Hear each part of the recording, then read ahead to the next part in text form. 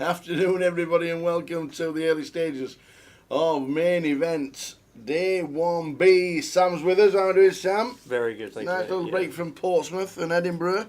Yeah, amazing time up in Edinburgh. First time I've been up there. Portsmouth, obviously home turf, so I'm pretty familiar there. But let me just say, this is, without a shadow of a doubt, the most stunning poker room in the UK right now.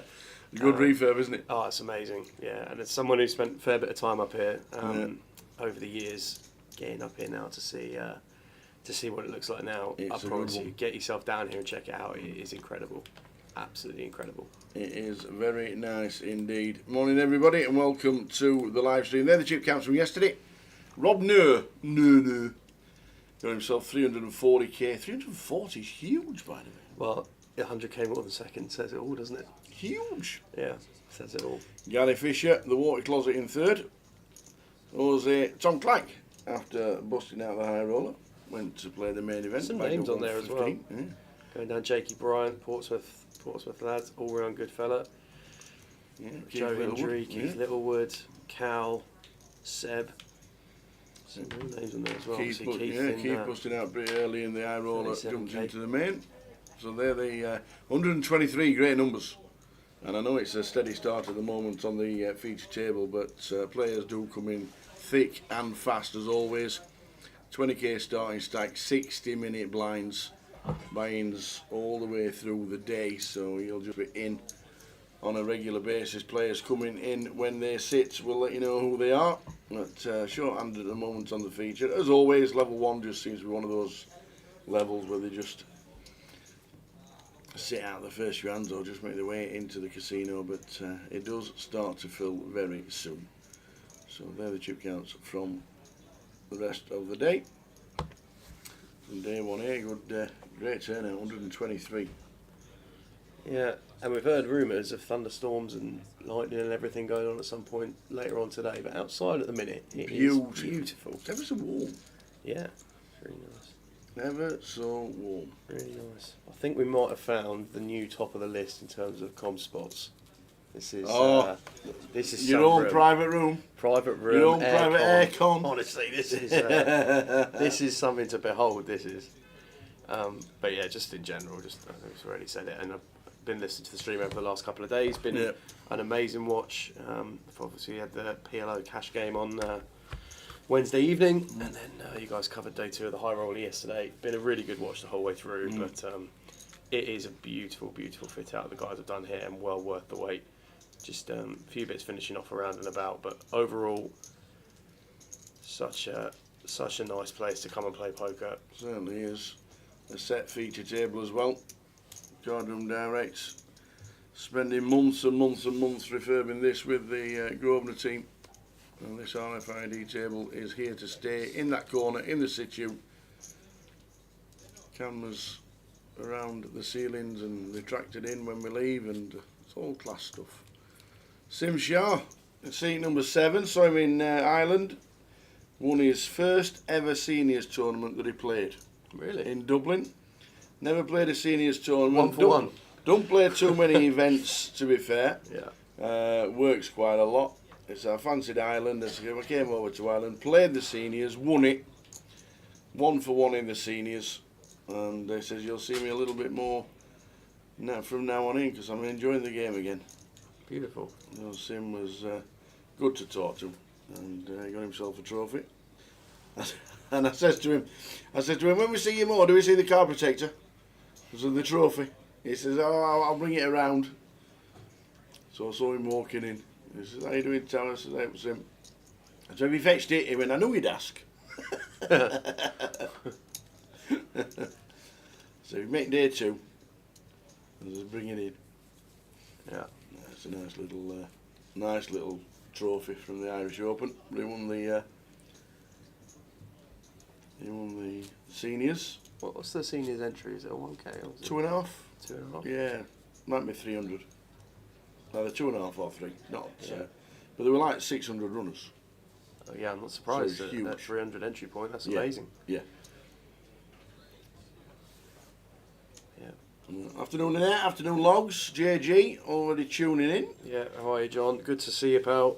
All on YouTube, Twitch, and Facebook live streaming. I know it's going to be a busy one down in the Keys tonight. There's a convoy leaving Guildford at about 5:30 to go down on the beers in Portsmouth. Beautiful. The boys are on their way down tonight. Have they sorted out the poker room? I don't think so yet. Oh, I think okay. They're making the best of a very tricky situation at the moment. I know they posted, didn't they, about Yeah. it? But if you've got the space to put it into So near the bar, I don't think and haven't seen any sort of negative response to the new floor area where they're playing, just to the side Yeah. of the bar. So the Cardigan team down there, we sing their praises quite a bit with good reason. They run a great ship down in Portsmouth. Adria and Marta come to sign in. Obviously, partners, and then end up on the same table. Chances of that. I know, yeah. Yeah, 6 or 7 tables open and we end up on the same table. And short-handed as well. Yeah. So, this will test them. Raf in scene number 9. There's Adria.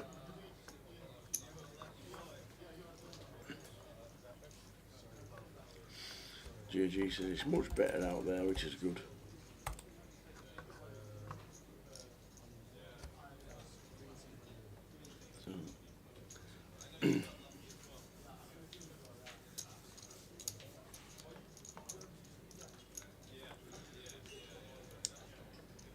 Yeah, we saw Callum around in a bit so far this year. Definitely remember seeing him in Reading. He was in Reading for the A88 the team covered. Been I out, saw him in Vegas, I don't know how yeah. he did. Couple of flags. He had the Pipe and Use deep stack, cashed that, and then had a deep run in the 1K PLO Mystery Bounty. Final 2 tables in that, cash for just over 13k. Good stuff.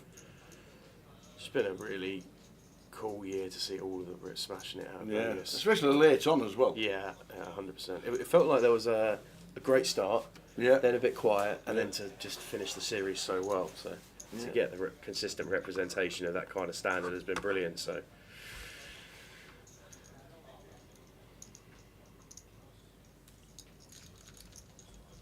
How we doing, Chris? Nothing to do today, not feeling well, so watching the live stream. There we go. We're here all day. A full 12 hours of live streaming today, 10 hours of poker plus breaks. yeah, I hope you feel better soon, Chris. But like Chris, if you're watching on Facebook or if you're watching on YouTube or indeed Twitch, Aye. feel free to drop into the chat box at any time today. We'll be keen to catch up with all of you. Haven't seen many names since we were up north of the border last. So good to catch up with all of you in the chat box, and great to have Jay back. He's been back the last couple of days on the stream with Tower. Having a nice little day off today. Saw him on his wrap up yesterday when he said he's going off buying Alice stuff. He says, "My birthday."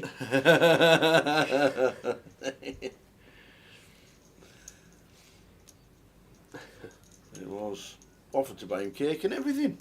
Declined the offer. The discipline involved there. Phew. How disappointed were you that you couldn't get some cake? And I'm just going to bring it in and so we'd eat it around him. Yeah.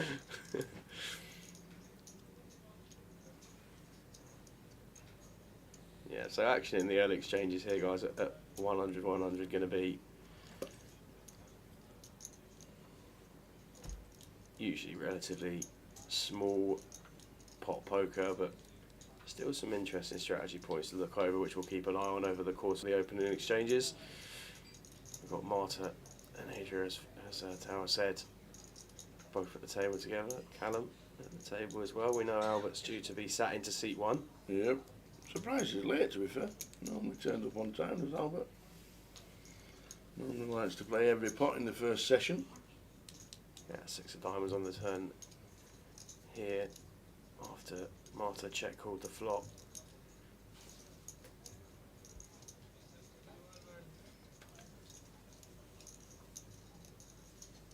Ace of diamonds is going to be a pretty good card in general for Raphael.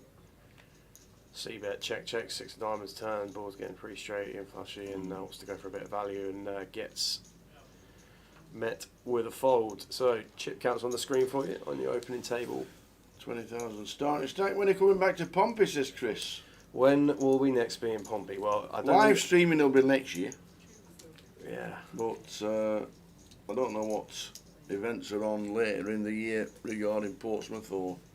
There's a 25.50 Is there? before long. Should we have a little look at those? The 25.50s. Page 2. Oh, end of August. Page 2. I know, yeah. Second half of the year. Yeah. And the 12th to 16th of November, which I think was a similar weekend. They ran one last year, and that one absolutely smashed the prize pool. One in November last year. That was the biggest 25.50 of the year. Why do I think we're working that week?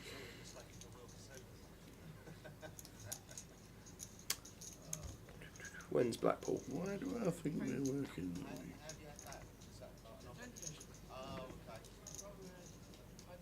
Oh, you know. Cough. I just thought then, Coventry's on the same week, the 888 UKPL, as well as the 25.25s and 25.50s as they are now. So as a live stream, it won't be until next season.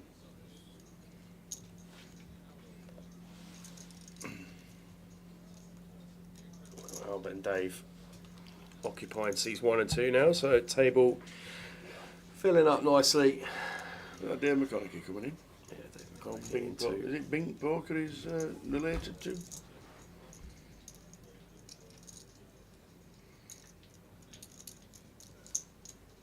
So we've got Callum opening the ace-8 here in the cut-off, and Marta and Raphael completing small blind and big blind respectively, with 10-9 of clubs and king-jack of clubs. Three-way. So queen high flop, queen 5-3, 2 hearts, and one multi-way. Could see Callum just stop to check in position here.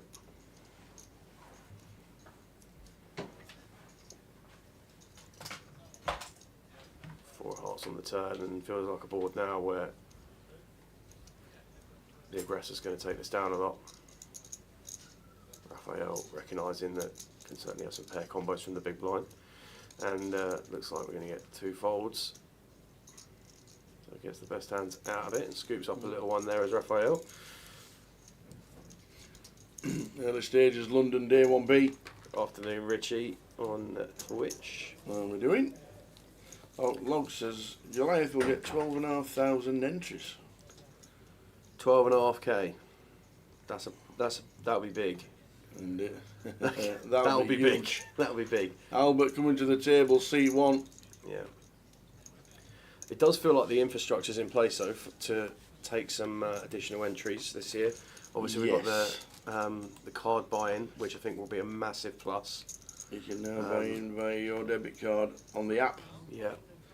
Put your money, load the money on the app and just click, click, click. Afternoon, Kev, as well. Hope you're doing well, mate. Do you think he's sat in the Razor Kev Arms at the minute? Or is it a bit too early? Well, I don't know if it's, after all, it's Friday. too early. After all, it's Friday. It's 5 o'clock somewhere, as they say. I reckon there's a clock in the Razor Kev Arms that is just stuck at 5 o'clock. The batteries ran out at 5. But I don't know. Hope you're well, Kev. Sure, we'll see him at Goliath. His name's on the chair when you walk down, come down the escalators. We'll have to just say save the chair. Not there. But as you point out, Kev, this is about to be some action on the feature. We've got Albert in the building, seat 1, Mr. Sapiano. Yeah. Not flop. He's not hit a flush in 35 years. No, but he has flopped trips here with the Jack 6 offsuit, so anything could happen with Albert at the table. Marta with none of it. 300 and a call. Albert says, yeah, call as well.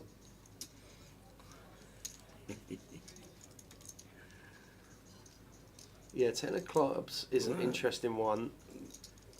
Generally going to be one that I think we could see. Well, I was going to say we could see some double barrels. Was that from 3K? Marta, 3K into 1900. So the orange chips are 100, the black chips are 1Ks, and then Yep. we've got white 5Ks underneath as well. The denominations in play. But 3K from Albert, and this is just going to go fold now. Show him the jack. There we go. I'll show you once. I'll show you once.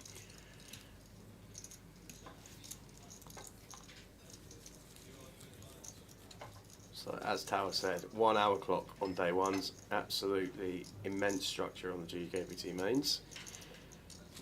Everybody starting 200 blinds deep.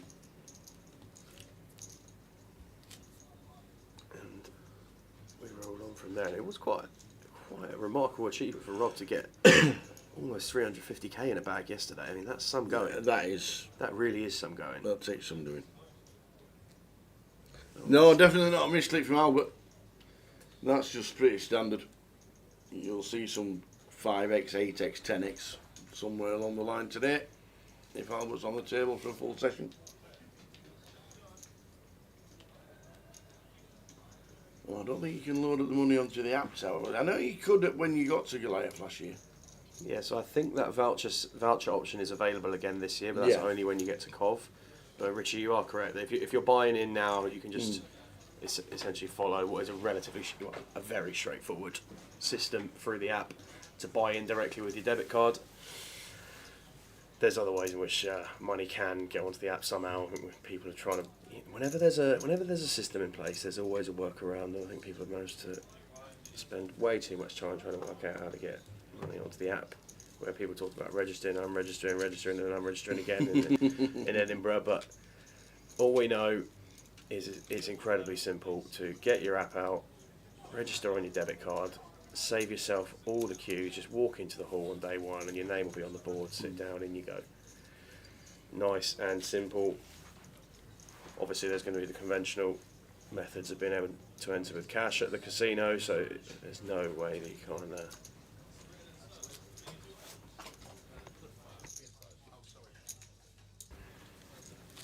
We get C5, and then Adria moves to balance of the table. after someone's come in. Just after somebody's just like sitting down. Alright, Okay. well there we go. Afternoon, Mr. Ian Roberts and Steve Barnes. How we doing? Hello, Pete Steve. is beautiful. Yeah, Hope to see you around the poker absolutely table soon. amazing. Got to be this one. UKPL, next one. Liverpool. Yeah, can't wait. It's going to be good. First time at Leo's for a GUKPT event or a UKPL event. 888 Live on its way late September to Liverpool.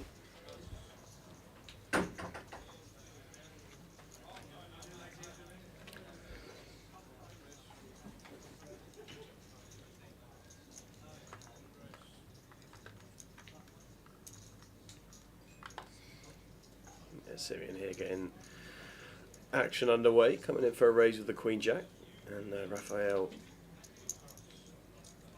brings the aggression in the form of a 3-bet, Ace Queen offsuit. Albert cold calls the button, and initial raiser out the way, so heads up here, sweating this one with Raphael. Albert's card's not quite in the box yet, and a delightful start for Raphael.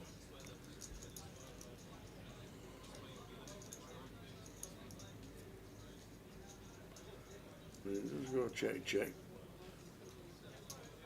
Yeah, I think Raphael just recognising we're going to be so far ahead on this flop or so far behind, just decides to take a turn.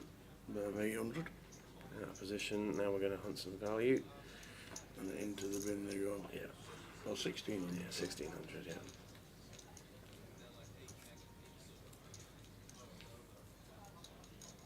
It's that Don Goodman in scene number 6.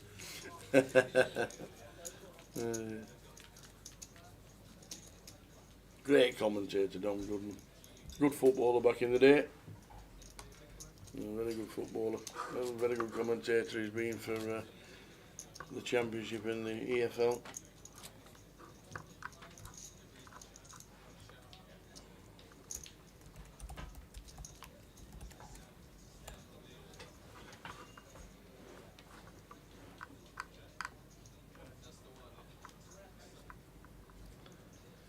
Same with King 10 of Diamonds. Going to be raising up. Tony Cascarino's in. That he is. Walk past his table. I came in early this morning. I drove up today. Mhm. Came in early because I feel like when we were finishing late, I don't think the trains are going to be running, so I felt I had to bring the motor up. Yeah. And I thought I wanted to get in early enough so that the valet downstairs was available. So I got here. Must have been 10:30, something like that. Maybe 10:15. Yeah.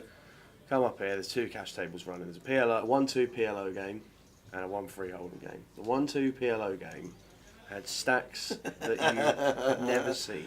Must have been running all night. Tony's chilling out there playing in the PLO. There's a nice little calm atmosphere going on, but that was a stacked PLO game. Yeah. There was a late night 50-100 game going as well. Mm. Yeah, they were quite juicy. Yeah, we got a flop here. So Sim opening to 300, Marta 3-betting the ace-4 of clubs from +1, taking the EP aggressive route, and Sim making up from gun to ace high 2 diamonds, so nut flush draw for Sim, top pair for Marta. Might decide she wants to integrate a check back here, some of the weaker X's in range, but might also just want to be starting to bet for value straight away. Some of the middling hands we can have here are Sim that are opening and calling from EP. 8s, 9s, 10s, diamond draws of this exact nature, so it does go check, bet, call. 3 of hearts turn. Yeah, Marta adding backdoor straight draw now as well, so when Sim checks over here, feels like it might be hard to get free streets from this hand, so whether we want to go flop and turn or flop and river, evaluating position on the river is probably the line that Marta's trying to assess.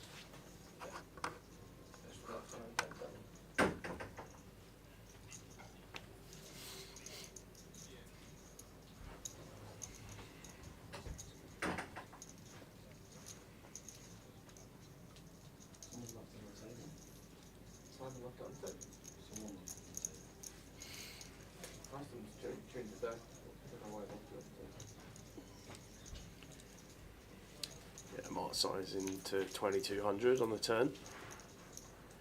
Interesting one here for Sim. We're essentially just drawing. You just think to it's a diamond. call at this early stage, don't you? But you still got to protect your chips. Yeah, not quite getting the right price, but does look like he's counted out the call. Yep. Does opt to make it and won't want to make a king or a 10 on the river here. Looking for a diamond. What about one? Yeah, offsuit king here. That offsuit king. Not a great one for Sim. And Mark does decide to just get to showdown now straight away. 10 of diamonds exposed in the rollover from Sim, but nice hand from Marta, picks that one up. Ian Roberts, 3 questions. Tower, on the live app it appears my ticket has been applied for Thursday the 31st. I asked for the 30th, but now want Friday the 1st. I'll message Tom. Don't message Tom, because Grosvenor Online are not involved this year. Don't want to impose while you're working. P.S. Guinness and donuts coming your way in Coventry, thank you very much. And then, I assume it's via the security cameras rather than Cardroom Direct Professional Rig. If you're watching on YouTube, Ian, just go to your settings and click on HD. On the little cog that looks like a wheel, just click on it. Click onto HD and click on and have a refresh. Stick it on, the quality is phenomenal. It really is superb. But you'll need to refresh or either close it down, but definitely go onto it. It seems to have been when it auto goes into 360. That's like 1978.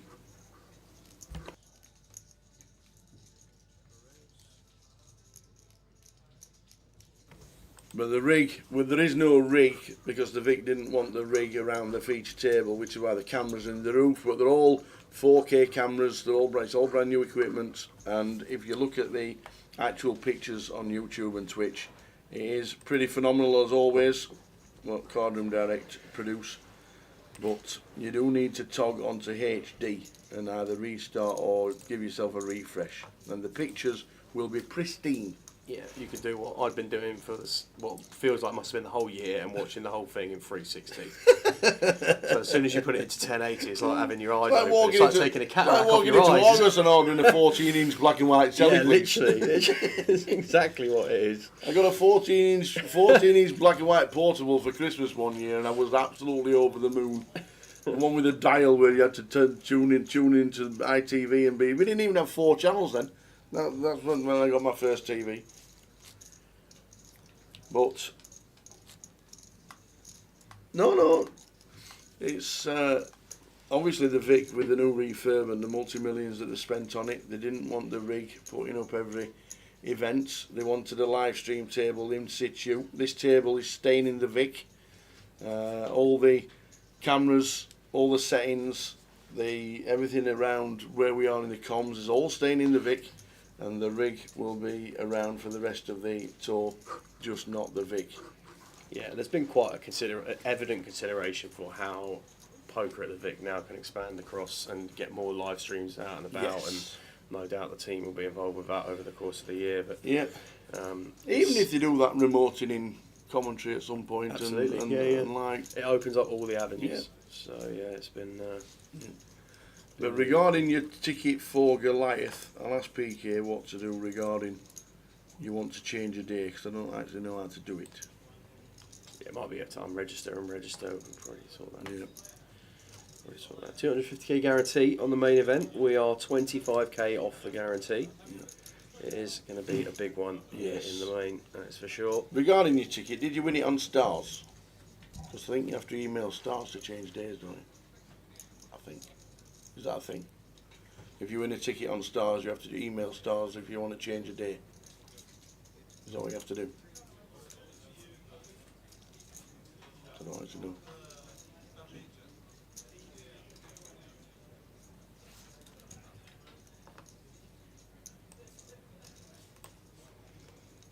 Fun one here. Could see some chips going in here, Tower.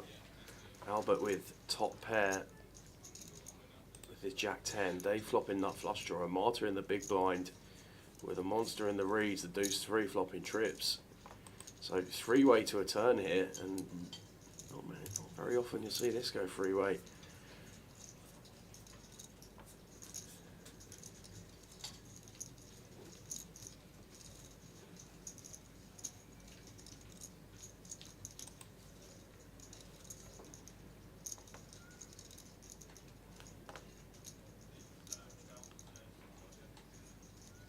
Clubs on the turn, so Dave soars into an advantage. That does not deter Albert.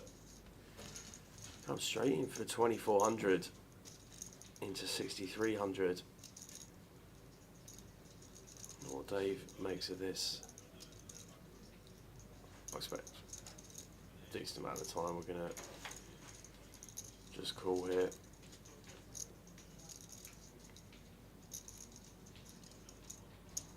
Does opt to play raise straight away, and tough spot for Martin out, because unlikely Dave's going to have worse. Raising here does get out of the way really quickly. Smart fold from Marta.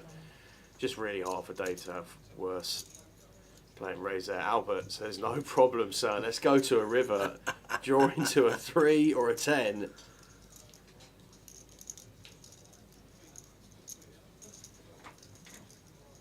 It's a queen of spades. Stay with the check mark, the nut flush. Yeah, it is the Queen of Spades on the board, even though the graphic in the bottom right says Queen of Clubs. Yes, Queen of Spades. It's definitely the Queen of Spades, and for that reason, I think going to feel pretty good about going for all in here now as Dave. If Albert ever has a free, we can get after that pretty comfortably. And into the winner they go. The Jack 10. Yeah, Marta just... Yeah, I think the card had to be inputted manually then, and just the wrong card inputted.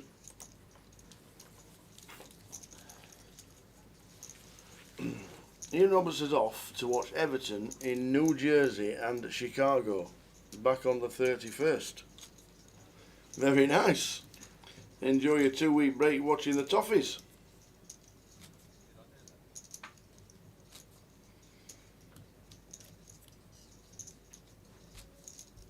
I'm pretty sure that's really a holiday and Everton managed to be playing in the same town, because they're only friendlies.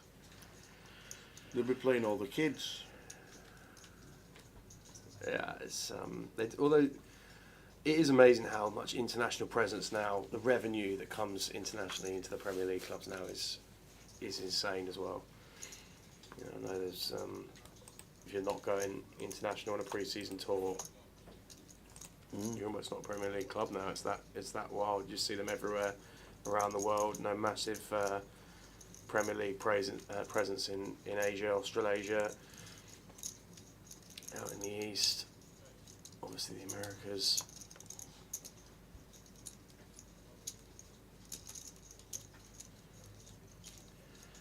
Little blind on blind one here. Marta in the small blind.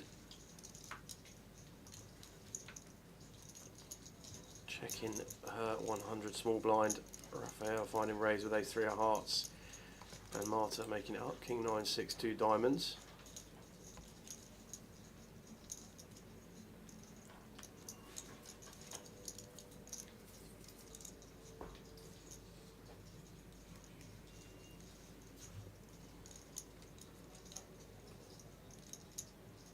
Check on the flop.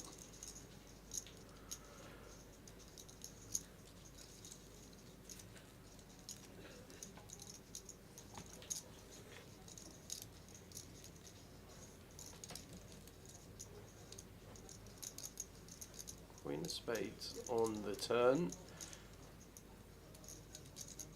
If Mark wants to try and start repping now, 7 high, very rarely going to be given we get to showdown, and might just work here. It's about 700. Very difficult for Raphael to call. 7 high doesn't win many times. No, you are correct, Tower. You are correct. It's not a premium. Yeah.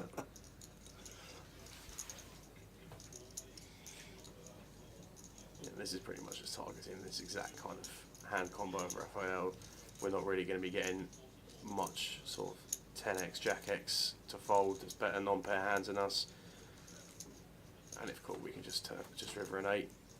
Sometimes make the best hand with a 7 or a 5, but nice steal on the turn there from Marta. Chip distribution on the screen for you. We are at a full complement at the feature. Yes, Ian Roberts said he won it from a giveaway of us.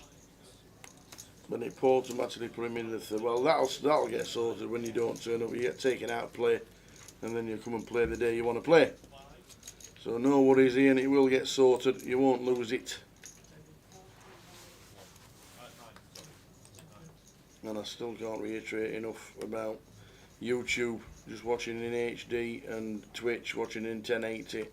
And I know I keep saying that our stream looks fantastic. It is a little bit darker than normal because of the lighting in the Vic. That's just the way it is, and if we can improve that in future events, we will. It is a little bit darker on the overhead camera, I must admit. But the picture quality, I'm watching on YouTube, and it's fantastic. I'm watching on Twitch, and it's fantastic. But yeah, it does look a little bit darker than normal on the outer camera.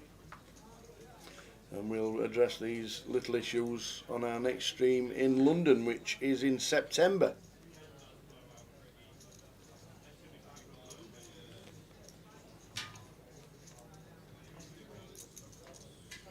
They're changing the penalty rules in football again. Didn't even know they changed the I penalty can't- rules. I was going to say, when did Before. they change them the first time? Is it you've got to miss as many as you can, like last night's? Oh my goodness.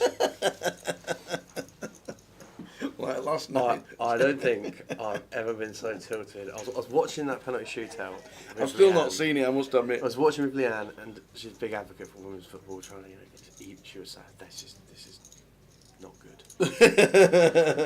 not good, Tower. Not good." I think Sweden had 3 chances to win the shootout. I think it's 3, either 2 or 3. They missed everyone. Yeah, no one wanted to score. No one wanted to score. Were they missing or were the keeper saving? A keeper was saving. To be fair, I don't think an England player missed the target, Right. but their keeper made some good saves. I mean, they weren't the greatest penalties, No. but the keeper still had to save them, did save them, and then did feel a bit sorry for there was a Swedish teenager who took the last penalty and sent it towards the moon. That was unfortunate. But yeah. Sent it towards the moon. Yeah. Oh, dear. Well, in your famous adage, there's not 1 here, there's 2. Raphael finding the 3-bet with the Kings and met with double Barry and a 10 on the flop. See, that's better than 1 being on the flop. Do you think? I do. Combo removal. Yeah. Well, when Rick raise calls pre-flop from hijack versus small blind and then calls a bet on ace-10, I think we're going to be finding some checks here with Raphael on the turn with Kings decent amount of the time. He could have queens. He could have ace queen. I'm going on the assumption that the queen of spades might be dead. With the last card of the last hand. Yeah, Okay? no, yeah, reasonable assumption, yeah. Yeah.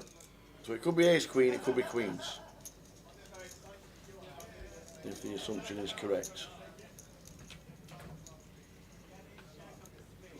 Well, and it's pretty hard to continue with queens. We definitely continue with ace queen. If we get called here or raised here, yeah, it's Yeah, like raise. there's. I think he's got ace queen. This is just ace-x all day, every day. Mm-hmm. Or maybe pocket 10s.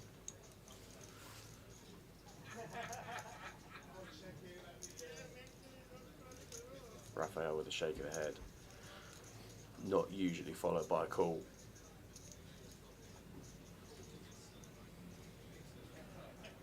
In the bin, the kings are going to go. I'm going to show him the kings. He's out of the way. What shows the queen of spades. Afternoon quarter, afternoon call, afternoon apocalypse. Oh, just tuning in. Yeah, to everyone watching across all our socials, welcome to day 1B of the main event.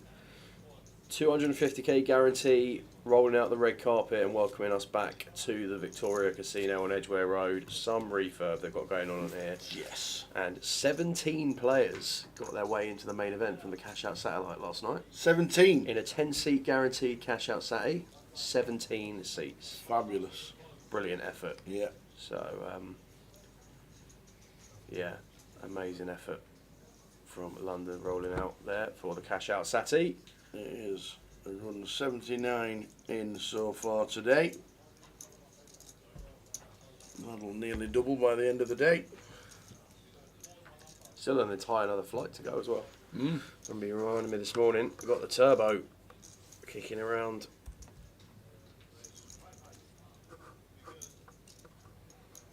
Plenty going on. Got the golf going on as well, haven't we? Yeah, the Open is on in Northern Ireland. Nice, clear, fresh day. Here's King for Jack. Yeah, Raphael opening the button here, pretty standard, ace-4. Jack finding ace-king in the small blind. Goes for just north of 3x the open size.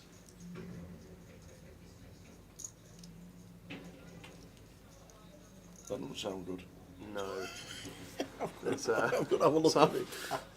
Someone might have broken down right outside the comms box, I think. Someone's engine has given up the ghost.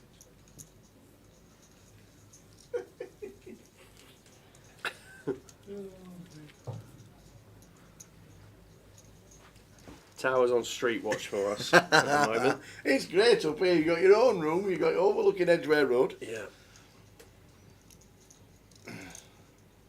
Well, you say this is A1 for comms. We're not sat at the bar. What are you doing? What's all this?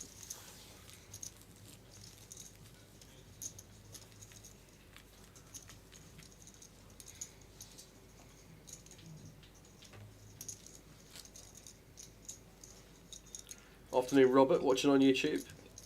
Hoping to play his first Goliath this year, fingers crossed. Which flight are you hoping to play, Rob? Yes. For anyone in the chat boxes getting down to Goliath for the first time, you will absolutely love it. There's no equivalent experience in UK poker. Someone is going to win a first prize in the region, I would assume, of about £250,000 from a £200 entry.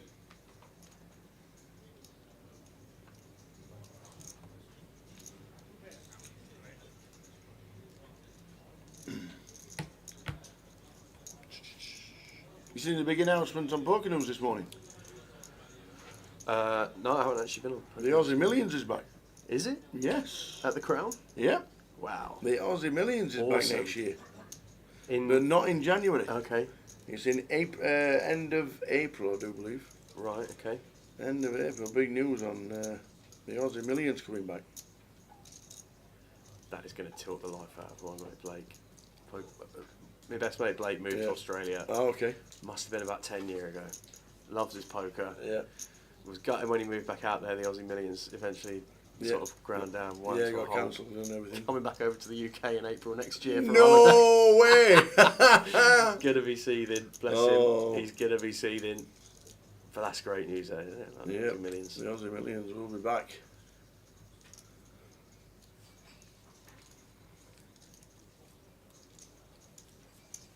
Afternoon, Gaz. Hope you're well, buddy. Watching on Facebook, Mr. Wright. I wanted to play Flight 1G. Well, if you do want to play Flight 1G, don't forget that you can pre-reg in any Grosvenor casino until next Thursday if you want to cement your seat.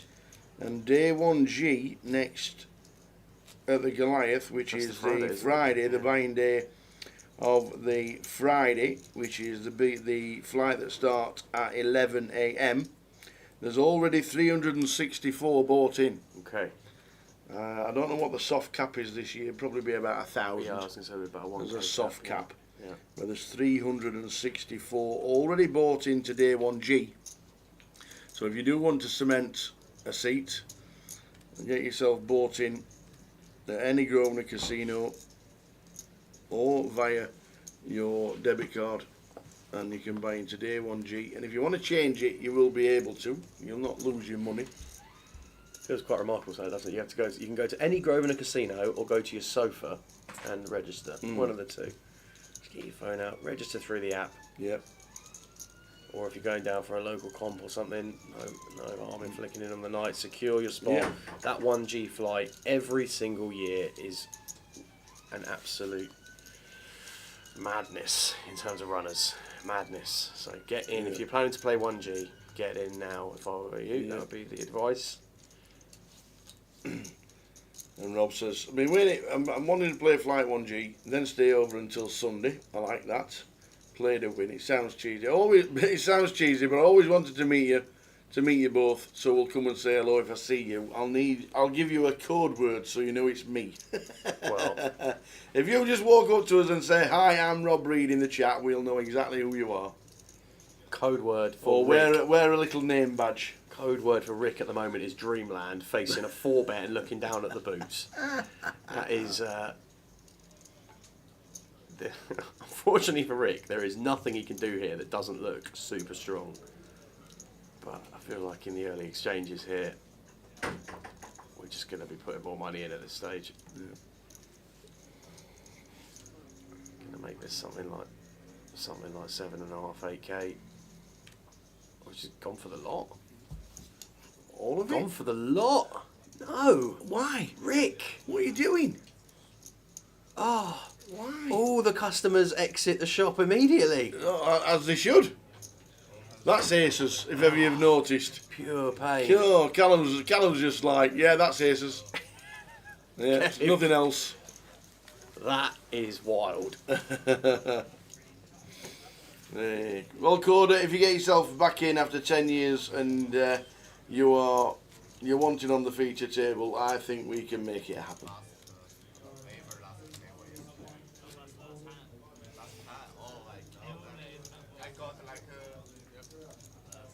Yeah. We are approachable. We're not like Daniel Negreanu who runs off into his private room every break. I wanted to chat with him this year, but obviously completely just like. Yeah, if there's one thing you do not need to be nervous about, guys, is saying hello to this man. He would have a conversation with anyone, anywhere, at any time about anything. Absolutely. He is a delight to meet. Come and get yourself involved. Did you see the picture circulating from Vegas when I was sat at the bar with Zicheng? And Yes. did you see that? Yes. Yes. The guys that took the picture were obviously sat on the same table as me while we were having a nice drink at the end of the evening. And then a certain someone came along and everybody departed and started laughing at me because I couldn't get away. And then started videoing me. Yeah. Afternoon, Yamo. Hope things are well. How are Preston North End going to do next year?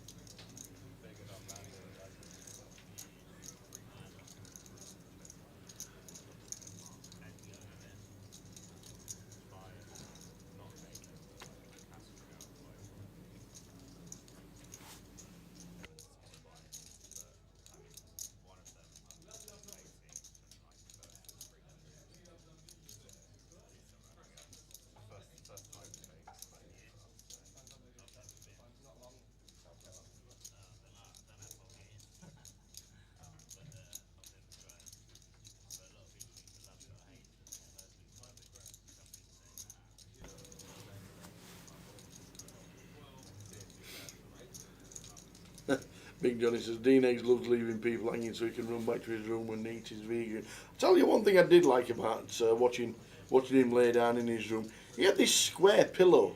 Yes, the blocks. I want one. The blocks. I don't know what it's made of. Is it one of these foam ones that like moulds into your head? And I don't know. And then I like a firm pillow. I like a firm pillow. Yeah, me too. I don't know if. But that block of I did like his pillow shape, and thought I need to look into this.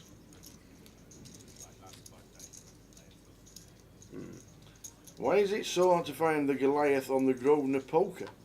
What we're looking at, Michael? Are we looking at the app? Are we looking at on the app? It's easy. You just go into Coventry and just scroll down by the date. If it's a website, I'm not too sure. We don't really use a website blog kind of thing that I know of. What are you after, Michael? What are you after? Let us know. Because we don't do a blog.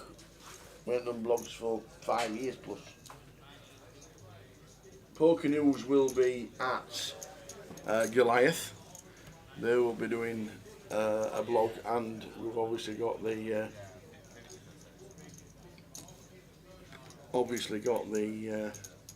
Poker News Cup as well. He's trying to find the date I'm booked in for. Is it the main event of Goliath? Yeah. First things first. Have we Yes. got the app? That's the first question. Yeah. Have we got the Grosvenor Poker Live app? If not, App Store or Google Play Store or whatever it might be, and get her downloaded. One thing.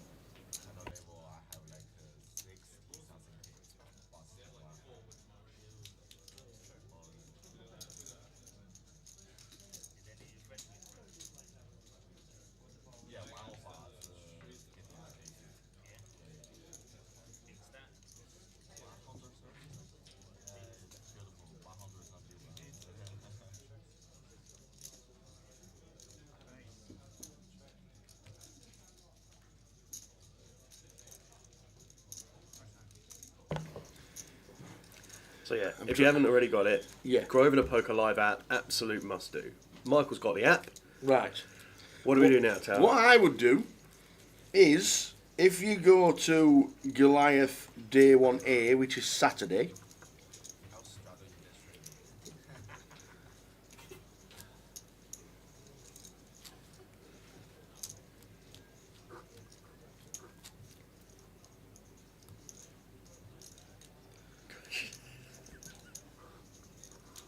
Apocalypse says just need a Grosvenor Shetland. Oh dear.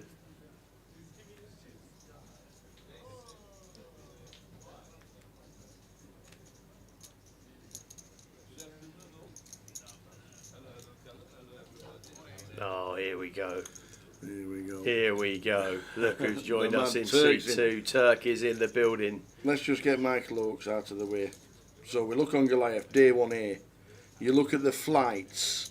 It says, if you click on flights Yeah. on the Poker Live app, it comes up with every single day, day 1A, B, C, D, E, F, G and H, with all the entries there. Yeah. If you think you're registered for day 1A, click on day 1A and your name will be on the list. I think it's going to be in alphabetical order for a lot of it. Yeah, so Michael, if you go on to any flight from the main list of all of those comps, which I assume you're talking about when you're going into the Goliath, Yeah. that everything is condensed, all the side events are in there as well.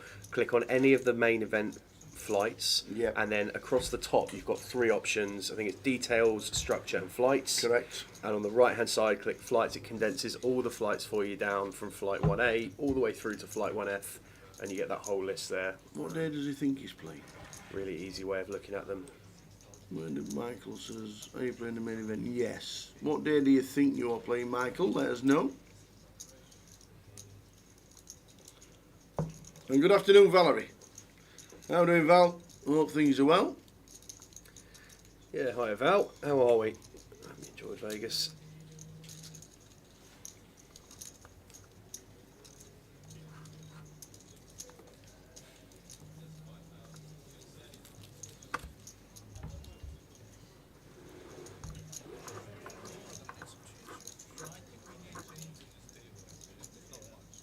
Floor feature.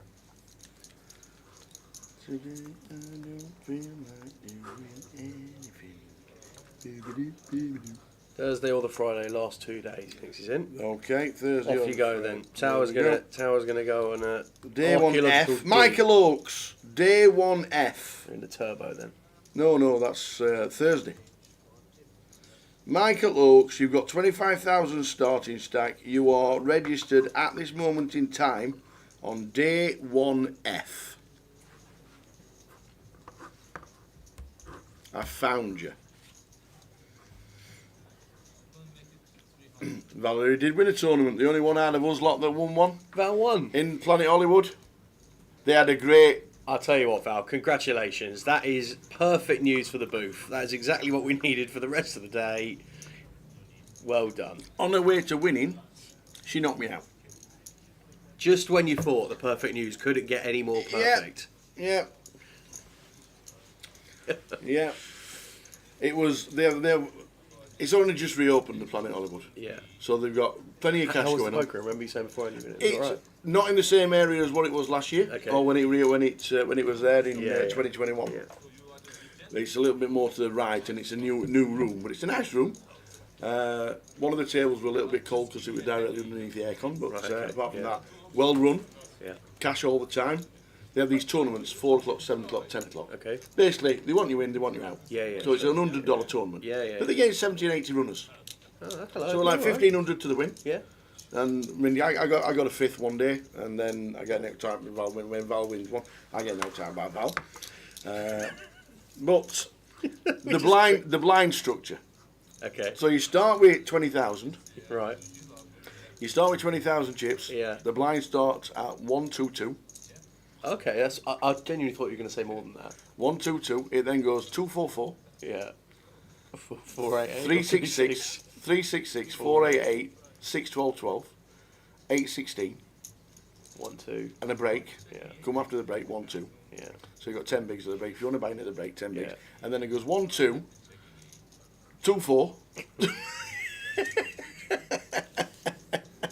The average stack when I went on the event that I got into the money was like 13 big blinds.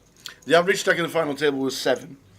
And it was just like, you need a waitress to come round as quickly as she needs roller skates on, so you can order your Heinekens as quickly as you can. Right, gotcha. But they were good fun. They were a lot of fun. Well, take nothing away from Val. Amazing effort. Absolutely. Well done, Valerie. What a tournament. Congratulations. Representing the team out in Vegas. Clemmy never won one. Andy McKenzie never won one.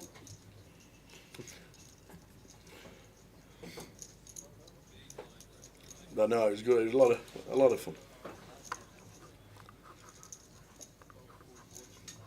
What would you say is the minimum amount of chips you would say you would need if you were to reach day 2 of Goliath? Any, Rob.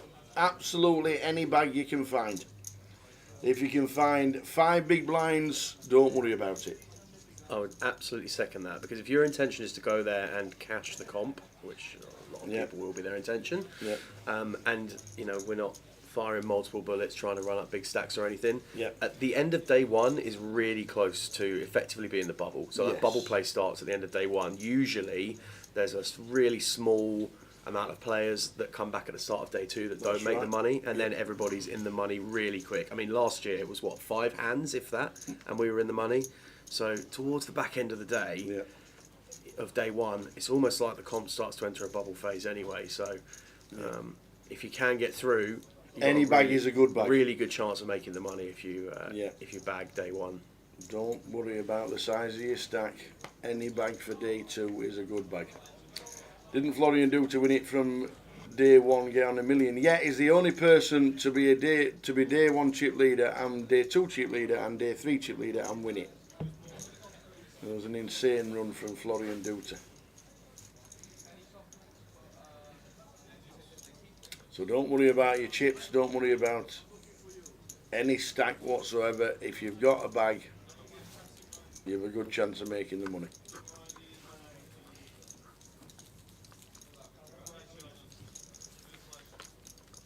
Right, there is a cash out satellite going on in the club at this moment in time as well. There is. It's currently in level 4, so as well as the main event, we've got a cash out satellite going on live. That's got 30 entries, 20 players currently still in. No guarantee on seats, but as you can see from last night, 17 seats taken from a 10 seat guaranteed cash out Saturday. So I wouldn't be surprised if that gets a few more people into the main.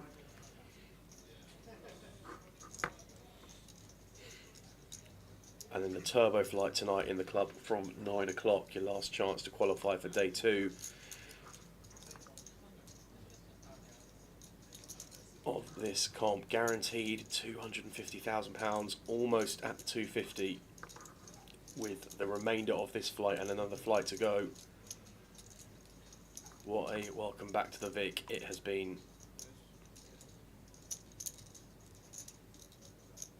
So Callum opening up ace deuce of spades here from +1. Ben, first pot I think we've seen him involved in at the table, decides to 3-bet the ace jack of clubs from +2.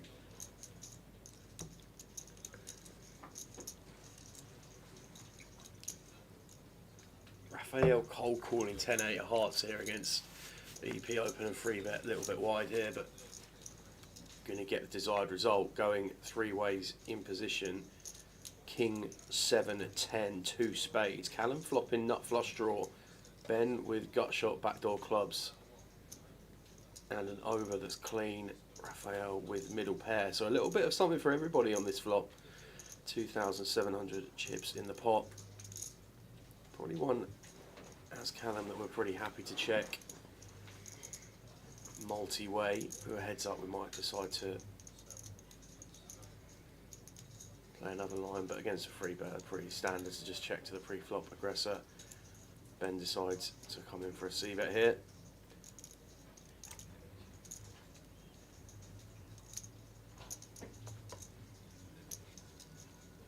Might be one as Ben that we can integrate some checks into. It feels like a board that's going to connect pretty well in general with the range of hands that Callum's going to be opening and calling, but just decides to find a bet, gets called in 2 spots, and probably wouldn't have been expecting that action. What a card for Ben. The Queen of Clubs rolls off on the turn. Immediate upgrade, and if we bet flop, we're pretty happy to bet turn here. I think this is just going to go fold as a result, but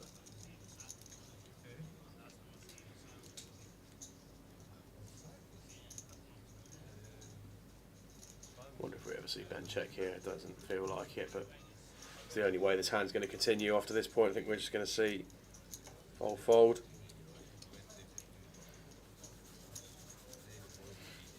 1.8 from Ben.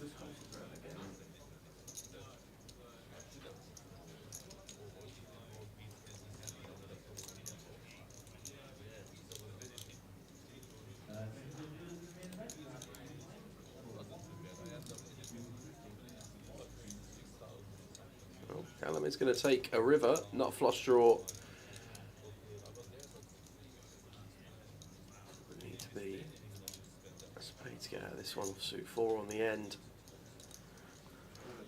I guess this is just going to be check, bet, fold.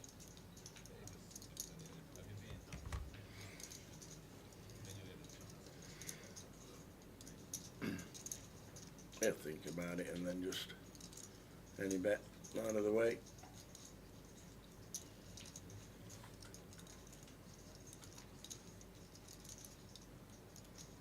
What sizing are we going here? 4K? 5K? And into the bin they go. Yeah, we're always pretty close to the bubble, Rob. Always pretty close. What are the odds of Cal Morial to win the World Series of Poker main event next year? Any odds? Mizraki was 1,000 to 1 at day 4 because he had 2.5 BBs, Yeah. and he had something like 14 1,000 all to 1, ins. so, Yeah, 0.014 apparently to win every all in that he won. That's about 1,000, isn't it? Yeah. 1,000.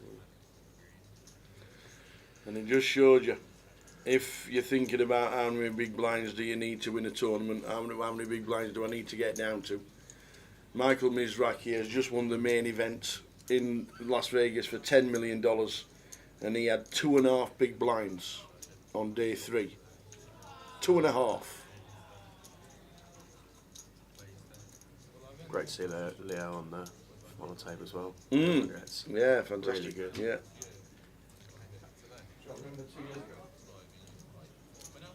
No? Really? 3 bigs at end of day 2, chip leader at end of day 3. Not bad, is it? See, these things happen. Yeah. These things happen in the game.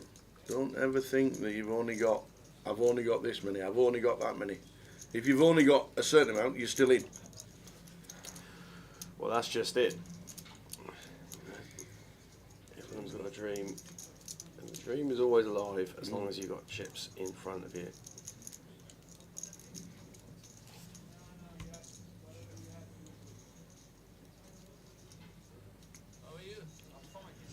Right at the top of the MPL this year is Turkey's in there with a chance, more than a chance, at the top of the league. I don't know who's actually top at the minute, MPL wise. Do we know? Have we got Quickly have a look right now. Keith Littlewood. I Keith, don't know. But that's a month ago. okay. So It's not going to be a mile out, but not going to be a mile out Needs because a there's little not bit been for too that many time. events, has yeah, there? yeah. So Turkey in third at that point at the moment. It's got to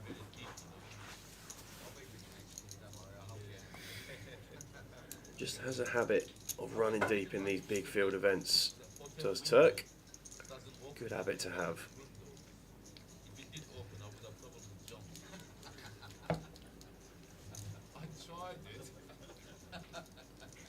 Check here. River 9 for Raphael when checked here, I think. Decided to check back on the turn. Turk with just 8 high here and 6 of clubs in hand. Seems like we're right at the bottom and we're going to want to bluff. This is just going to get snapped off by a 9. Yeah. Good call, mate. You got it. I got Gets nothing. Gets shown the 9-6, and now the hand breakdown begins from yourself. Hello, Mr. McGaffney. How are you? How are we doing, Gary? Good to have you with us, and anyone else watching across all the socials. If you're just joining us, we are into level number 2 of the day at the Vic. Smash said he had less than 3 bigs on the first hand of day 8. Well, there you go, you see. Just shows. I couldn't remember what day it were, to be fair, Steve. I just know that the stats said he had 2.5 BBs at some point during the tournament and ended up with a spin of all spins. Cheers, Smiter. He had just less than 3 big blinds on the first hand of day 8. Just shows. There we go. Thank you very much indeed. Cue the sun run. Absolutely.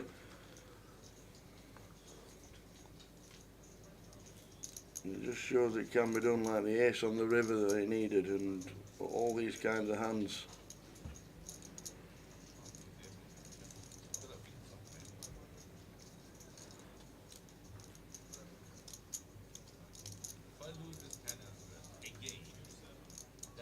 So one tower here in the cut-off, opening King 9 offsuit.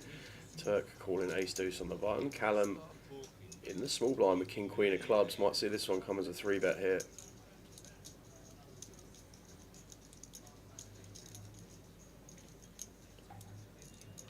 Something like 20, 22, 2300. That makes it 18. Goes slightly on the smaller side.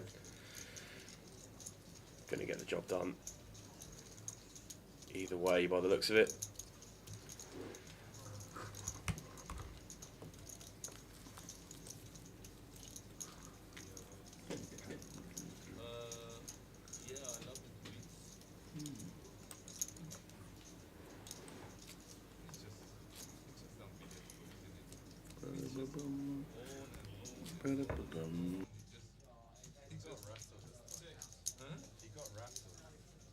Usually he's in control.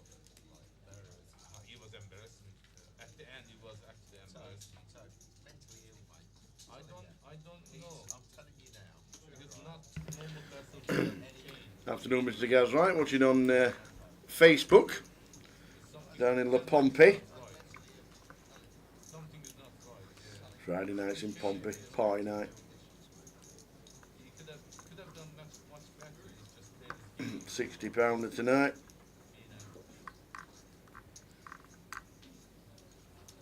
The Friday Frenzy. Yeah, that's going to be a busy one. Plenty coming up. Kings for Raphael. Same with King 3 opens to 600. With the blinds now at 1-2. First increase in blinds.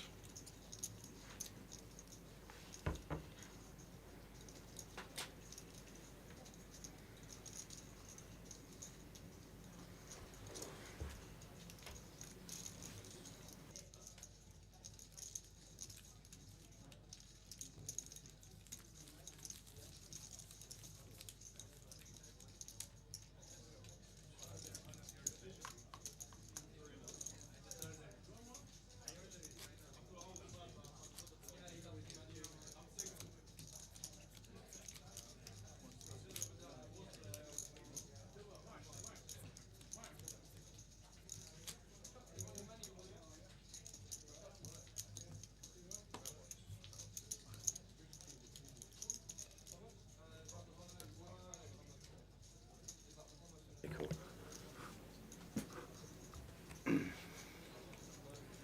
Do do do do do do do do do do. You need multiple player awards like football, fans, player of the year, player of the year. Who won player of the year this year? Was it Mizraki? No. With Benny Wasn't Glazer? it Sean, wasn't it Deep? Sean Deep? I think it was Sean I Deep, don't wasn't know. it? I know, I think Benny had 2 events to go with Deeb ahead. Benny cashed one of them, I think. I don't know if Benny played the Super Turbo that Mr. Hynam ended up getting the bracelet for. Congratulations to Mitch. I think it was Sean Deeb who ended up winning it. Right, okay.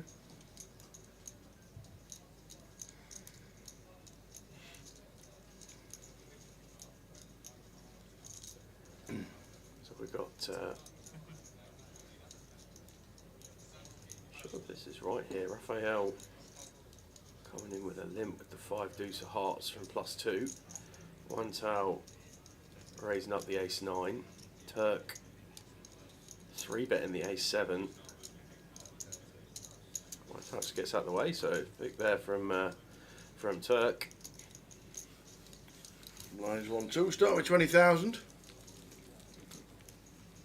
Buy-ins all day in the newly refurbed Vic. Mr. Go is back. This Mr. Go is relentless with the giveaway requests. You know, I love being able to interact with you guys in the chat. But obviously, been in here usually once a festival, and then the festival sort of once every 3 weeks. See some familiar faces around and about.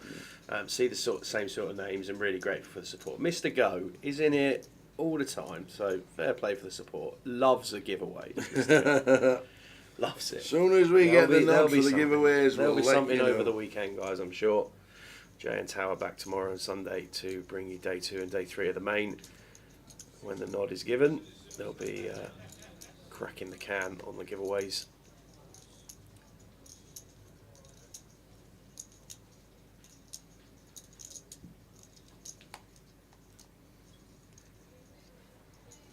Prop Trader says, on the live app, how do I deposit money? So at the moment, Prop Trader, you can't deposit money onto the app. You can buy into the events directly using a debit card buy-in.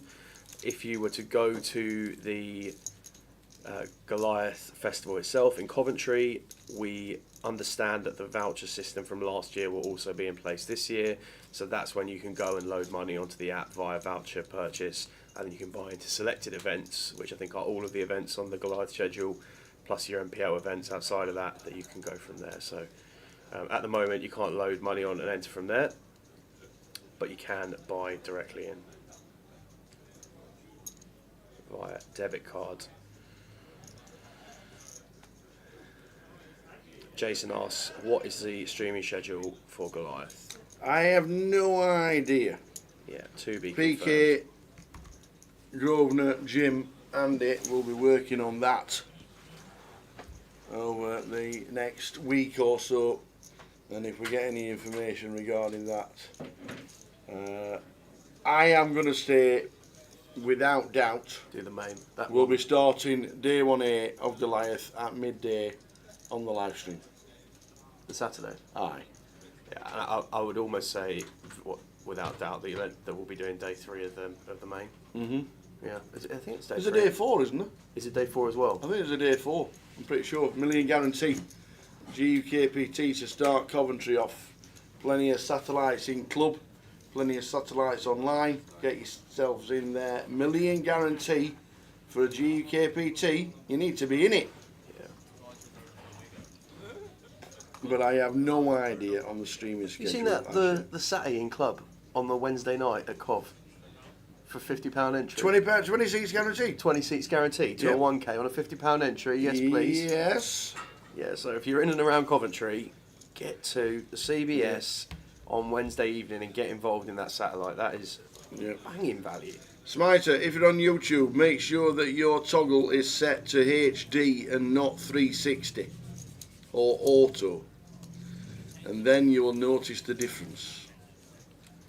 I don't know if it's because it's the new cameras here in the Vic. The toggle needs to be set to HD. It's 1080 HD on YouTube. Click it on, give yourself a refresh, and notice the difference. It's like you're sat with the players. I know it's a little bit darker than normal with the live stream because obviously the lighting is not on the rig and it's up on the ceilings.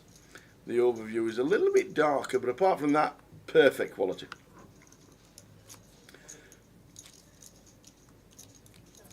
It is a little bit darker because obviously we don't have the rigging lighting on around, and they'll address it for the next time we come to the Vic. We will address these little issues. We'll have a chat at the end of the tournament and any issues that we need.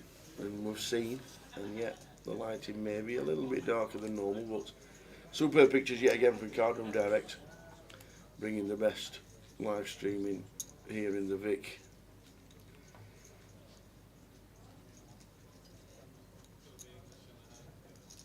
Yeah, it's £50. It's not a £50 freeze out. We know that. We realise that. You need 500 runners. Yeah, Steve Smiter, I was exactly the same.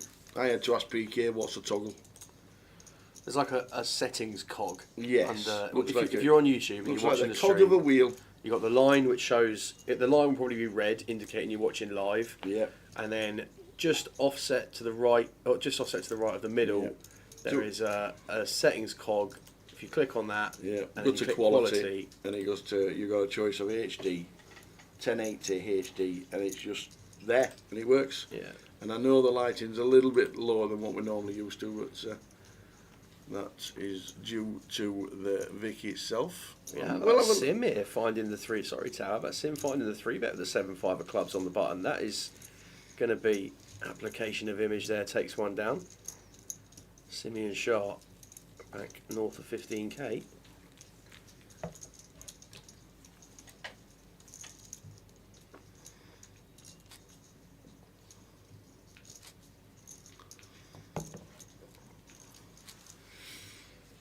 Toggles and boggles and goggles. You used to switches and turny things, aren't you? Absolutely. I'm used to just shouting PK. And you know me. Yeah, that's true. That is very true.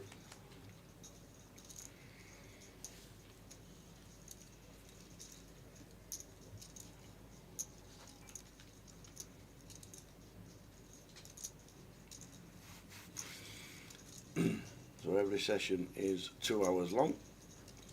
Our clock is the top clock on the left hand side of the table.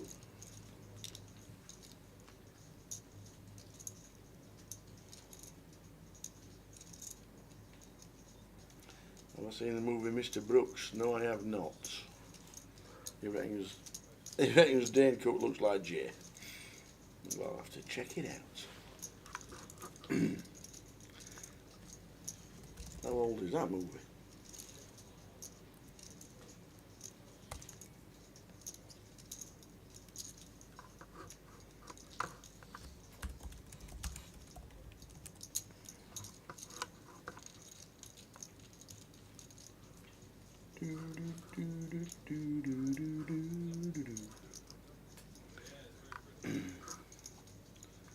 Thoughts on Martin Cabral?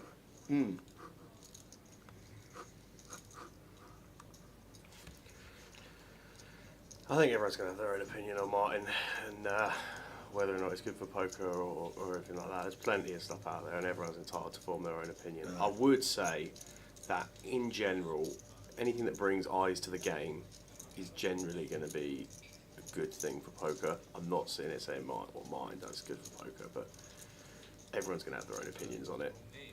I think just from a wider perspective that It doesn't abuse anybody, does it? No, and I think that It is just complete table talk. it's just, yeah, it's going to be really painful to be there for a long period of time, and ultimately, you know, there's intention behind it, isn't it? They're doing it to throw people off their game and cause distraction, And they won a bracelet. that is it. At the end of the day, that's where we were looping to. Is that, you know, the guy can play as well, obviously. But yeah, I've always been an advocate of trying to get people to the game in some way or another, and if you can do that in multiple ways, some people are going to love it, other people aren't. But some of the guys that love it might not have been near the game beforehand. So if you bring them to the game.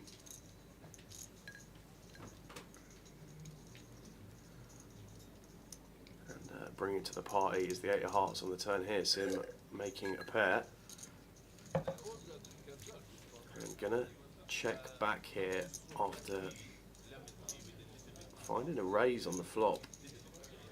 Also, I thought he had already checked back. The dealer was preparing the burn, but back over to us now. And with an 8 now here as Sim, don't think we're going to have many flush combos on the flop that find raise. unless they are specifically like ace nine of hearts, and Raphael probably noticing that with nine of hearts in hand. So I don't really know what we're repping here as sim.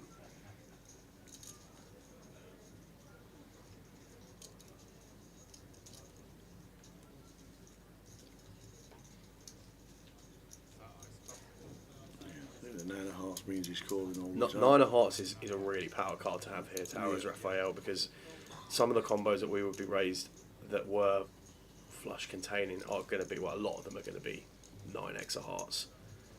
Wow. Just triples it off, sim. Triples it off, and this is a tough one to call now as Raphael.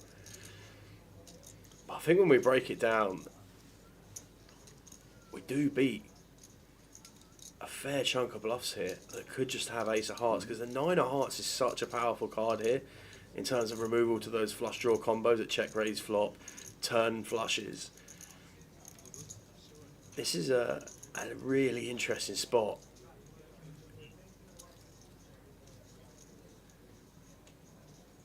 Just going to go through the motions. We flatted pre-flop, Raphael raised and then called, but if we really had ace x of hearts, are we really just going to be limping in from the cutoff as sim? I'm not sure. Yeah, it's just a call pre that's a bit baffling, isn't it?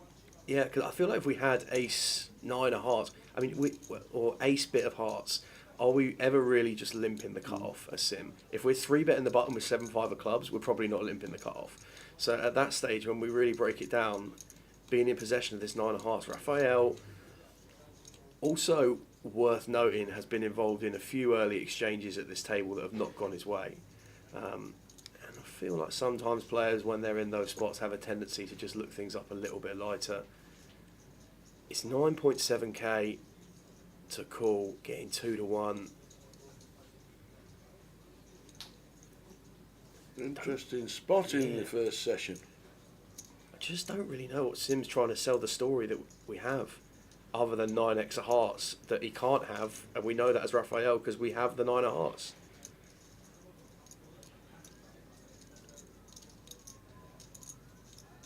He has been the aggressor after the flop. Pass Get out of the makes way. him fold. Maybe just thinks not bluffing enough there, but certainly are bluffing enough if we're taking ace-8 for a triple there as Sim, and credit for pulling the trigger on the river and winning the pot. Gets back over starting stack. And Interesting. Smiter has added changing settings on YouTube onto his CV. oh, Nice one, Smiter.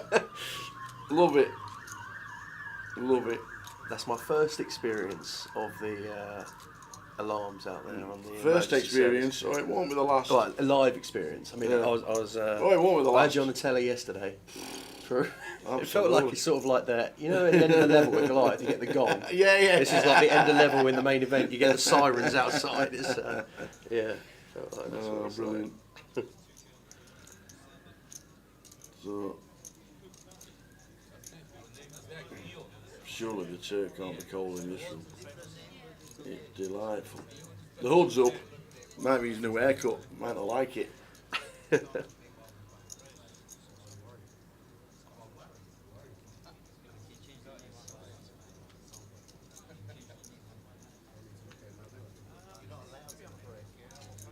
It's a 20-minute delay anyway. Looks like lawn. I think Sim might have just told Raphael that that was a bluff. The smirk on his face.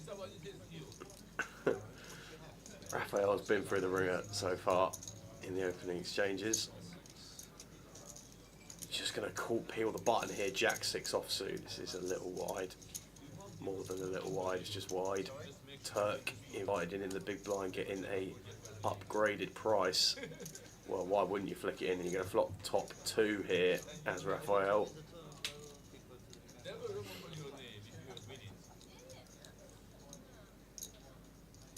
Turk and Iona here with clear checks. Raphael comes for 1500. That's going to scare both off, I'm sure.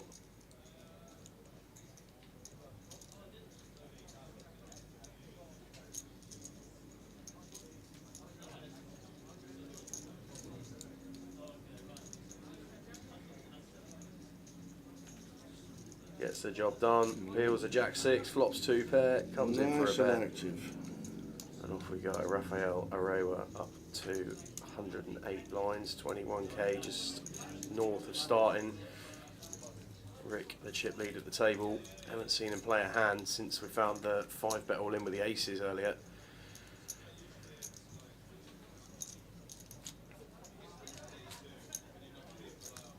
So we are in the final quarter of the first session of the day. We're approaching the final quarter and 35 minutes left before we go off on the first break of the day.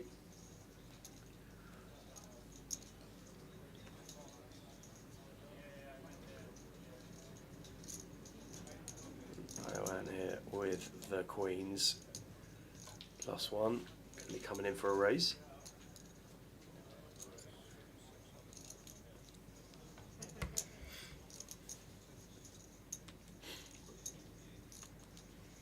Martin looks down at ace 10. 600 to call, probably, no, get out of the way. Out of the way. I suppose gun +1 making it 3x. I suppose it's ace 10. Yeah, nice one for Jack here, just to complete 6s in the big blind. Let's try and flop a set. King Jack 3. 2 spades. Yeah, I'm going to be happy here just to wait for a c-bet here. He's going to get the job done. Got range advantage on this board. Don't see too much advantage to do much else here, but Jack does take off a card with the 6s. Can be ahead of some of the EP opens. Ace Queen, Ace 10. 4 of spades on the turn brings flush draw for Jack. Yeah, I'm not sure we will be loving the 6-high flush draw too often. If our opponent did have one of those hands that is sort of like an Ace Queen, Ace 10 containing a spade, we're obviously in pretty bad shape from our flush draw perspective there. Facing double barrel here, decides to make the call. Not sure about this turn situation. Terrible card for us. Yeah. Has Jack. Opponent essentially drills this board. It's going to go check, check, yeah. Go, let's check back. Bet small, we get raised on them, what? It's basically only queens. One of those combos here where Iron decides that he wants to go for flop and turn 2 streets rather than flop and river. Seen players at this table so far in the early exchanges pretty happy to go flop and turn on their aggression and then evaluate rivers, but we're in position now, we've got plenty of showdown.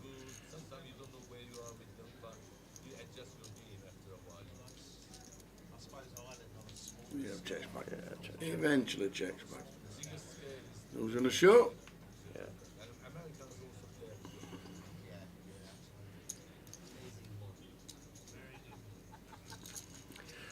Gets it through.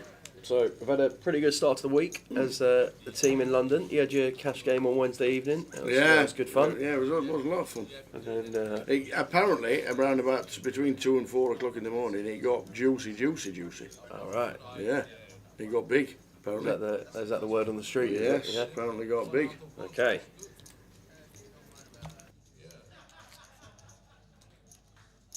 Some people play for 20 years, they never win anything. So, mind you, they're unlucky, you know. I'm not very lucky. I'm not a lucky person. So yeah, apparently after the lights went out, it got very juicy. Poker after dark in the capital, eh? And high roller yesterday. Yeah, superb turnout. 98 runners, really good turnout for the 2K. Congratulations to Connor on taking that one down. That's a really good effort. Mr. Sanford, back-to-back titles for him. He won the Yes, he did. won the main in Edinburgh, didn't he? And then mini main here. Yeah, playing well. Shooting on the leaderboard. Shout out to Colin as well. Colin McAndrew was on the FT yesterday in the high roller. I think he made it 5th or 6th. Colin finished about 11 bags. So congratulations, Colin. If you're watching, wherever you're watching from.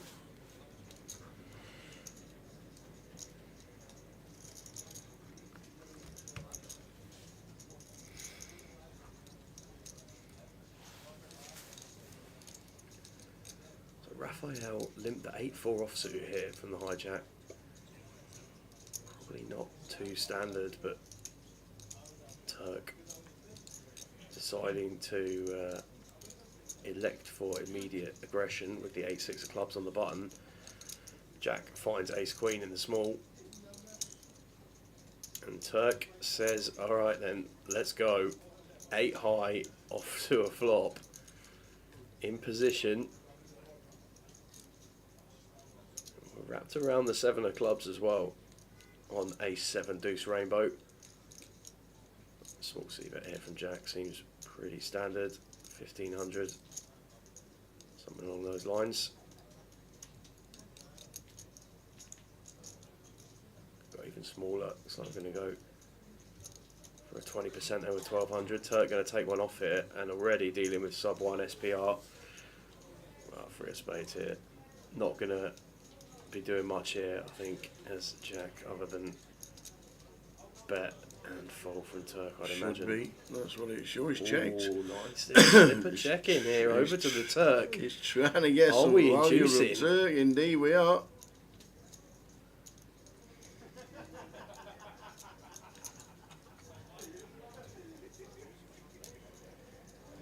It's about 2.6.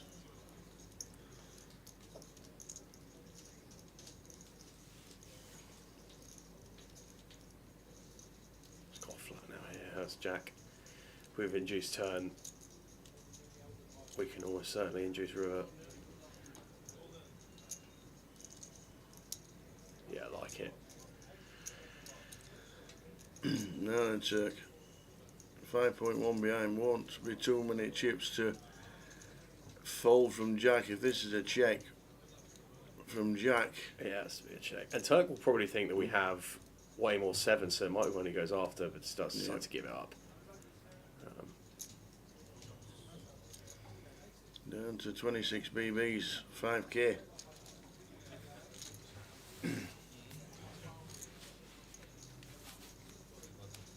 So, final 30 minutes of the session.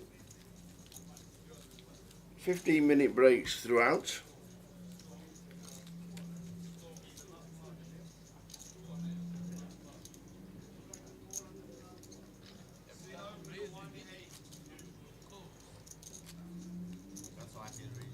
Finish the day at 6:12 at the end of level number 10, and then tomorrow we replay 6:12 when we come back. So you're buying about 17 BBs if you're on a day 2 buying.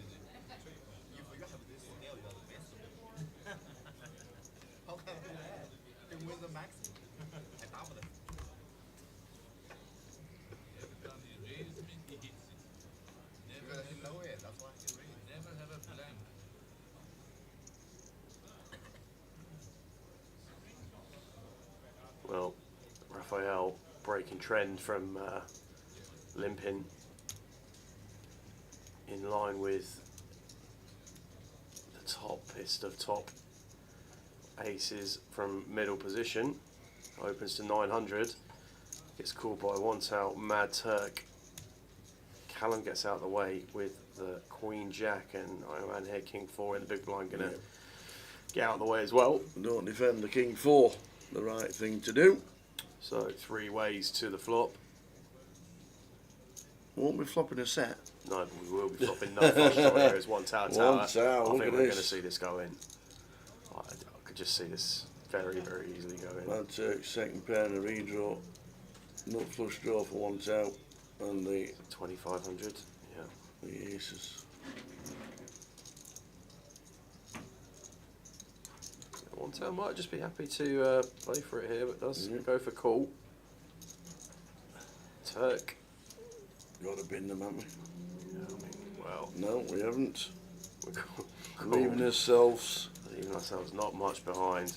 Not a lot. This is I a guess, heart I on the guess we're turn. It's putting it going on in. a heart. Yeah, well, what are we doing now? I guess we're Drawing to a queen. I think we have to Yeah. go. We have to put them in if there's any betting from Turk. He still has outs.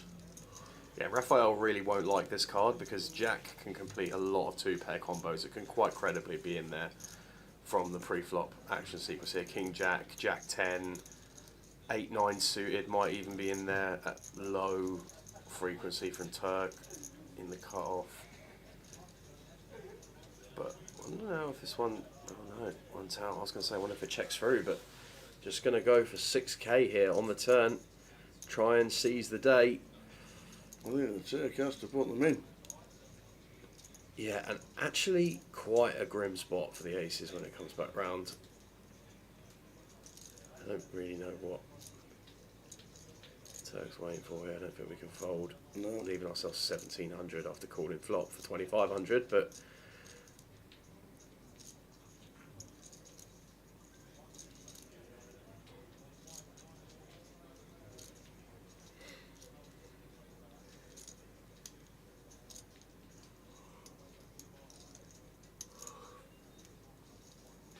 Yeah, I think he's going to bin him. Yeah, 25 minutes till the break, Turk.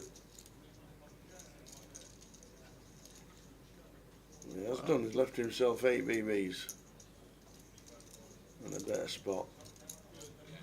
yeah, Raphael quickly makes the call. Wow, Jack of spades on the end, so one tail gets there with the flush. Check from Raphael, and when check to hit, we're just we've got the best hand. We just got to put this in now as one tail. We have indeed. Never gets worse in this formation.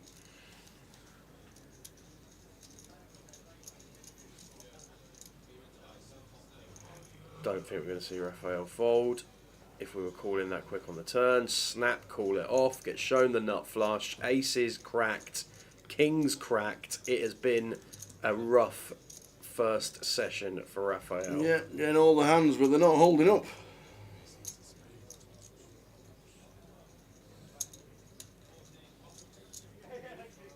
Down to just under 4k now, Raphael.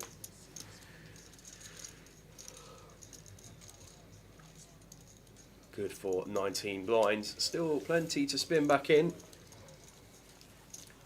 Chip counts on the screen.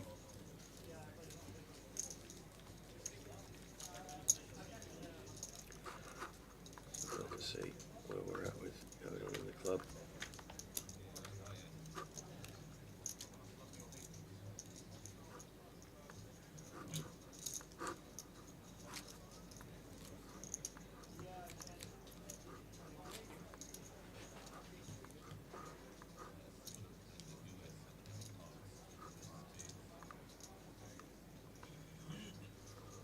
.38 runners now in the cash out satellite. That's still going strong. See 1C going on tonight. That starts at 9 PM. Final qualification flight for the main event day 2. And the guarantee has been hit in level 2 of flight number 2. Love it. Loving it, loving At it, loving the it. Vic. We knew it was going to be busy. $250,000 guarantee out the park. 256k collected so far. Great effort Yep. in such a short period of time. Into the second half of the year, but the Vic never disappoints in terms of fields. Everybody wanting to see the new one. And how good it does it look.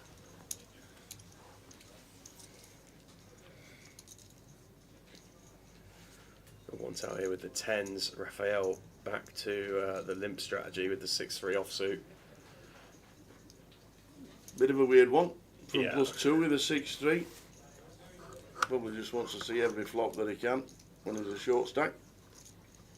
Yeah, but a strategy we've seen consistently implemented even before the last hand where we lost a huge chunk of our chips as Raphael. We saw flats with the 8-4, the 5 deuce suited. Just likes to see flops.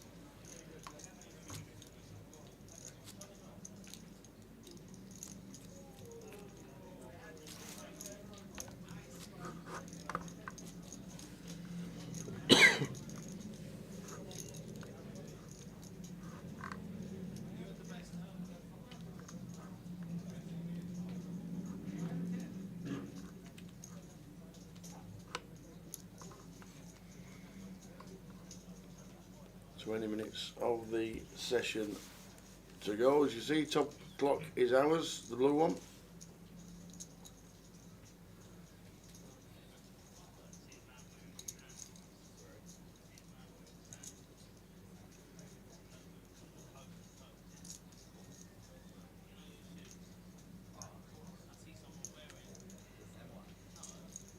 Oh, I saw snowman. Snowman.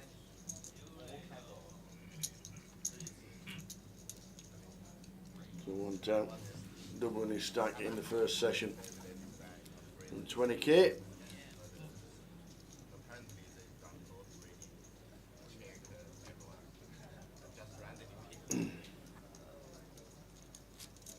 Make me do some rounding for this shit.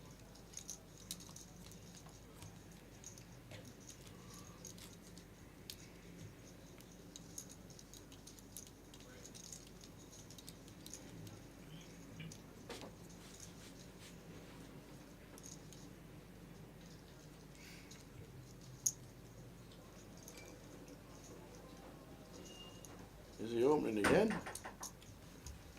Well, if we were limping 6-3 offset in the last hand tower.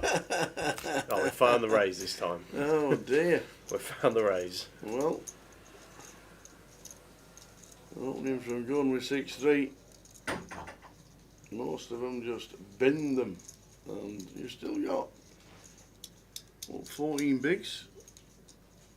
Well, we're going to be. I assume we're not raise folding, but I mean this is just. You don't see this happen too often. Is all No. all we're there really for here. What we do see happen often is Rick raising his premiums. He's found the ace king here. Going to put it up from the bottom to 3k. Sim and Sim out the way in the small. I was going to say Marta as well. Yeah, Marta folding the deuces. And Raphael is going to call it off and run it with 35%. Oh no, I thought he had called. He has called. He has called. That's cool. 34%, close enough. So open for 6-3 from gun. And a 14. Calls the rest off. It's probably in Raphael's interest not to win this hand if we're seeing that we're opening 6-3 off from gun. If he does find the double here, there are no more raises that are getting through.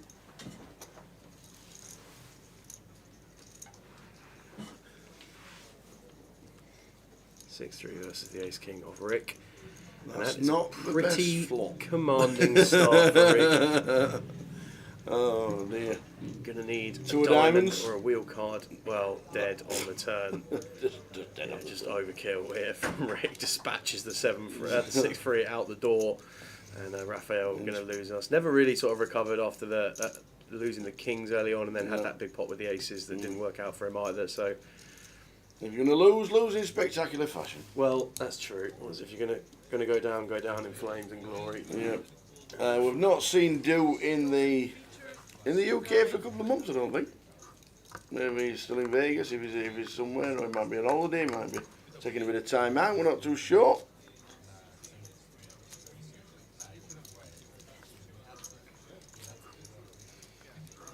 So one thing is, when he comes to the tables, he's great to watch.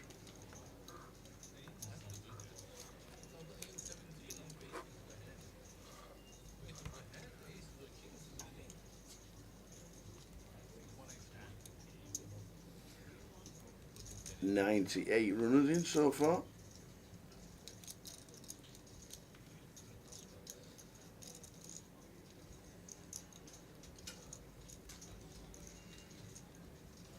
Jimmy Kebe is playing. Jimmy Kebe's in the field. Yeah.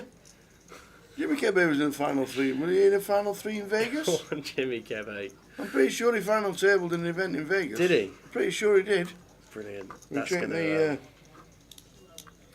to. if we check the database, I'm pretty sure he did.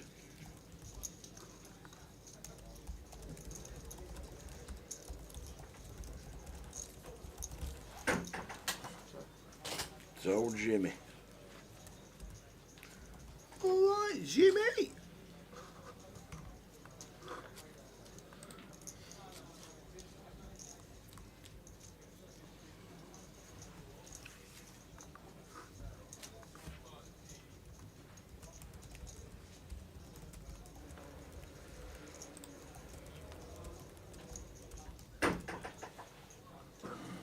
the Jimster. The Quebec. 4th for $105,000 in the Wow. What Poker was that Hall in? of Fame bounty. The one that Josh Bolton won. Yeah. Yeah. 27th in the Venetian, 67th in the Venetian, 48th in the Win. 6 flights in Vegas Come on, for Jimmy. Jimmy. 130k around. I used to sing down at the Majeski, you're only here for the Quebec. That's it. Sim opening up the cut off here with Ace King. One's out. 8-9 of clubs in the small blind. Just going to play this one as a call.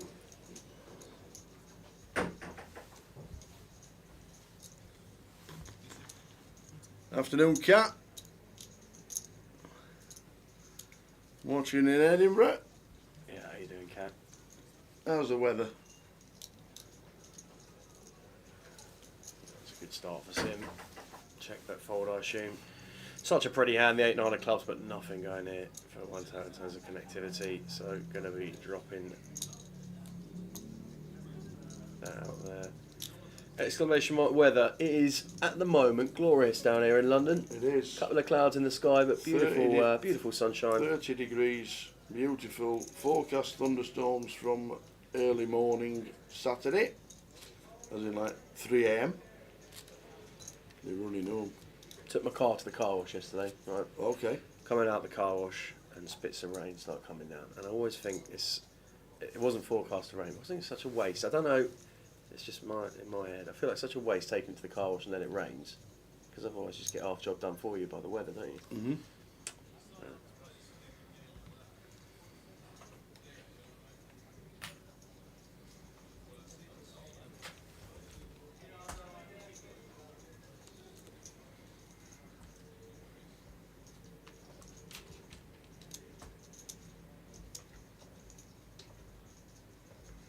Marta 8-9 here in the cut-off. Probably just a couple of pips too low to be getting after the blinds here. Turk just explaining how he's hardly got any chips left. Well, goes through the blinds. Job done there. One tails raise on the button with the 8-9. Going to get the job done here. Chip counts on the screen.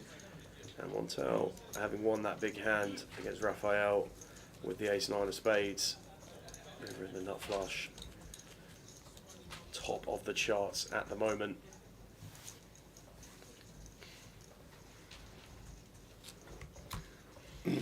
Afternoon, Pete Walsh.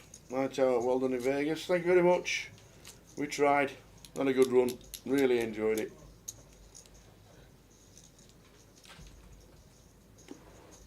So many messages. Oh, good luck and keep going.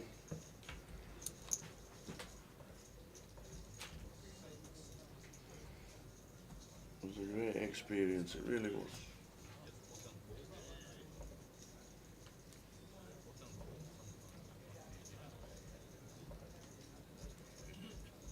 How long do you reckon it took you when you first sat down in the main? Yep.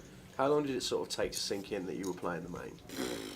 Or did it not? Walking ever in. Really? Was that? Yeah, walking in Do you when you reckon seen you're all the able tables, because I bought in on day 1D, Yeah. which was the busiest flight, obviously, which is what I wanted to Yeah, do. yeah. I thought about every scenario. Day 1A, not too many players. Day 1B, because it was July the 4th and all that malarkey. Yeah. Go on and play then, and I just thought day 1D, busiest time, all the tables full, the atmosphere around the room.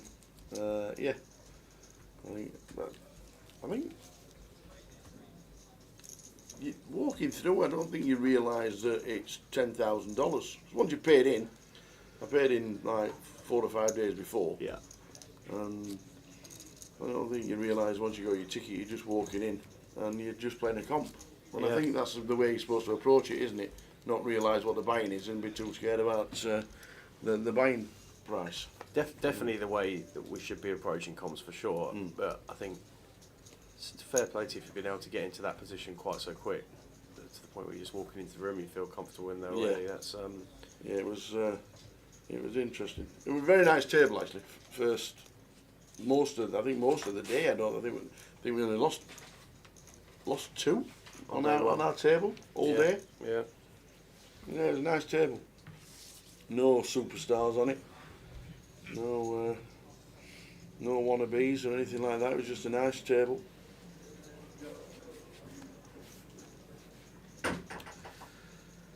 And obviously, you're just trying to survive and build a stack. Yeah, well, I think you did everybody proud, mate, out there on your run. And the videos and the updates were brilliant. I think No, that cheers. was really good for not even. I mean, I know quite a lot of us had a 1%, but even for guys who were just interested to Yeah. see how you were getting on. I had a couple who said he's coming down to play, and I've actually forgot his name, who saw me on the rail after the event. Yeah. And I think it was during like day 7 or 8 of the main event. Yeah. And we went down into the horseshoe to watch it. Yeah. And he says, never met you before. He says, just want to shake your hand. He said, loved all your videos. And he says, I'm playing the World Series main event on the strength of you watching all your videos this year. And he says, I'll be in London and make sure to say hello. So, Oh, cool. I actually can't remember his name, but he wore a bright jacket, a little bit John Hespish in the Right, way okay. he was dressed. And I just thought, and I just thought that was really nice. Yeah. And if he does play the Vic this week, then we'll certainly see him.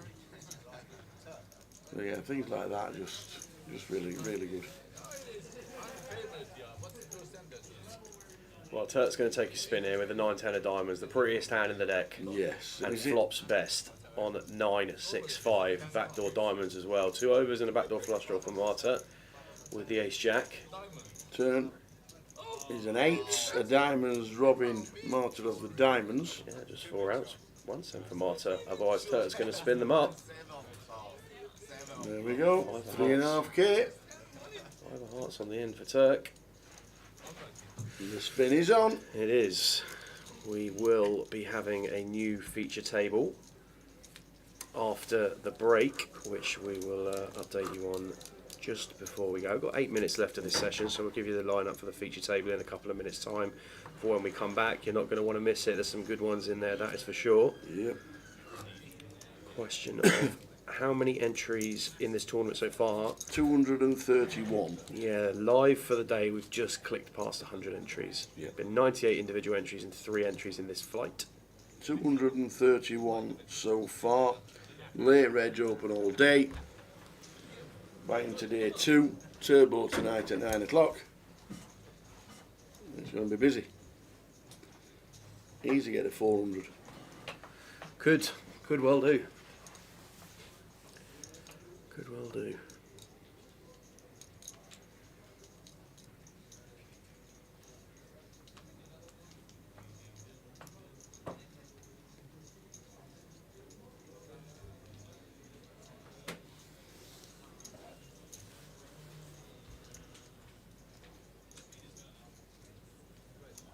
Sim finding limp here from gun with Queen Jack offsuit. Just want to be getting out of the way of Queen Jack off really from EP, but if we're going to play it, we want to be coming in as a raise, but decides to go for the limp. Marta with Jacks +1 obliges and increases the wager appropriately. Sim just going to limp fold.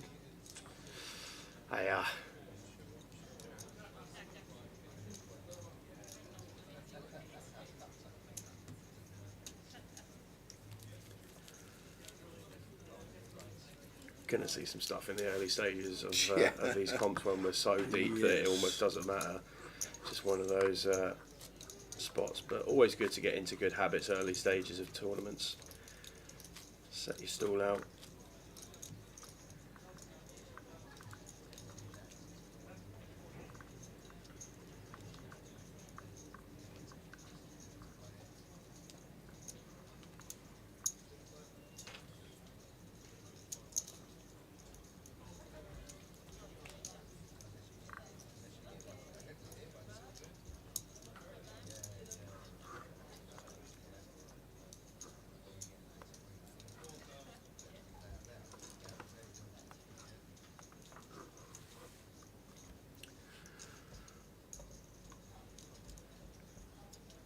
Jack going to raise the ace deuce of clubs here from the hijack. I land 10-9 offsuit on the button, going to make the call. A little wide here as a peel, but decides he wants to take this one to the streets. Queen 10-5, 2 diamonds. Yeah, flops best. The old 10-9. Accelerates into a 4-1 favourite, but probably a board that Jack's going to be happy finding continues on a decent amount of the time. On this occasion, opts to check. And it's a well-timed check. Going to be faced with aggression here. Backdoor wheel cards. We have an ace and a backdoor flush draw as well. Might decide to take one off here now as Jack.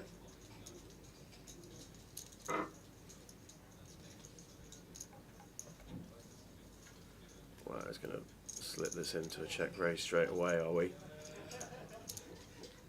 We are. Put the pressure on straight away. We'll win it. Jack's had some super creative lines so far at this table. Really enjoyed watching him. This is a fun one. Going to really put pressure on 10x straight away. We've got to peel once, right? I don't even know, Tao. What's a good turn card for us? A 10? That's pretty much it. Yeah. I mean, a 9 is obviously not a bad one, but We'll bring in straights and flushes and Yeah. all that. Yeah. managed to get a bet out of our opponent and gets the job done there. So Jack McDermott up towards 30k. So with just over 3 minutes left before the break. After the break, we will have a new feature table for you. We will have Julio in 1, Dean Clay in 2, Lucas Dimsa in 4, Colin McAndrew, final tabled the high roller yesterday in seat 5, Jerome O'Shea in 6, Lauren Bocci in 7, Richie Pearce in 8, and Connor O'Driscoll, campione of the high roller yesterday, will be in seat number 9. That is the lineup that's coming up after the break. So for those of you watching on socials, you've got 3 minutes, then a 15-minute break. Go and make yourself a cuppa and get yourself back into the live stream. Should be a really good session with that lineup.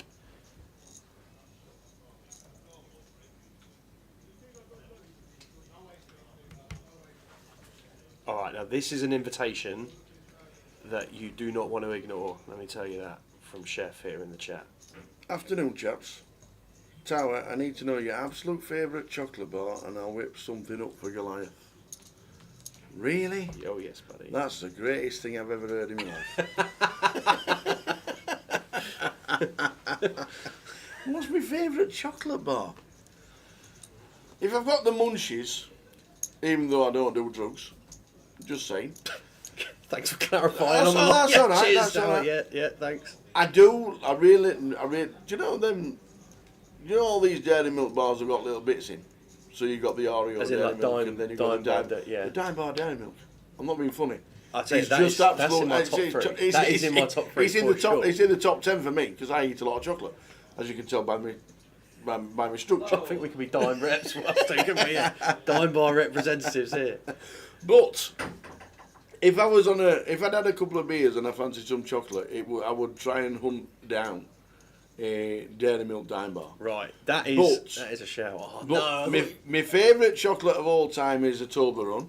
okay. The chocolate that hurts you when you're trying to eat it. Yeah. I would absolutely die for a Toblerone. But I love dark chocolate. So we're in a bit of a quandary here, Neil.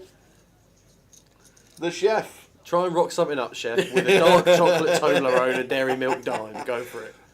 That's I've actually seen a dark chocolate Toblerone. Yeah. You They do a definitely dark be able to get chocolate. one of those. They do a dark Definitely chocolate. be able to get one of Toblerone's my favourite chocolate by a mile. It really is. If I was going nipping to Tesco's across from the hotel where we're staying, I'd probably nip to the dairy milk section. those. Yeah. And then if I was going to be a bit of a connoisseur and wanted something nice, I would go into the dark chocolate bit.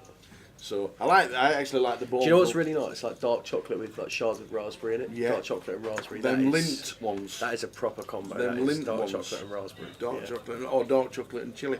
Yeah. I tell you what. We're in a rabbit hole now, aren't we? How many days are you coming to Goliath? He won his ticket. He won his ticket, Chef, on Stars. He won his ticket, so he'll be there. Well done. We'll just get one more hand in before the end of this session. One more hand and then a 15-minute break. Yeah, shuffle started. So But yes, I don't really do white chocolate. no, it's just a bit sweet. Bit Too sweet. It is too sweet. So I would probably go milk, but I would probably aim for dark chocolate if I'm buying the Lindt, like you just said, the Lindt with the raspberry or the chili. Or Dark chocolate with raspberries were right up there. they do like a.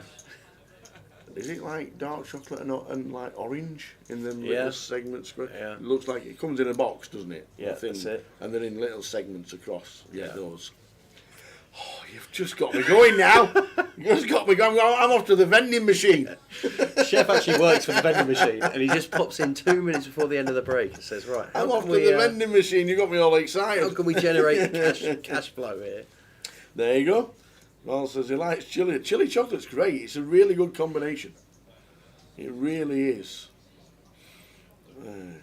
But yes, as you can see, most chocolate. Yeah. There's not a lot that would get rejected, Chef, to be honest, but That is true.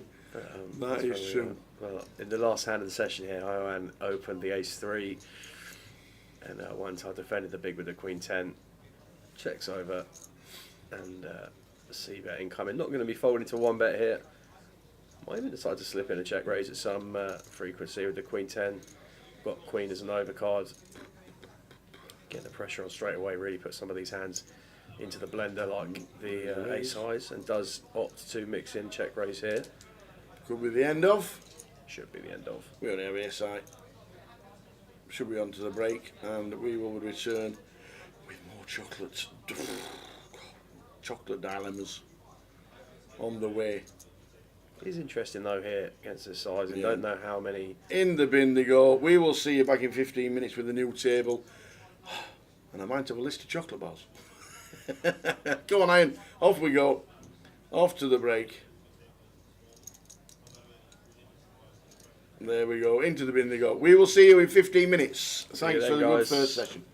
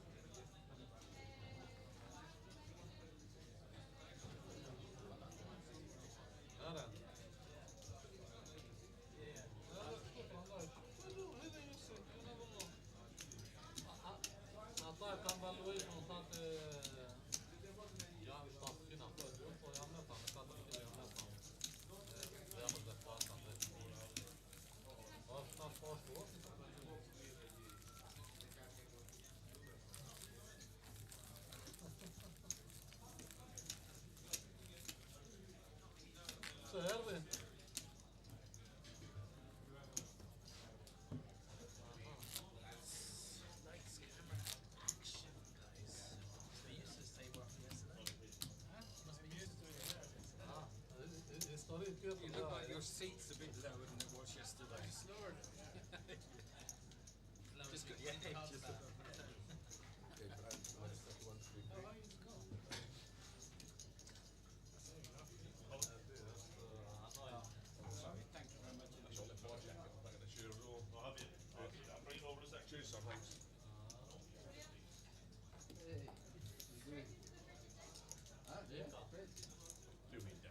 Thank you very much.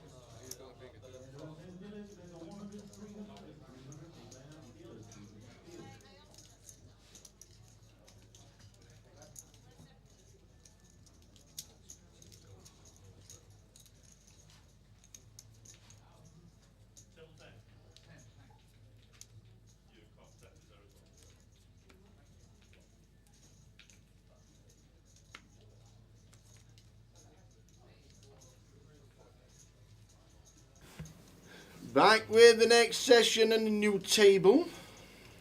Julio at seat number 1. Yeah, Dean Clay in 2, Lucas in 4, Colin McAndrew in 5. Colin's back. Colin is back. Super Colin. The call. Lovely fella. Jerome O'Shea in 6, Lauren Bocci in 7, Richie Pearce in 8, and Connor in 9. Champion of the high roller yesterday. Boom. Straight back into the thick of it today Love it. at the main event. And to those of you that are rejoining us following the first session, welcome back. Watching across YouTube, Facebook and Twitch. And those that are just tuning in for the first time today, welcome in. Tower and myself, Sam, covering for Jay today while he goes off on a day off around London. Going to be bringing you coverage of day 1B of the main event, and some main event so far, buddy. 250k guaranteed, Yep. 270k collected already. Going to be in the upper realms of the 300ks, I would have thought. When the dust settles, the numbers Yes, it could be are a cracker. taken stock of. But yeah, get yourself comfortable. We've got another 2-hour session coming up now, second session of the day. And wherever you're watching from, do let us know in the chat box. We'd love to hear from you over the course of the session. Should be a fun feature, this one. Blinds 100, 300 with a 300 big blind ante. We saw some fun early exchanges in the first session with Albert, Mad Turk. Plenty of action, and doesn't look like we're going to have to wait long for some action in the second session. Colin opening up the ace queen from the hijack. Jerome just calling the ace jack from the cut-off. Lauren in on the button with the 5s as well. Connor with the 10-5 suited in the big blind. Going to complete up. So first hand of the second session, 4-way coup. 4-way to the flop. Connor seeing the old 10-5 out the big.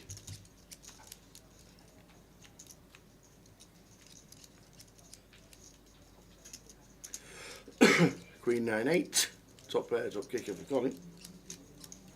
Yeah, could go either way here as Colin. Probably like bet a bit more than check, just because we don't want to give Jack X, 10x free cards that we can really upgrade on, but just going to go for value straight away here. Close to 1 SPR for him at this stage with the ace queen already, and this one's just going to fold through, I'd imagine.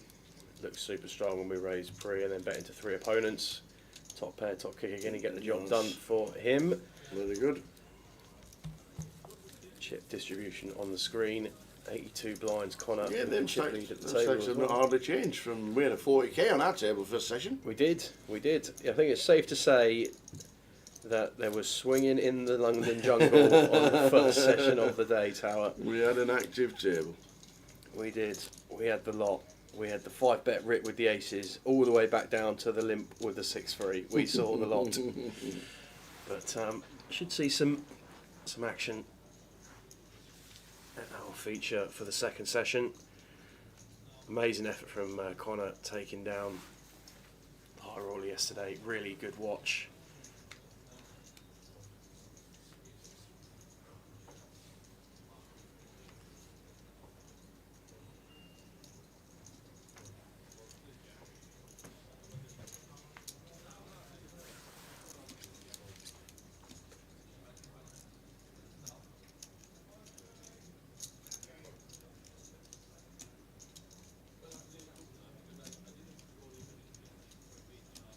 Cameron's already folded the king free here, and the cut-off button is out of the way as well. Round 2, Connor in the small blind. Looks like he's just completed.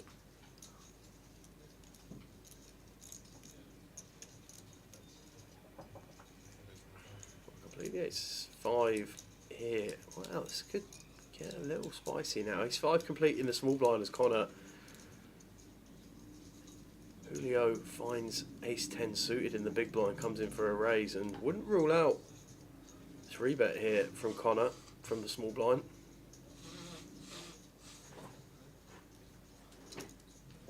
Does opt to click it up to 3,300, and back now to Julio. Expect we're going to see him make the call here, take this one in position, but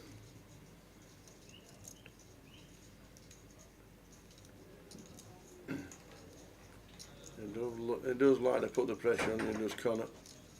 Little cop poker, Connor O'Driscoll. yeah, suit wheel ace there. I think this makes sense, just taking this one in position now as Julio. We've got way too much hand to be doing anything but taking a flop here, and we don't want to 4-bet and just get jammed on them. We've never got the best of it, so it's going to take us to the streets here in a 3-bet blind on blind spot. Queen 7. Yeah, 2 clubs as well. Worth noting, Connor with the ace of clubs in hand will feel reasonably comfortable finding a c-bet here, I would have thought, especially with the this exact combo. But does help to check it over.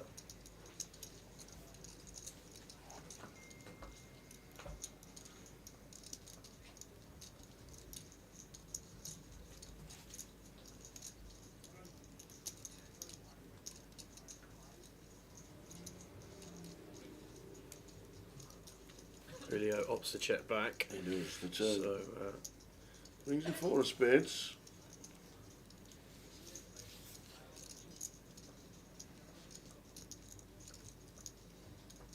yeah, Connor might already feel like he has sufficient showdown here. It may be difficult to be getting value from worse a lot of the time. Maybe recognising that if he hasn't played too much with Julio before, going to be weighted towards better, and for that reason might be looking to start bluffing now. How choke is he gone? 4.5. Just think a lot of the worse hands that are calling 3-bets pre-flop from the blind, they're going to have some Queen X in there, that's for sure. You know, some King Queen, Queen Jack, Queen 10, all perfectly viable to be thinking that we could be finding a raise from the big blind, blind on blind, and then take a flop in position. So we'll be mindful of that, but handy card to have the ace of clubs in this situation. Just going to get it done there. So nice bet from Connor on the turn. Julio shackled, no backdoor realisation, and just has to get out of the way. Rob Rees says, would you rather win the World Series main event once or the Goliath 5 times and enter the Hall of Fame? Well, we don't have a Hall of Fame in the UK. And as a UK poker player, it's nearly impossible to get onto the Hall of Fame in America. Yeah, do you know, it wasn't actually until this year when I started to get a little bit more interested in the concept of the Hall of Fame stuff, and then just did a little bit of wisening up on like what it takes to get in. Yeah. You've basically got to be American. Yes, you have basically got to be American. You basically got to be American. You have. So yeah. Yeah, and obviously, if it's money related, the main event's 10 million. Goliath would be $1 million over 5 years, because it's like 200k, 250k to the winner. So you'd have to do about 5 times to get 1 million. If you're money orientated, then obviously the main event would be the pinnacle. I think we'll do well to get a Goliath double champ. Oh, you Ever. do more than well. Ever. You do more than well. It's the same concept as a double main event champ, right? Same Yeah, as true. like same amount of runners, or similar amount of runners in those fields now. Unless you're just picking the winner like they did in the 70s. You can have it this year. Yeah. Yeah. For me, Rob, it would be the WSOP main for sure, but only because I would put up on par with that winning the first Goliath. If you won the Goliath for the first time, I think it would be an amazing feeling.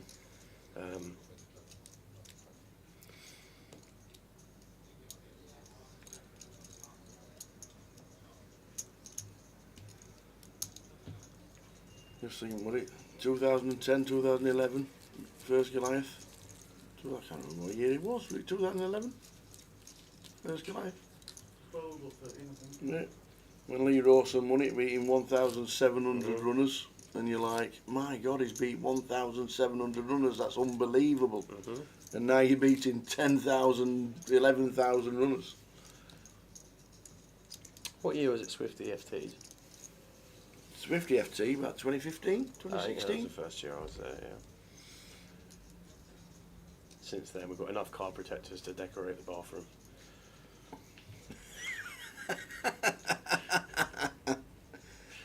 We moved into the new house. Leanne, what do you think of this for a feature wall concept? Did you see the car protectors that we showed yesterday on stream? I know, I For missed this them. year? I missed them. Did you? Missed them. We'll try and get them up on screen. We have card protectors for anybody that plays Goliath this year.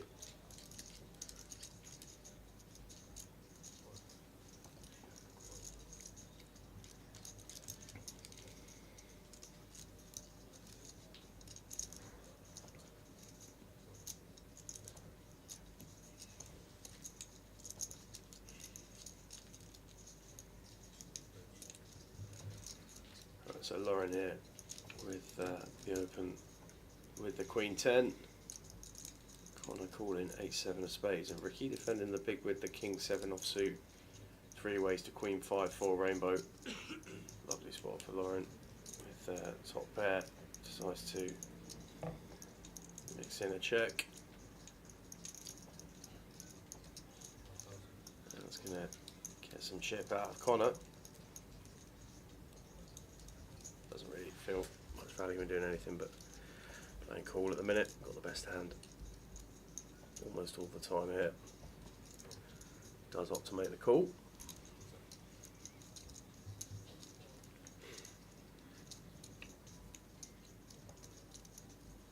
Jack of clubs on the turn.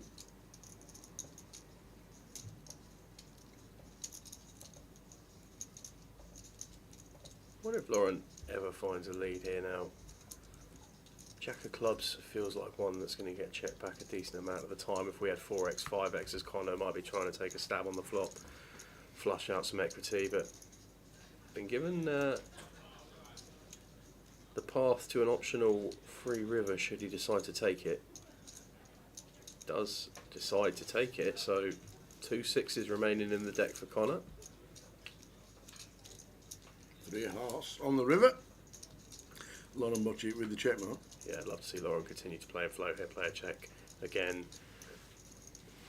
Because Connor at the river with 8 high, it's either going to be white flag time. And you've got to think that there's some frequency Lauren's going to have some ace king in here that plays this way. This is just going to be snap call now. Just got to pay this off. As played.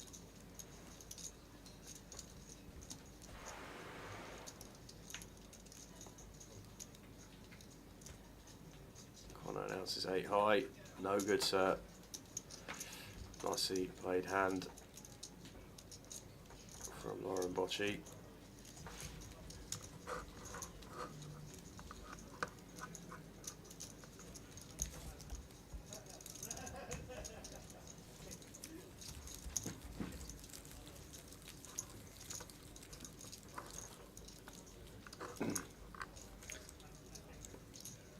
I have a question. I'm going to Goliath, but I can't swallow food much, not at all. Normally they sell soup out of the main kitchen, but during Goliath I don't think they will do soup.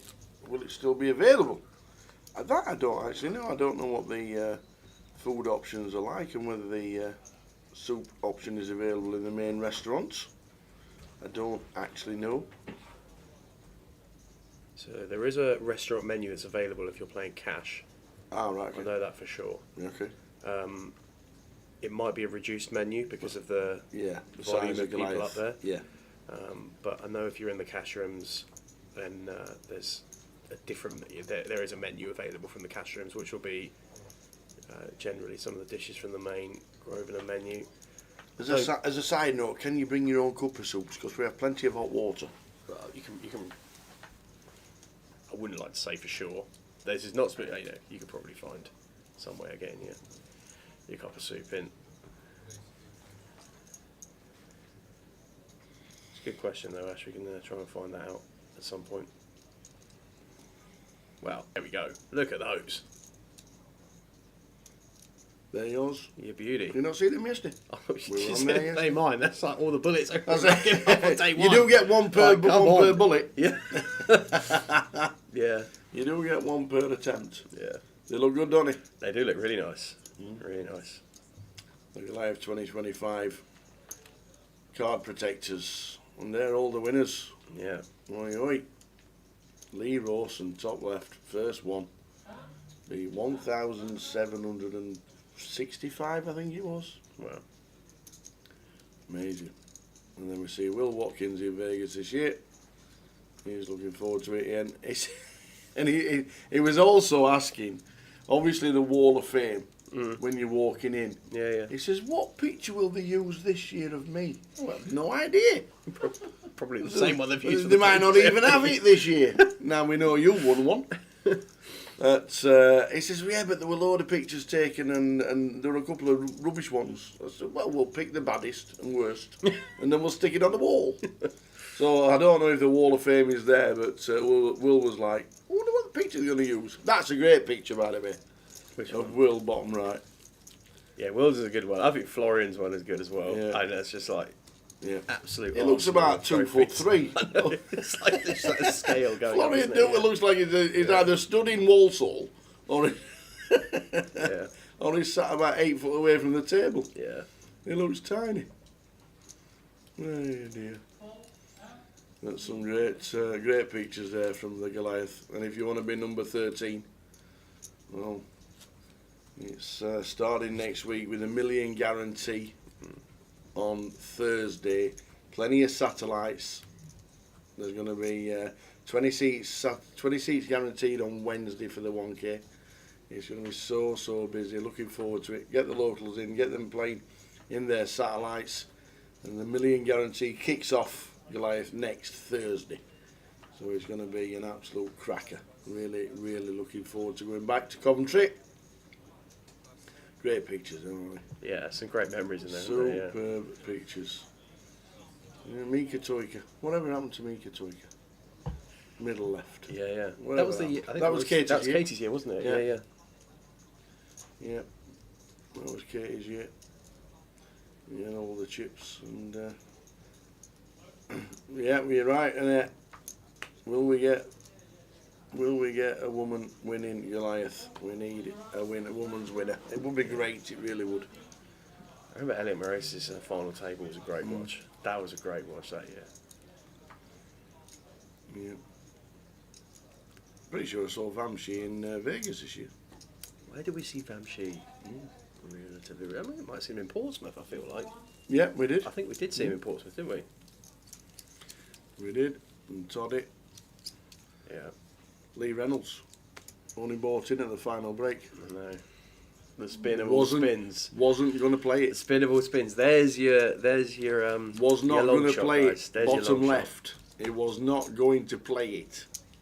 And he was told by his mates, we'll buy you in. We'll get you in. We'll get you playing. The local player. In Walsall, I think, around there. See, and that shows you the difference between Florian Duter and Lee Reynolds, because Lee Reynolds is holding the big trophy there. He is. Lee Reynolds is holding the big one there, and Florian. So Florian's basically an ant. Florian's like can live in it. Great pictures of Goliath, and it starts next Thursday in club with the satellites galore in Coventry. Oh dear. Good memories. Good memories. Right, let's catch up on the old chat. Afternoon, Simon. Watching on YouTube. Simon Moffat. Afternoon, Jake. Yeah. How are we, Jake? Great bag yesterday, mate. Well done. Congratulations. Hopefully day off today. Loves a Nando's, does our Jake. He loves a Nando's. Afternoon, Matt. Watching on YouTube. It is Callum.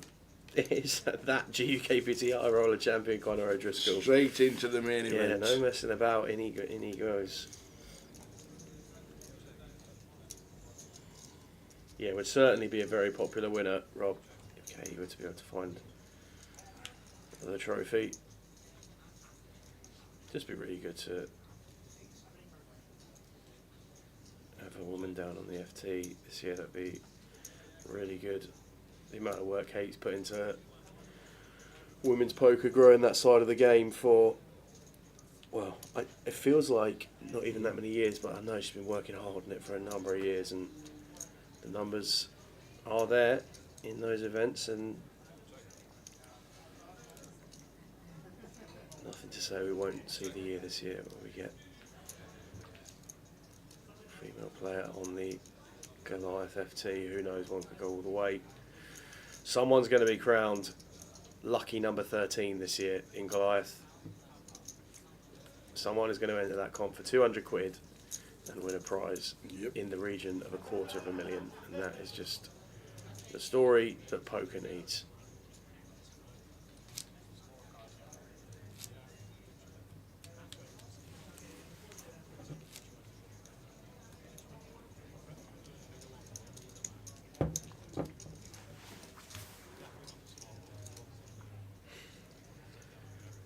So session number 2 of Flight 1B of the main event here at the newly refurbished Victoria Casino in London. It is a cracker. 250k guaranteed main event, has already well surpassed the 250k guarantee, with majority of this flight still to go, plus the turbo this evening. It's going to be right up there in the upper realms of the 300ks. Ricky kicking things off Pocket fives. on the hijack. Folding round to the big. Lauren Bocci. Defending here, Tower? Absolutely. Yes. If not, no. It's the worst ace, really, isn't it? Yeah, I think we just probably have to Just call. defend this one. Ace 6 suited. Maybe some wheel aces we could look to be bringing in 3 bets, but just depends on Lauren's perception of Ricky at the table so far as well. Haven't really seen him involved in too many hands. And 7, 8, 10 flop. Bottom end of a redraw. And back doors to the flush for Lauren.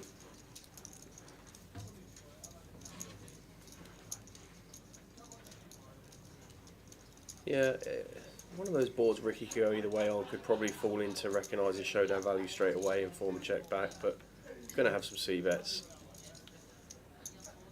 Well, that's not a bad card for Lauren.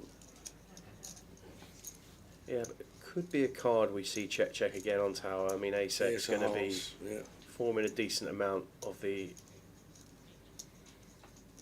range advantage that Ricky possesses as the pre-flop aggressor, but decides going to go after it on this one, so nothing for Lauren to do here other than call.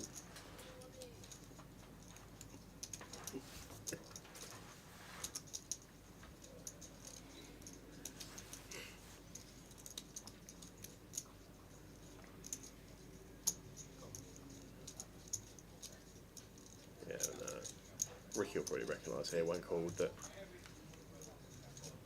we are not in great shape. Queen of Diamonds River. Might be a river that Lauren would want to find a lead on, but I imagine this is just going to go check. I don't think Ricky's going to be turning 5s into a bluff here. Just don't really beat anything now. Anything. And the Queen of Diamonds is just a card that interacts really well with the non-pair hands that we get called off on the turn. But Here it is. disagrees, opts to go bet. Depending on the size in here, it was 3.5. So it's Just under half 7. pot. Sorry, nearly full pot. Sorry. Yeah, about 80% pot from Ricky on the end here, and tough one here now for Lauren because we really have a bluff catcher, and it's kind of hard to find where the bluffs come from. It's amazing how the perception of a hand swings quite so drastically, but we can certainly have worse here. As Ricky, I expect Lauren will find the call here with the ace. Just breaking it down and working out where we're at. Can be up against better as well. That finds check on the flop. And then this action line down can have better ace-x, can have some two pairs, can have some straights. But wow, does decide to let it go as Lauren, so gets it through there, Ricky, turning the fives into a bluff. Well done, Ricky.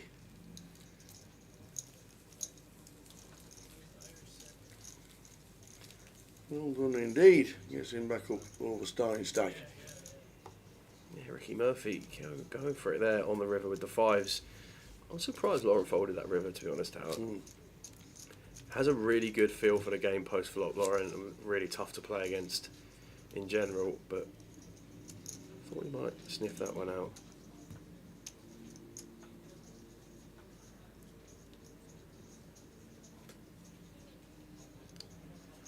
Kev's on the dry roasted peanuts, one of the best snacks about.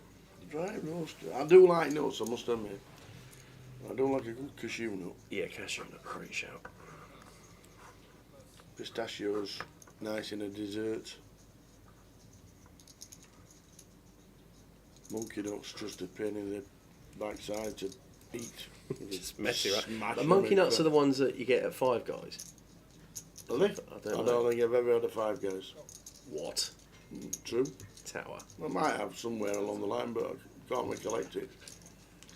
I think Monkey nuts you have to bash and then eat. I might. Because they're still in the casing, aren't they? Yeah, but at Five Guys you get some kind of nut comped in, like you get scoop. They got. I don't even know. They should still do them. Do they? Yeah, they just got those big box on the Why? side of nuts. It's what? It's a Are burger they bar. peanuts? Are they It's peanuts? a burger bar, isn't it? Yeah, but listen, mate. Don't hate. To be fair- don't hate. In a world where No. everything is just triples No. in price, do they To give be you fair- unlimited comp nuts? To be fair, one of the best toppings for a burger is peanut butter. I've never had peanut butter. I'm on a telling burger. you. I'm amazed you haven't telling had a Five Guys. Peanut butter and bacon bits.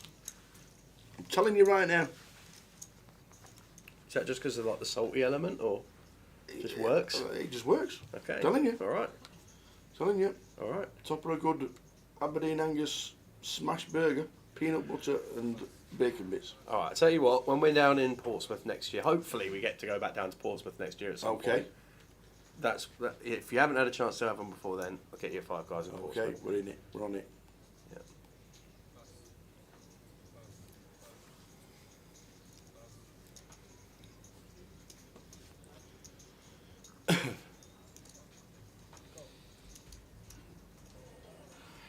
Yeah, they come in like a. It's like a shell.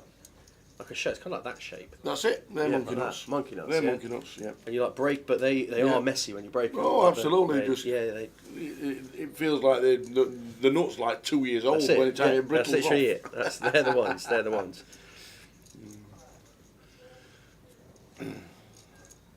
Jay has Fridays off during GUKPTs. Takes a Friday off. He's gone back to Broxbourne this time. Day off. Takes Fridays off for the day ones. Back tomorrow. He was here yesterday and Wednesday. We've got Sam Orledge doing our Fridays this year. Have you worked out what you're doing at Goliath yet? Playing? Working? Doing some comms? Will be available Games? for whatever is required, mate. How long are you there? Get there on the Monday. Get there on the Monday. Beautiful. There for the whole week. I really wanted to play the Millie, but that's a couple of family commitments over the Ah. weekend beforehand. So Yeah. tied up there. We got football on the Sunday morning with the vets. In fact, I might just come down on the Sunday evening and play cash on the Sunday evening through to the Monday. We'll see what happens. But definitely we'll be there from the Monday morning at least. At the Sweet. latest.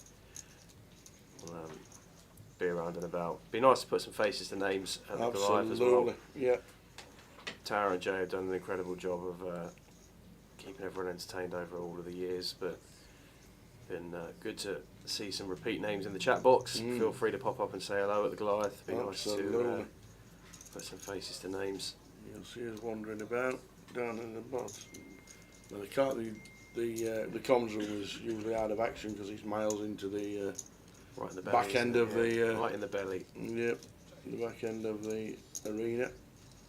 Yeah, but if you can't find the comms room, the second best spot is the bar, I think. So usually being one of those two places. or the Pizza Hut. Yeah, or the Pizza Hut. The New York pizza. the must New say. York pizza, the New Yeah. York pizza area in the Goliath. Yeah, elite pizza. Massive shout out to the fella who comes around late in the evening as well. Yeah, With his bag, his pizza delivery bag, Yeah. walking around the floor.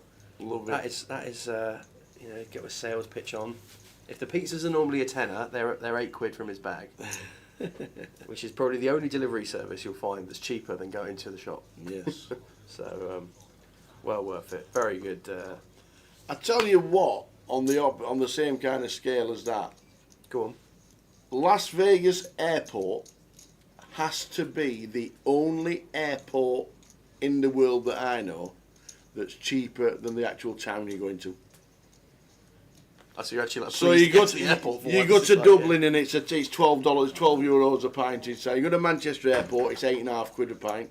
You go to Vegas, it's a fiver, and McDonald's is £3.99. You go on the strip, it's £25. It's just completely It's the actually a opposite. good shout. It's It's actually a just good shout. completely opposite. You go to the airport and everything's cheaper. It's a good shout. Never considered it that way.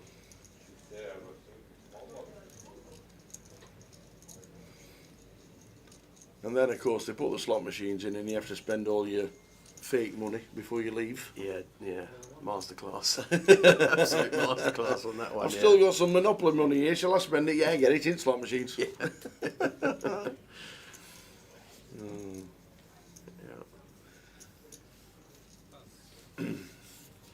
Nice. River for Connor. Building up to 26.5. Chip leader on the table, 88 bigs. Champion of the high roller yesterday. Connor O'Driscoll. Won't be streaming again tonight. If you're looking for cod poker.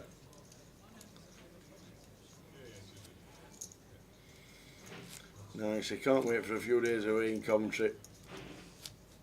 Is it true you need to pay for parking this year? Unfortunately, yes, it is.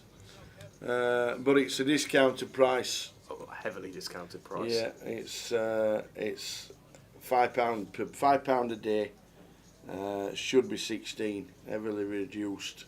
It's just one of those things that's had to happen, unfortunately. But when you consider you're there for 13, 14 hours, what is it, 9 till 9, I do believe the parking is from. 9 AM till 9 AM for a fiver. When you consider it's £13 to park up at Rotherham United to watch 90 minutes of football, it's not bad. It's just one of those things, unfortunately. But a fiver heavily reduced from the actual price. I think the actual price is like 16. Yeah, £16. So you even have to park in Tesco's. You're paying Tesco's Yeah. when you're shopping. But don't let it detract from what's going to be an amazing Goliath. This is a well timed. 9 AM till 9 AM. 24 hours. Yeah. 24 hours.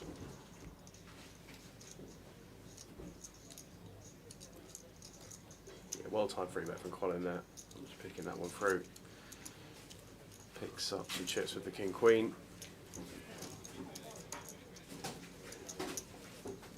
Norman, that's something we're just trying to get clarification on at the minute. As soon as we know, we'll let you know whether or not it's like a Ringo situation or quite what it looks like.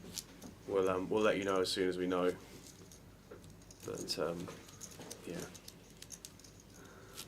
I'd imagine there has to be some kind of interaction in the casino if you've got a discounted rate.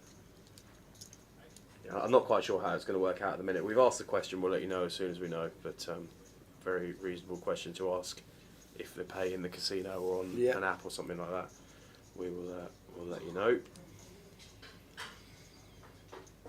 The train does take you right to the station, absolutely spot on.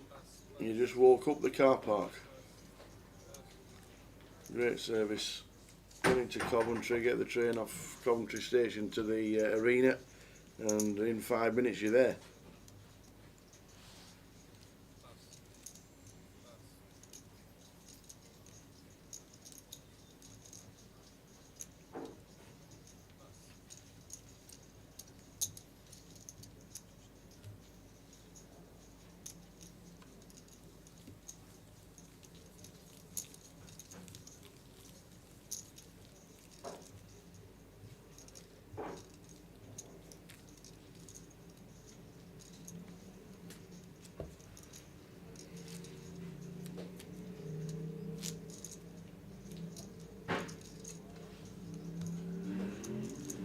Is there a wheel for Goliath seats as giveaway?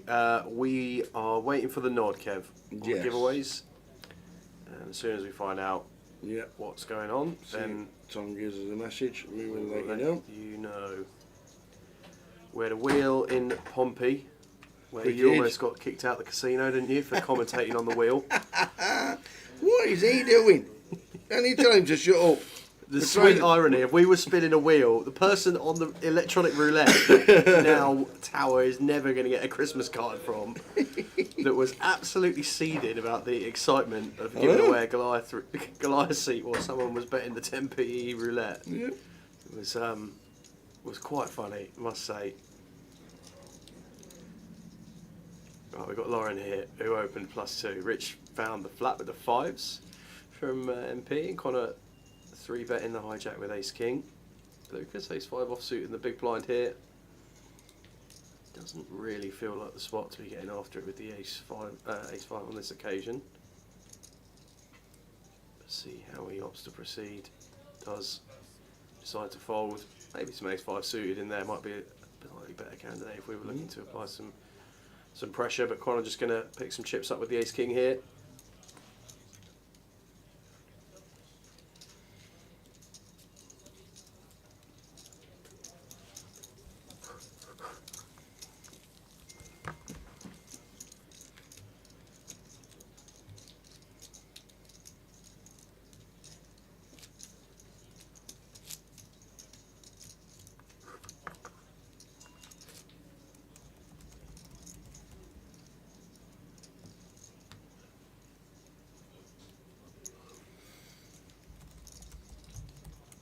Level number 3 of the day. Numbers very, very good. As we thought they would be. 125 today so far. 122 yesterday. Turbo starts at 9.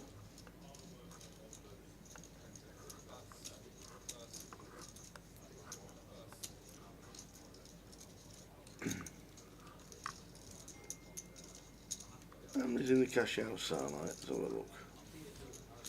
41. 41 in the cash out Starlight, and they're down to 9.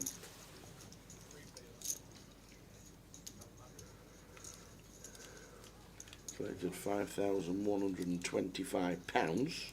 So what's that, 4 seats in a bit? Yeah, 4 seats and a little bit of change. That'll do. Absolutely. Yeah, and I assume this went raised from Connor +3.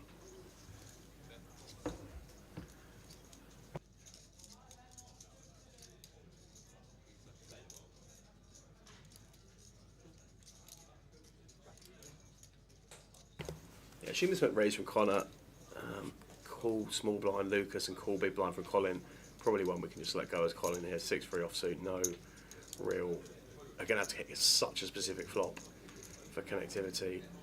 Just save ourselves a blind, particularly at that depth. But Connor going for c-bet on the paired board. Lucas calling backdoor hearts and an ace rolls off on the turn. Connor will probably perceive to be better for his range than Lucas is. Lucas lying in the small blind with an ace.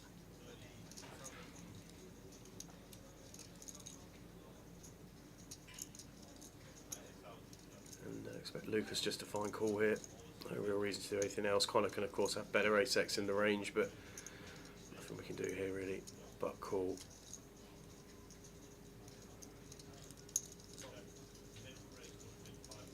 To a river. Connor drawing to just 2 kings left in the deck. You probably gets there. Oh no, I missed one.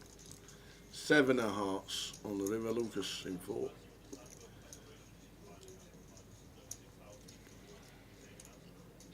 Don't think we're going to get tricky with the Queen 10, so any kind of bet would. Oh no, it checks.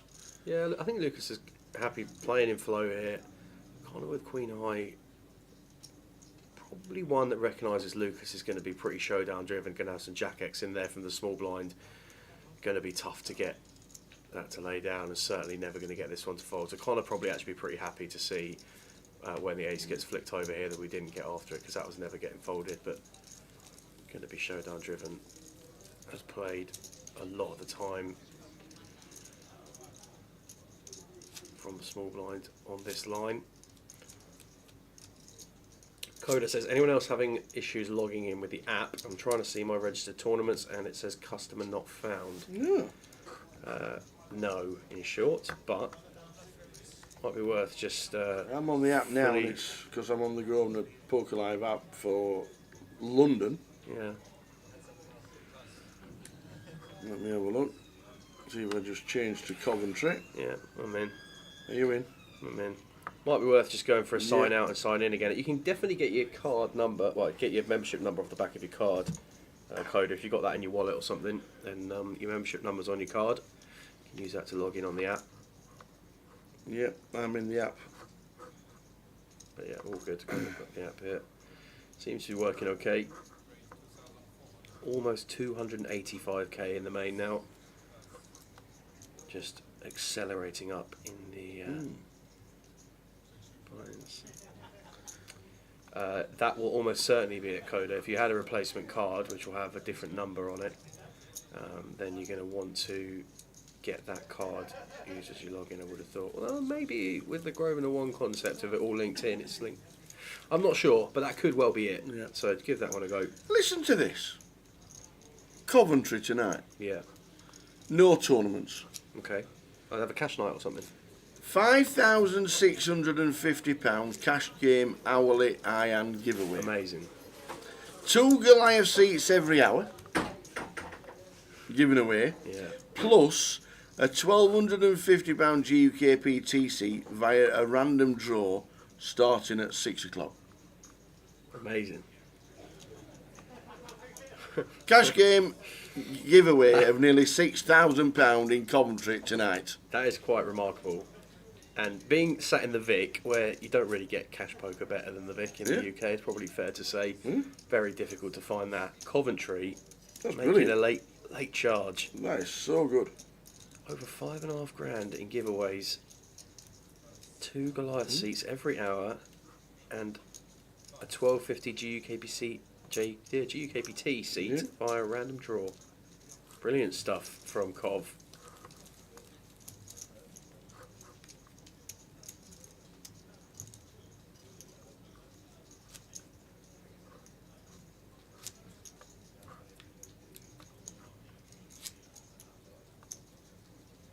Wow, That's pretty remarkable, that, isn't it? that's fantastic. That is so good.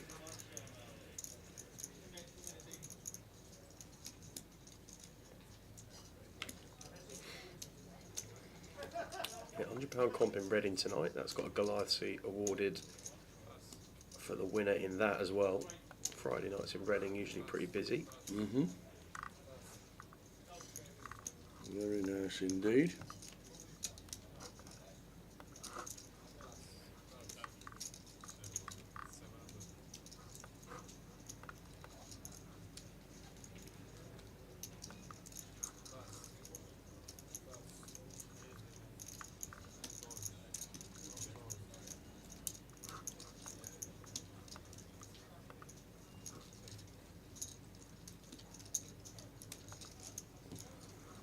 Plenty going along around the estate. Got the usual Friday comp in Bolton.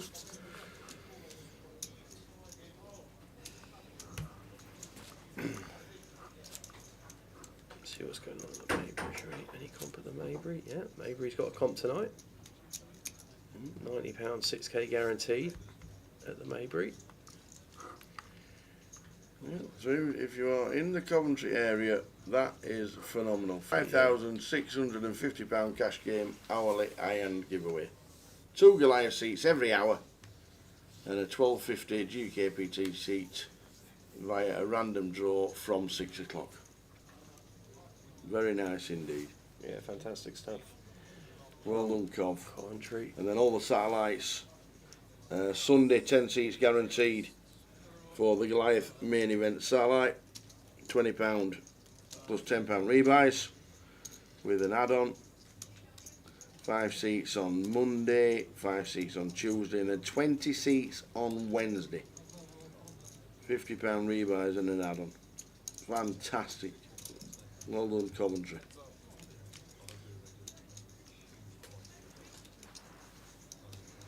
And then we come back to the Vic and the tournament. 125 in the main event as it stands right now. Today, 285,000 in the prize pool. Ash says there's also sats on Poker Stars tonight to Goliath. Yes. On Sunday there's normally 30 seats Well, guaranteed. 50 for the last couple of Sundays, mate. Was it? 50 seats for the 50? last couple of Sundays. Wow. Yep. And one, not Sunday just gone, Sunday before, there was 76 seats, I think, they generated. Really? Yeah. Yours truly managed to finish a magnificent 80th. H. No. No.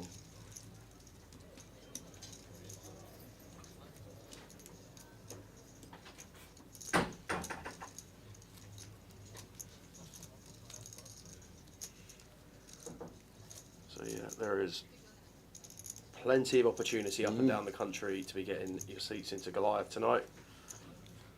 Love it. But if you're in the area, this is the place to be at the Vic this evening. Or for the rest of the day, trying to get into day 2 of the main event. We've got Flight 1B and then Flight 1C tonight kicks off in club at 9 o'clock. Looking forward to...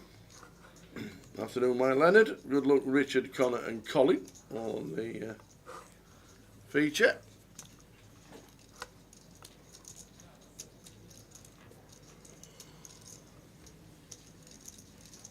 Yeah, Mikey's got half the field at the feature. Going to be some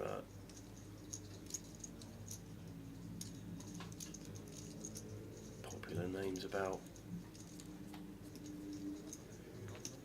Haven't really been able to see too much of Colin since he got to the feature table. Came in short, still short, but managed to navigate that stack reasonably well.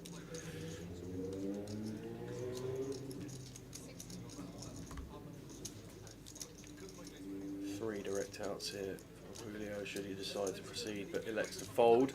Chip counts on the screen. When do you get 40 hands an hour in? 40 hands an hour. 40 hands an hour? What is it, a robot? You don't get 40 hands playing cash in an hour, surely. I don't even know if you get 40 hands an hour online. 40 hands an hour? It's not heads up. Yeah. You normally work on 20 to 25, I was don't going to you? say 25 is pretty good going. Yeah. In a live setup. Yeah. If you're playing full ring live cash and you're getting 25 hands an hour, you're doing all right. I think you're doing all right as well. Yeah.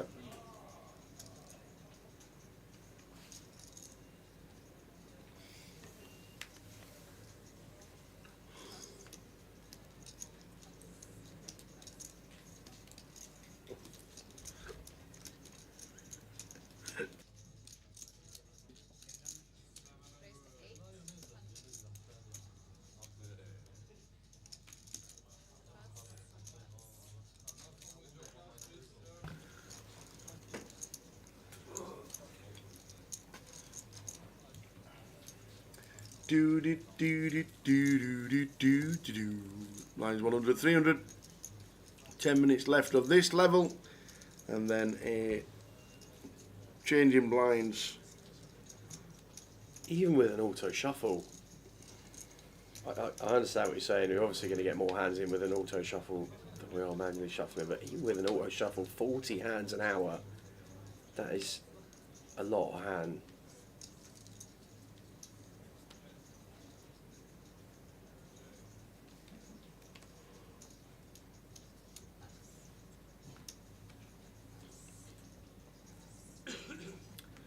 So 10 minutes left of the third level of the day before we click into 200, 400. And those of you who are just joining the live stream, welcome in. We are Welcome. covering at day 1B of the main event at the newly refurbished Victoria Casino here on Edgware Road. Yes. And it is a stunner of a casino now, I must Sure say. is. Always been the spot for cash games, but it really is something special out here now.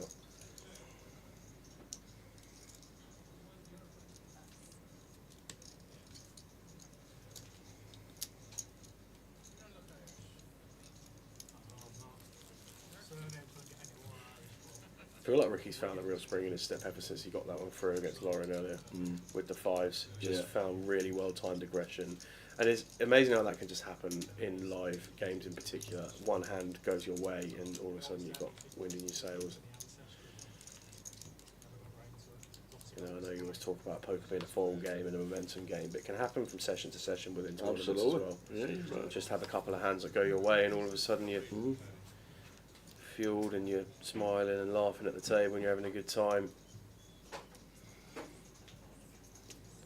Very early stages obviously, and this main event is going to be a huge grind for the next few days. Someone going to walk out the champion of the first main event in the newly refurbished Vic.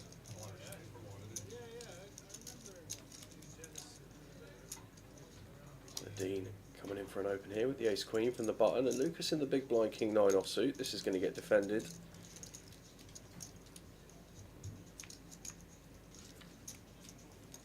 Off to the flop.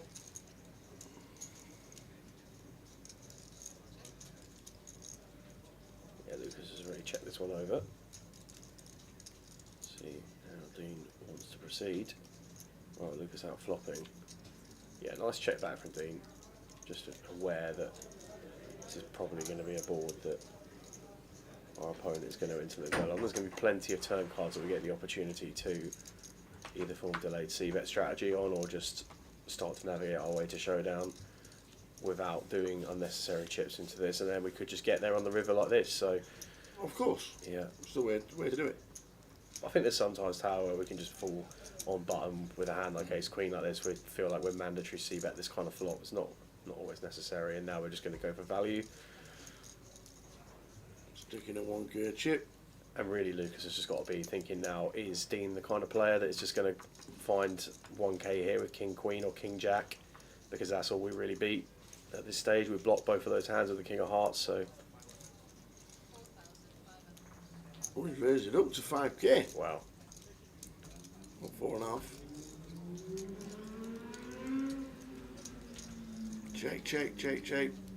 Check raise. Bomb. Oh, really? Checking? Yeah. Trying to think what kind of hand we're looking down the check raise with. Well, we're trying to basically say that we've got like some kind of two pair situation here, but are we going to check 3 times 9, with 2 10. pair on the river? Like, this feels like Lucas trying to like exploit the fact that Dean can really only be capped at 1 pair here, and therefore it's going to put him in a tough spot. And I think that probably says quite a bit about how Dean's profile, Lucas's profile, Dean, maybe through time that they've been playing together throughout the day. But yeah, it does. Yeah, maybe Kev, maybe Queen Jack does do this, play 3 streets as a check, but I don't think it always checks the river. That's the only hand you can think he can be. We're not checking 6-7 on the turn. Maybe like Jack 7 suited or something, or Jack 7, yeah, that maybe defends a big blind, another one that's in there. I can Sorry, I can find a call here, you know. I know Dean's stack means he's probably not going to. I wouldn't necessarily say so. But I think you can find a call here, Dean. There's also an element here, Tower, where if we were really weighted towards value and we were going to go for this, would we not just go for the lot at Dean's depth? Like, I think there's something about this in live environment from time to time where maybe it's just an indication of we're not fully aware of our opponent's stack size, or I feel like if we did have Queen Jack, which has been pointed out that could be in there at some frequency, if we've got 6.6k Good behind, call, yeah, Dino. it does find a call.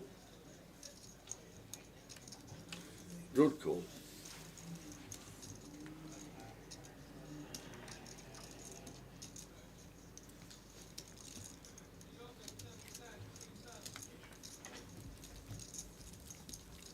And Kev says, anyway, I'm snapping. Which is what I ended up. Yeah, I think probably used the wrong word in there at one point. I definitely think Queen Jack could be checking a turn. I don't know about the river. It's an interesting spot. And I do feel like if Lucas is going to go for it there, then recognising that we were asking our opponent to put 4,500 in when he's got 66 behind, if we were really weighted up there and we were properly going for the lot, I think we'd probably just set him in. So, yeah, just Interesting hand. Unfortunately, I think for Lucas, Dean was just. I think unfortunately for Lucas, Dean was just at the top of range. We might have got some lower pitched ace-x combos, ace-5 or something, or ace-4, one pair hands. And I think ace-5 might have been two pair, but if we had like a suited wheel ace or something, would have been put in a really tough spot. But with ace-queen, I think we probably just got too much of it to fold, as you say, Tower. Here's a fun one. So Jerome opening ace-jack of diamonds from gun. Connor coming in with a 3-bet from the king-queen, and Colin finding ace-queen in the big blind. And I think for Colin now, yeah, does decide to go for it. All of it. Yeah, I think this really is what Colin perceives Jerome to be opening with from gun. As to whether we go for it here as a 4-bet jam, because Connor could certainly be worse than ace-queen playing as a 3-bet, but nice one for Colin to pick up there. Cash game promotions, Mike Leonard. Cash game promotions in Coventry tonight. £5,650 worth of giveaways during the evening. 2 Goliath seats every hour, plus a 12.50 seat on a random draw. So, and then satellites all the way through to starting of Goliath on Thursday every day. It's not a tournament, it is cash promotions in Coventry.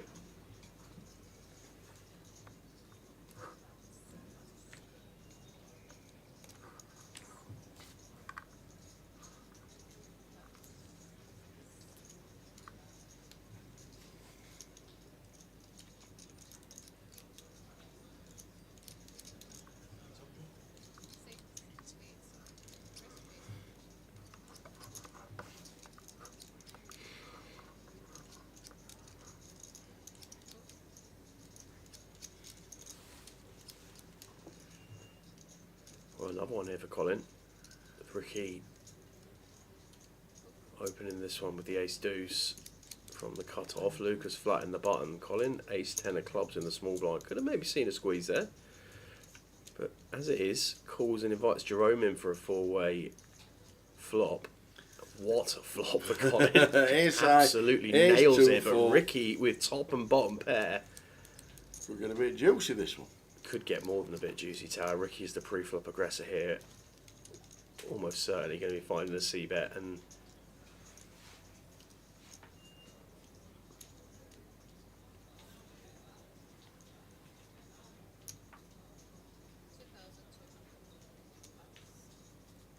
don't think we necessarily, when we've got such a lock on the draw coverage as well as Colin, I don't think we always have to raise here.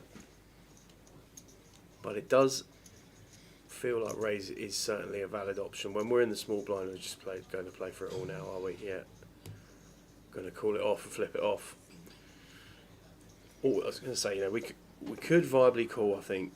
The problem with calling is that we're then out of position on a turn and it comes like an offsuit 8 or something. What do we do then if we just get faced with aggression from Ricky? But goes for it here as Colin finds the jam. Don't mind this either. Ricky. Equity favourite with 1 pair. Yeah. There you go. That just shows what a spot this is. I mean, there you go. I mean, Ricky gets counterfeited on the turn with an offsuit 4. That is ugly. And now all of a sudden, he's only got 15% once to win this hand. Oh, man. Colin does upgrade to a flush on the river anyway, but a grim one for Ricky there.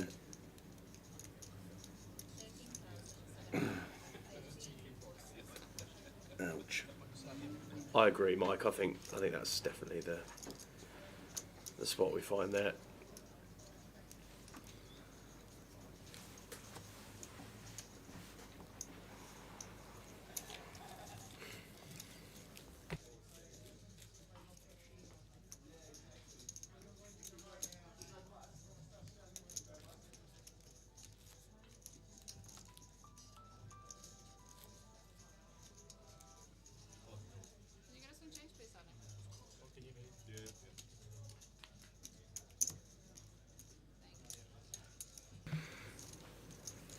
So Colin McAndrew doubling with the ace-10 of clubs versus the flop 2 pair of Ricky.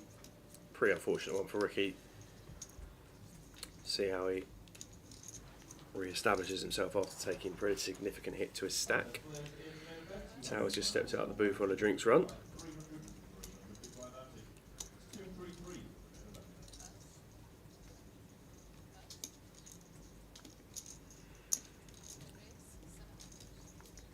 Dean with King Jack from +3.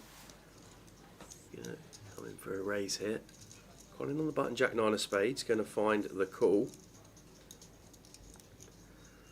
And Lauren with suited 4-3 in the big blind. Getting 4-1, or 5-1 even. 400 to win 2100. Expect we're going to see this made up. It does make the call.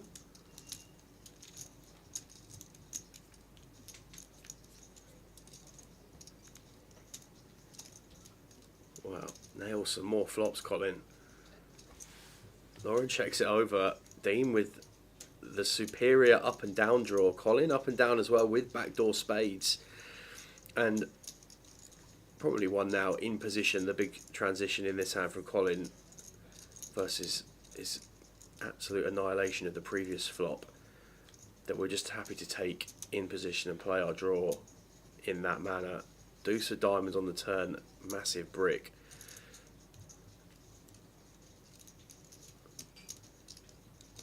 Colin called in pretty quickly on the flop.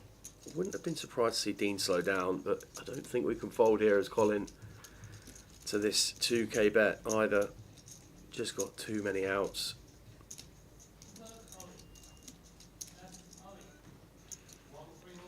Does elect to make the call. Be interested to see what happens on a brick river such as this.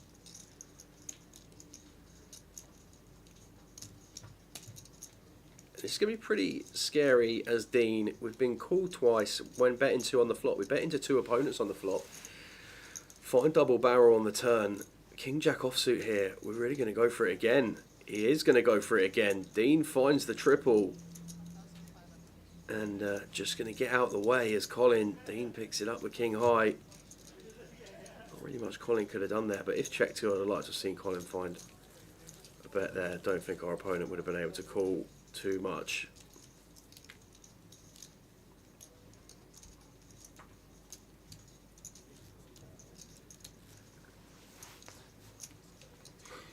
So proceedings ticking along nicely at the Vic.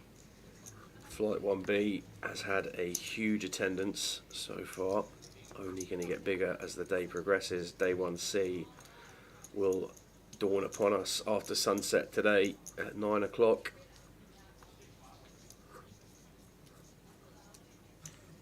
But while the sun is in the sky at the moment over London, almost 290k in the prize pool in the main event.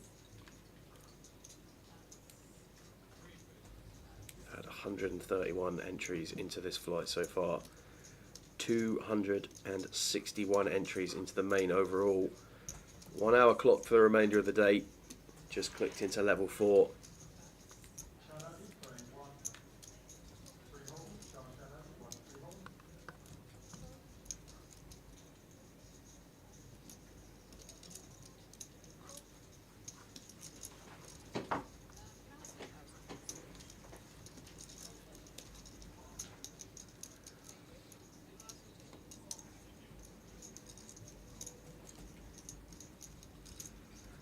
So we've got Lucas raise hijack here, Jack Deuce of clubs.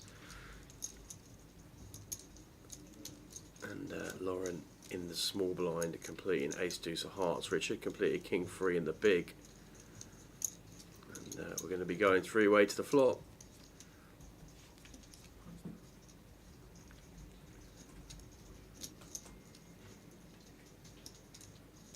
Ace, Queen 8, rainbow.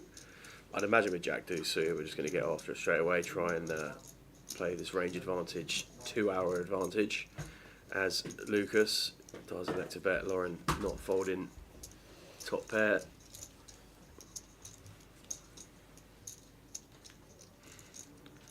Well, 6 of clubs on the turn, and this is going to be one that we're going to find a double barrel on, as Lucas just jack high, pick up additional equity here.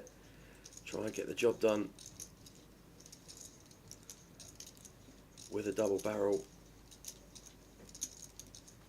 I see size up here, somewhere close to 3/4 pot, 80% pot, something like 3,500. Wow, it just goes for 5k, 3,000, 75% pot, and starting to be a tough spot for Lauren already here on this turn.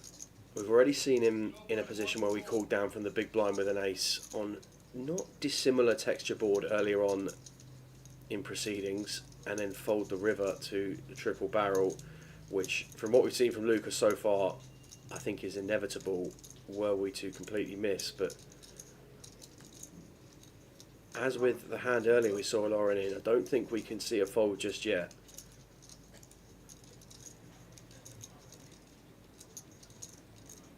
The problem is, if we call here and then are facing a similar spot on the river, what's the plan for the river? Here goes. Tyler. Got food if you want. Oh, legend. That's 50 quid now. 20.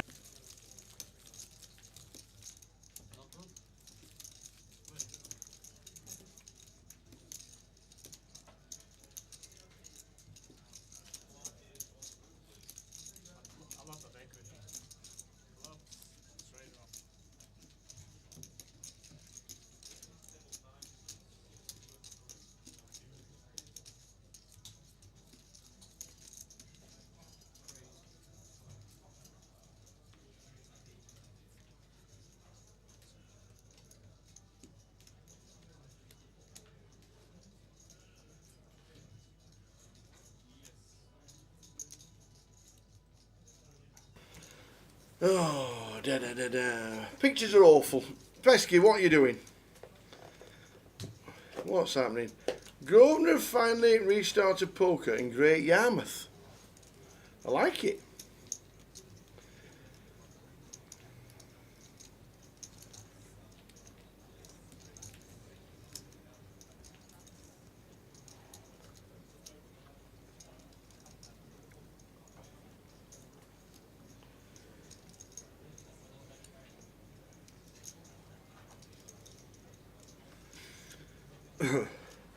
I'm not sure what it's like on Face It, Pesky, but on YouTube we're encouraging players to type into the HD section on YouTube and also the 1080 on Twitch, and the pictures are absolutely pristine. I'm not too sure about Face It, my friend.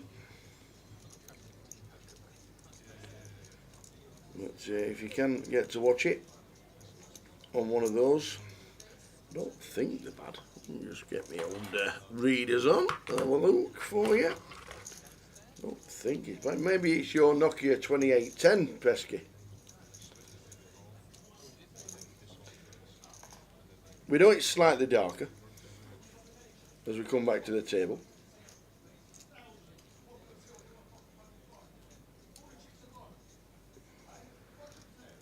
Ace, King. Oh.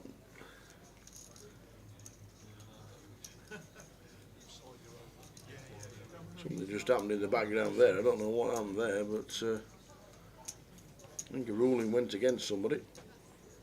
And he stood up and started being a bit rude. Back to the action.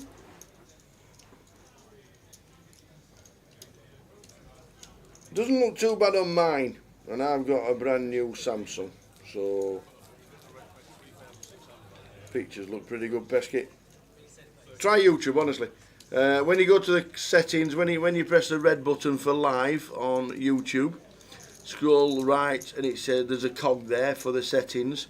Most times your settings are only set to 360. Well, that's 1978.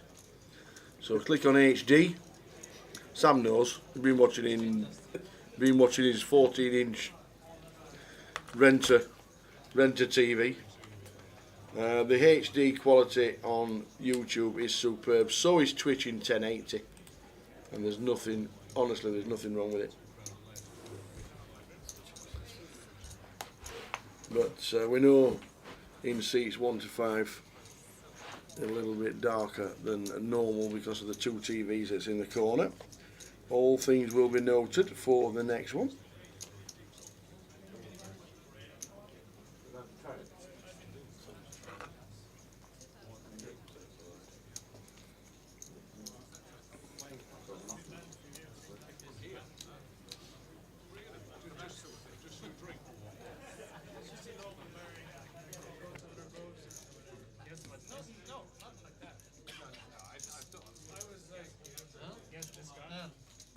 Radio rentals or rumbelows. Remember rumbelows, Richie? Remember rumbelows when they put the television in and you got a...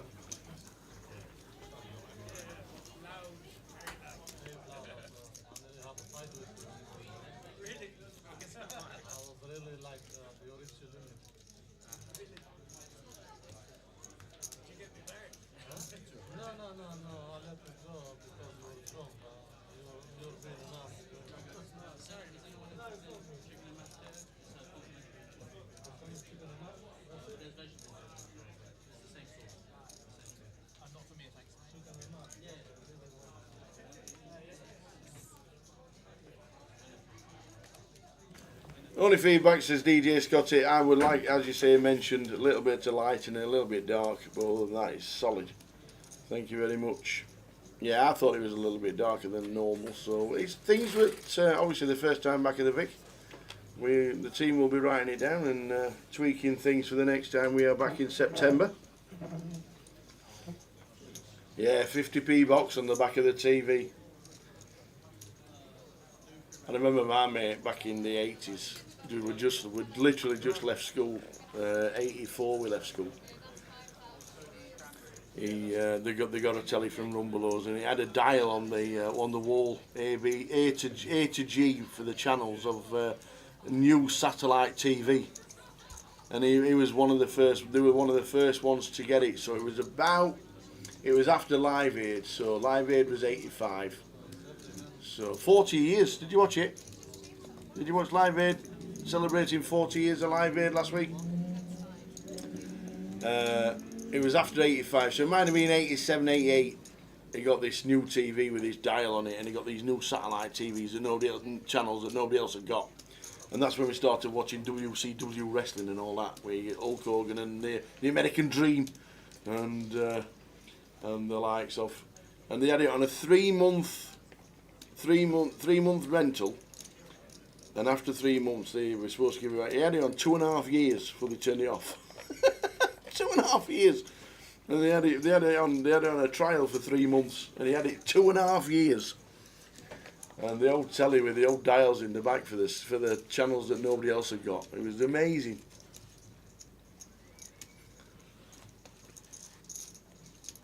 We were around his on a Sunday night watching the wrestling.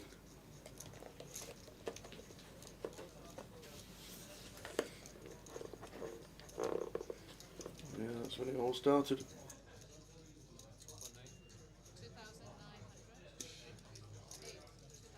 Lauren Bocce on the table against Dean Clay. Dean flopping top.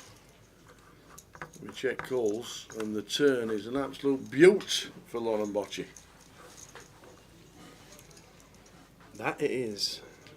Deuce of diamonds, the best deuce of all the deuces for him in this instance. And he doesn't have the fourth heart on board as well.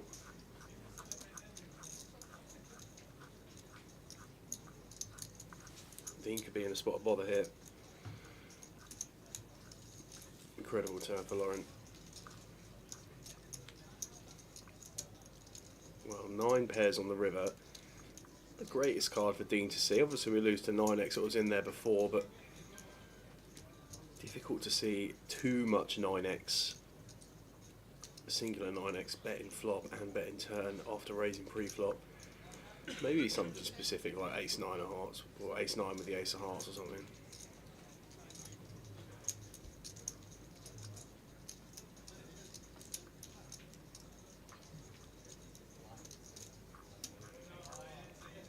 As played, Lauren almost certainly going to find a bet. And I think it wouldn't even be opposed to seeing just overbet here. Just really trying to identify what elements of Dean's range can call bigger sizing bets here. King Queen without a heart seems like a pretty good one, but it's going to go on the smaller side.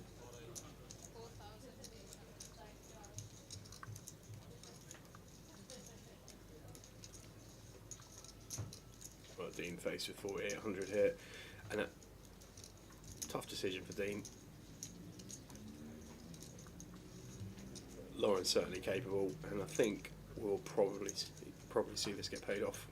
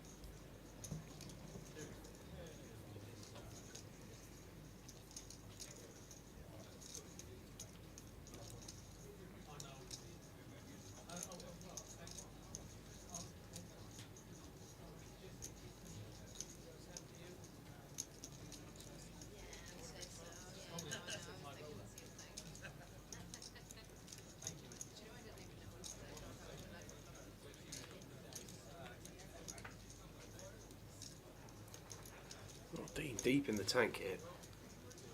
Doesn't look comfortable about it at all. Just asking the dealer to confirm the value of the bet. It's one of those where we really got a bluff catcher at this stage as Dean, but I think we can credibly discount a lot of 9x from the range. When we do that, it's essentially going to be single heart combos that are forming bluffs or value. Don't think he's going to expect to see deuces in here. He does decide to call. Gets shown the full house, and it's going to be good.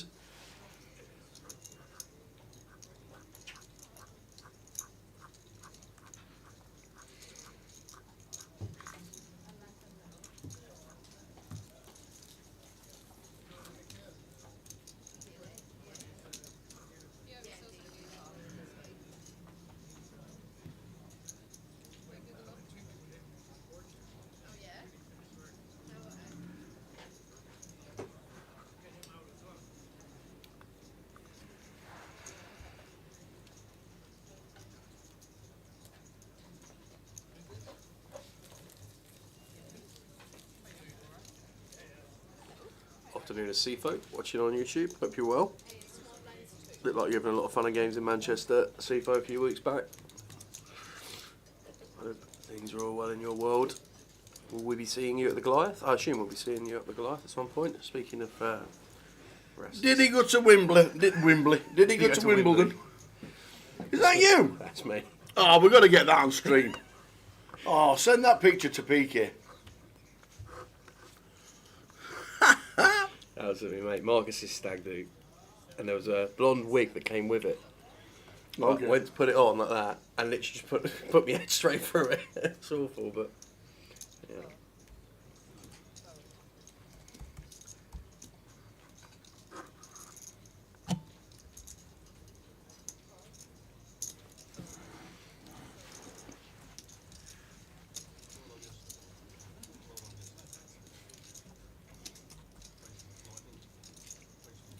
He was at Wimbledon. I don't actually know who won. I think I was on the flight home. For what? Wimbledon final. Sinner one. Sinner. Sinner, yeah, Sinner. Did he the world number one? Yeah. Who But got, absolute. who got done well, for drugs? Yes, yeah, that's correct. Right. We've got a hand here on the feature where Near screen for Ricky. yeah, Lucas open proceedings here, but we're going to be seeing 5 here for sure. Lauren Bocci. Yeah, Lauren Bocci with Moves the down the Cowboys. Kings.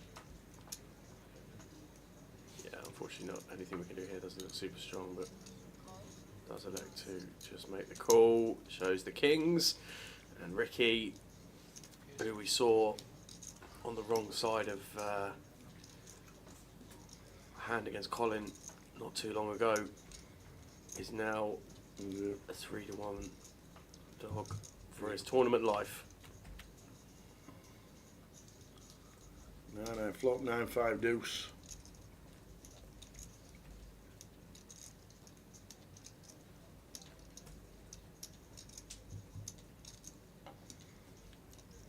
Well, that'll do it. That'll do it. Dead on the turn. Yep.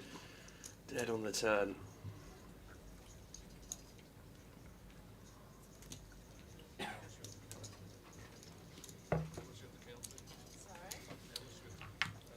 Oh, but don't lie, Sifa. You get about a bit, don't you, mate? It was in Zagreb. Came back to the UK in Stansted. 3-hour wait to get to London. There you are. Tell you what was class this year. Go on. Terminal 2 Manchester Airport. Yeah. First time I've ever been there.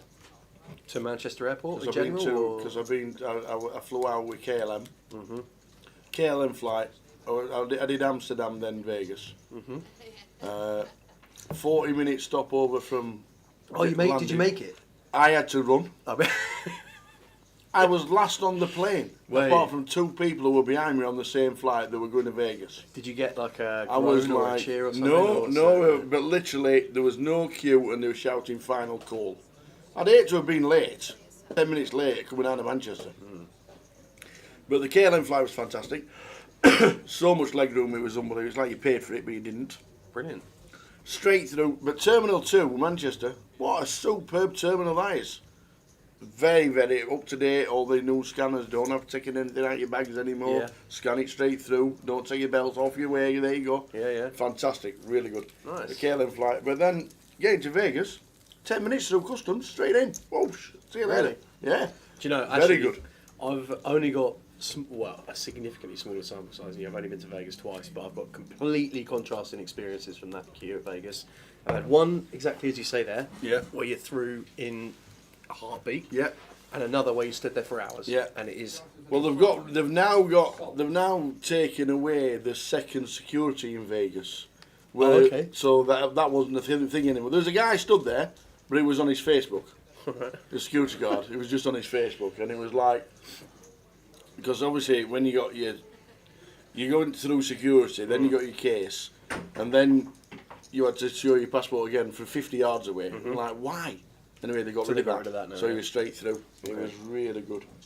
Yeah. So it did help that I think we were the only flight that had landed at that time, so there was nobody in the queue. So, how do you enjoy Vegas, Pesky? Saw you once in Planet Hollywood. Hope you had a good trip. It's amazing how many people you know that are there but you don't see. Amazing. Probably just need your Esther, right? You need to... Your Esther you need, which has got to be that's live for 2 years. You only need a visa you only need to fill in a visa if you're staying for 30 days or more, and it literally is just a fill-in form that takes 1 minute to do. You need an Esther which is connected to your passport, so you don't even need to download paper anymore. Yeah. And take a printer and anything like that. It's just connected to your passport. They send you through and off you go. Steve Burgess has got his Goliath ticket from his casino in Great Yarmouth. Brilliant. Well done, Steve. Like Look it. forward to seeing you there.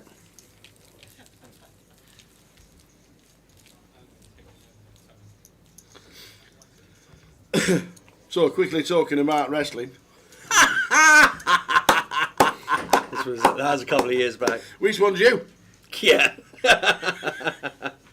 So I had a That's blonde wig that came with a moustache for this, but I went to put it on and put my head straight for it.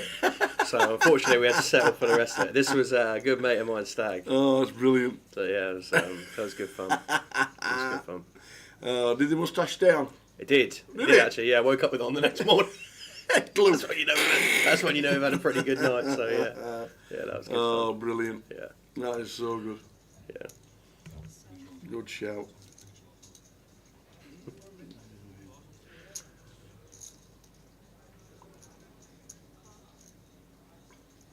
You said nobody's in Vegas at C4. You're not right, but you're on the fifth month on the trot, footfall is down from Really? from last year.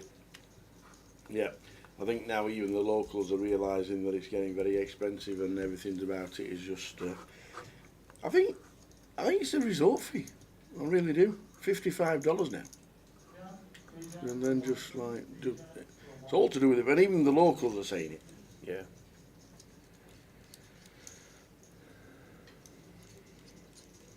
Well, could see a bit of a pot here. Dean opening the ace-8, Lucas defending or electing to peel on the bottom with the jack-8 of diamonds. And 8-7-7. Dean checking over. I wonder if we see Dean getting here with the check raise. It looks like it. Or is that just a call? Oh no, it's just a call. Just forms 3 chips in to an announced raise from Lucas. Undercard will be fun. Well, I'm going to carve this one up tower. 7 of spades on the turn. Both players upgrading to a boat. They were really good. They did it ever so quickly and then they checked up after the street.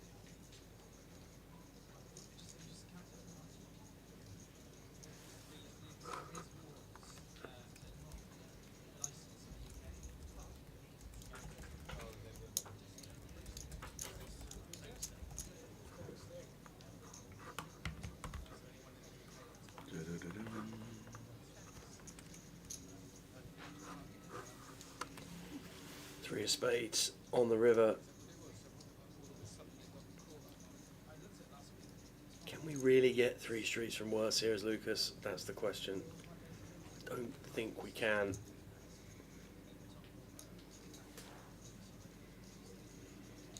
Is ace high really going to call 3 times?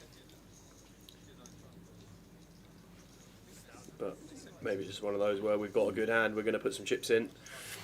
That's 2,000. Just a call. There we go, chop up. Technician says he found the info. Is this something regarding the Esther?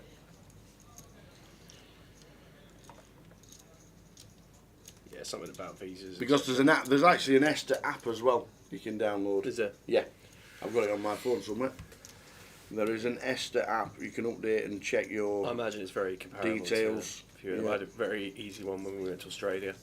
The same concept as an Nesta for going to Australia. Yeah. Apply for that through the app as well. I don't know. I'd say I had it. I thought I had it on my phone. Well, there is an Esther app. Don't be duped into paying for somebody to fill in your Esther. It takes about a minute to do it.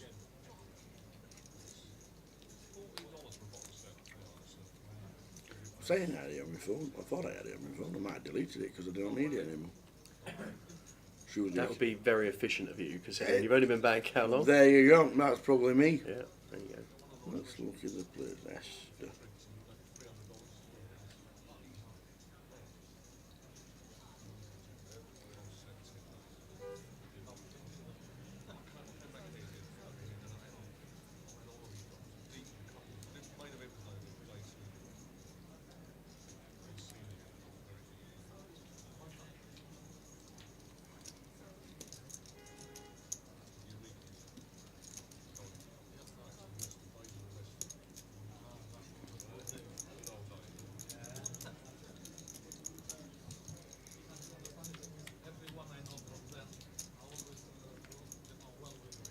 King 6-4 rainbow for a blind on blind, where Jerome just completed from the small and Lauren checked, and this one we've gone bet call on the flop.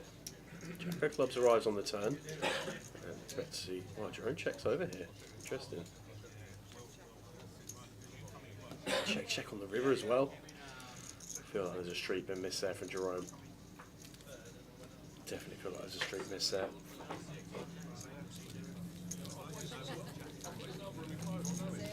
What's the fee for an Esther nowadays? $21. $21. Yeah.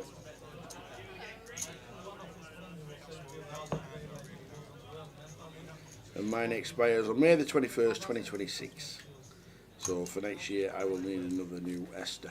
Gotcha. But it's an app. It's $21 now.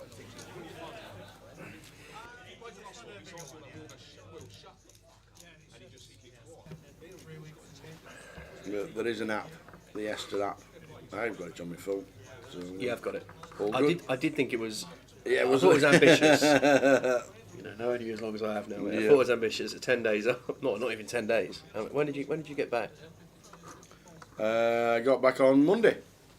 Got back on Monday. And I was here Wednesday. Mate, I'd say 20 to 1 shot that you deleted that before the festival started, 100%.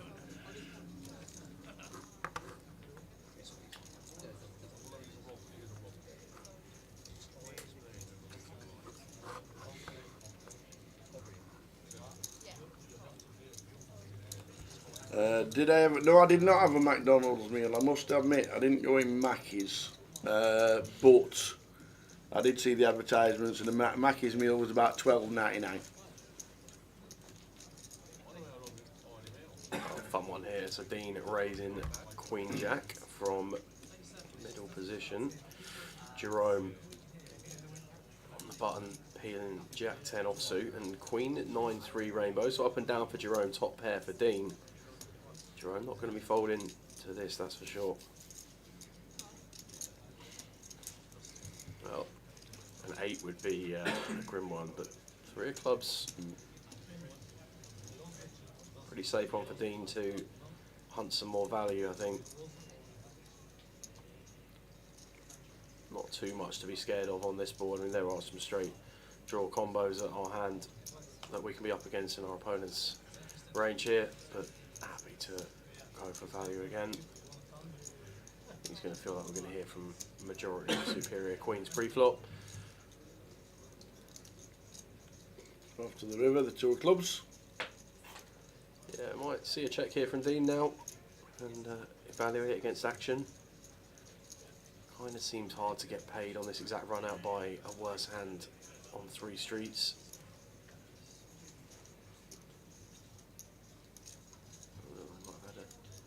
Just goes for it. Dean clear it. There we go. Yeah, about a tenner for Mackey's. I think it was $12.99, I think it was. It's probably not far off a tenner for a Mackey's in the UK now. Exactly. Probably more. One thing that was ridiculous was the Starbucks. See, I don't use Starbucks in the UK. Right. I don't use many coffee outlets in the Yeah. UK. But they do a filtered coffee. Okay. So you can just have a black coffee, Yeah, yeah. leave room for cream, Yep. $6. No. Yeah? $6. $6 for a big one, right? For the coffee. If you want a Brazilian roast, latte macchiato with a bit of almond milk and a little bit of thingy, $17. No Yeah, way. honestly, ridiculous. $17. Honestly, the most expensive coffee I saw on a Mackey's was $17. On a Starbucks was $17. What on earth? Yep. What on earth? But the filter coffee in the morning, big, large, like filter coffee, bit of cream in it, $6. Dreams. Yeah. Wow, that is incredible. I could actually do with you getting on the phone to Leanne actually, just because I get it in the ear a bit for spending too much on coffee. Right. It's probably my it's probably my toxic trait is buying too much takeaway coffee. Yeah. Jay and Mikey, they have 3 every day. Yeah, but I would defend myself that I don't do like the Deliveroo stuff because Deliveroo is just it's wild. You're basically just paying a fee for the sake of paying a fee on that, really. But for example, so where we work, we've got Pret and one of the 3,500 Neros in the UK that are down there. And we've got one of them, and we probably end up there. We're probably there for at least one a day. Over the course of a week, it's probably one a day. Which, when you work it out, is still too much money to be spending on takeaway coffee. Like 20 quid a week on coffee. It's just like.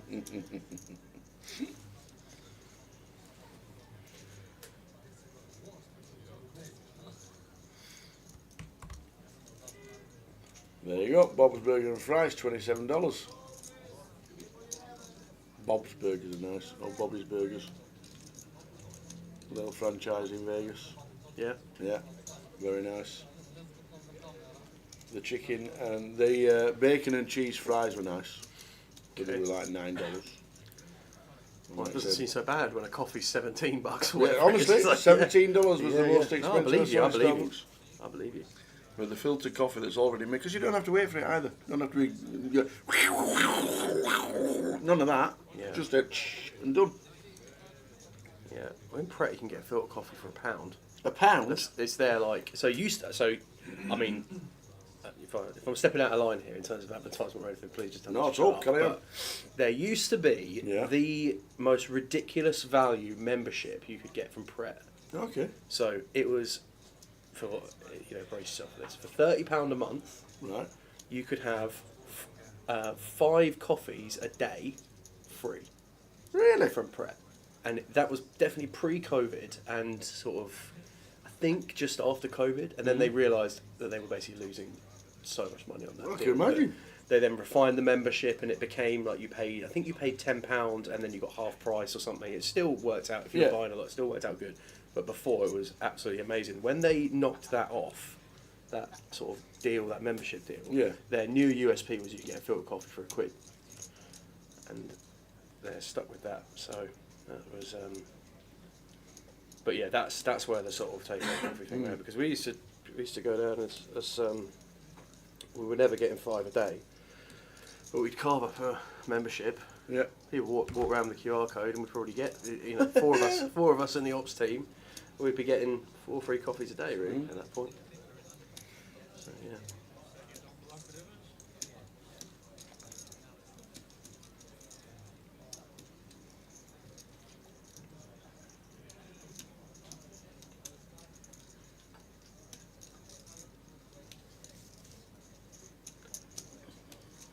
Yeah, as we see Lucas just dropping the 7s off there as Connor turned us straight. Richie points out that they are free in Grosvenor Casinos coffee. That is true. Always tip your valets. Always tip your valets, and be mindful that certain coffee machines may provide better quality of coffee than others. yes. For example, in Reading, where the infrequently used coffee machine by the slot machines is by far the best coffee machine in the building. We have a coffee hack in Reading. We do. The first time I met dealer Nixon was at Goliath. Yeah. And we're both sat there in the morning. So you know the breakfast buffet setup thing. Yeah. So I had a table here, and I got there before my mates had got there, and Nixon was on the table the other side, looking my way, and we both did exactly the same thing at the same time. Took a sip from coffee, looked at each other, and just went. This is not Reading. It wasn't my Reading machine. But no, it's it is right. It is free in Grosvenor's. Play on Grosvenor.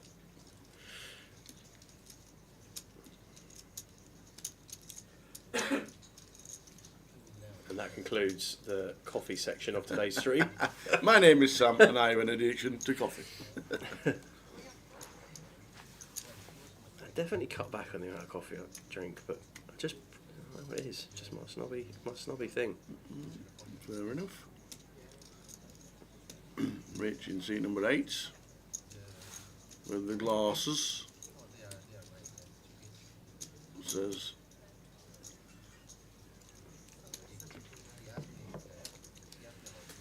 most of it. I can't be that addicted because I thought there was as many caffeineras as there are McDonald's at one point. So he butchered one of many Towers Think questions over the last 9 months. Numbers today really good. Yet again in the Vic, over nearly £300,000 in the prize pool already. 141 runners.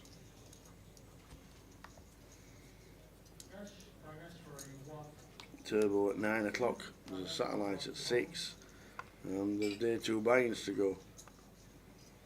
Could get up to nearly 400,000 this one. Yeah, there were four seats, one in the early cash out satellite, Excellent. and Sergio got £125 cash prize. What was the entry? 125. Got his money back. Got his money back. Yeah, Sean Maguire, Kuching, Rajiv Sakaria, and a GDPR got a seat in the early cash out Sati.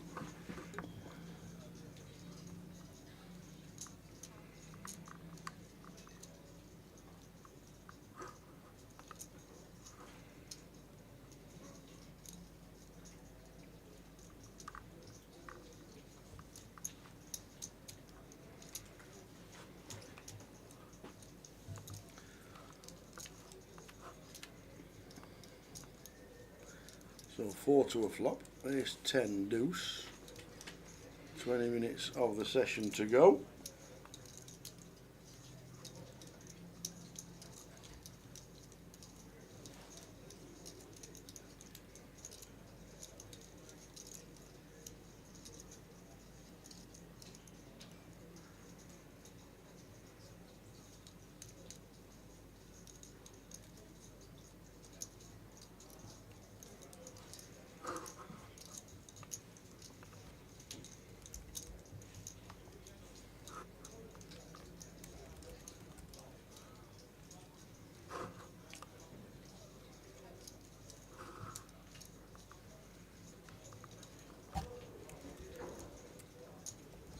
You guys good with the rubbish, or is there someone to take it already? We're all good, thank you very much. all good, PK took it, just an empty cup, thank you very much indeed. Thanks, Ben. Anything else, guys?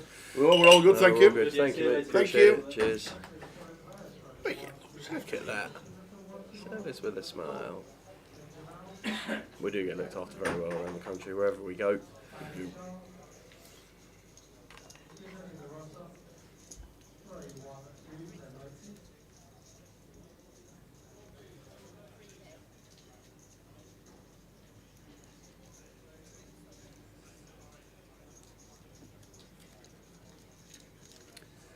So Lauren Bocci, chip leader at the feature table. Won that big pot early with the kings against Ricky's ace queen.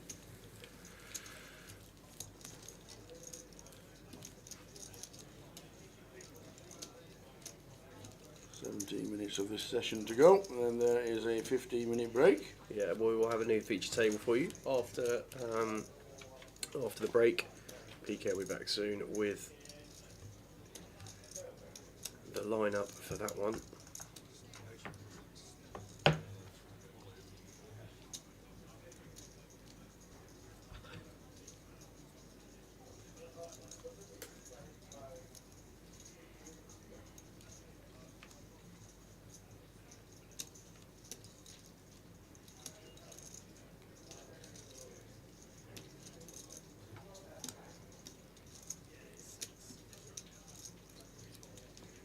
Calling with the fours, going to open to 600. Lauren makes the call. Julio out the way on the button. Ronnie going to be out of the way in the big blind. Is he? Oh no, going to complete the 9-5 offsuit. As you do. Well, let's test the theory, shall we, Mr. McAndrew? Once again. Fallen short, no set for fours. But Lauren taking the lead here, massive equity favourite on King 10 free rainbow.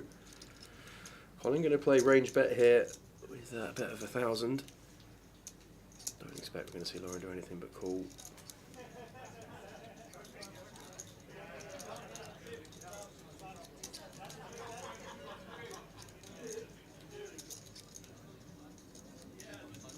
There we go. Just finds raise straight away.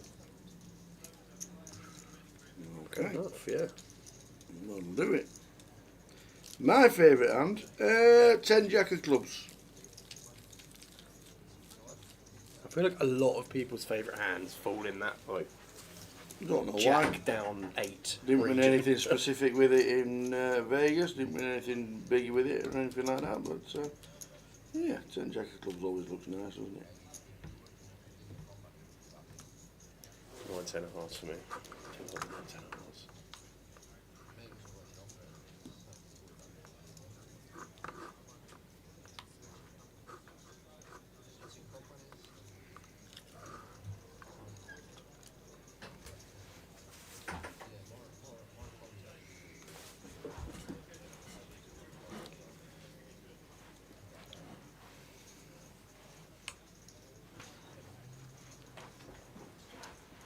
Dealer change on the feature after this hand. Right. Josh coming into proceedings, but before Julio has opened the ace-7 of hearts from the cut-off.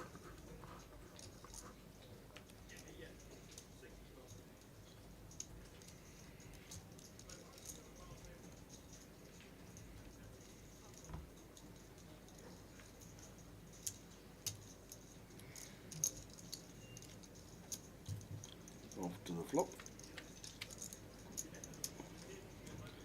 Queen high flop, 2 hearts.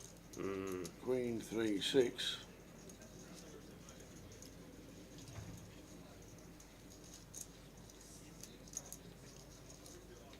Yeah, I wonder if this is one that Julio will see bet 100% of the time. I do quite like finding a check here on Queen Whoa. 6-3 exactly. Double I think flushy. Big blind going to have a lot of stone whiffs as well. Can just be ahead, but going to have some connectivity around the lower regions of this board that we can get bluffs out of on a later street. As it is, Lucas picks up the nut flush draw himself, so 1200 is the set price. Expect Julio just to play cool in position here.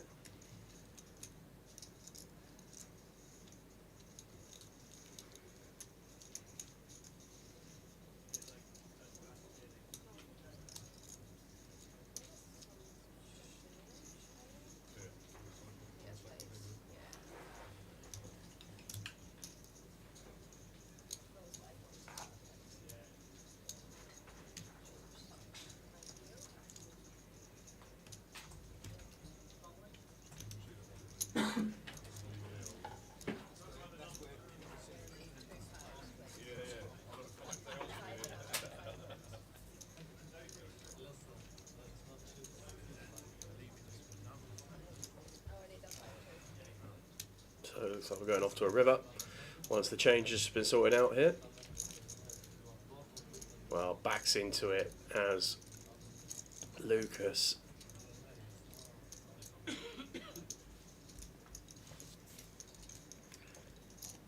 How do we get some money out of Julio this way?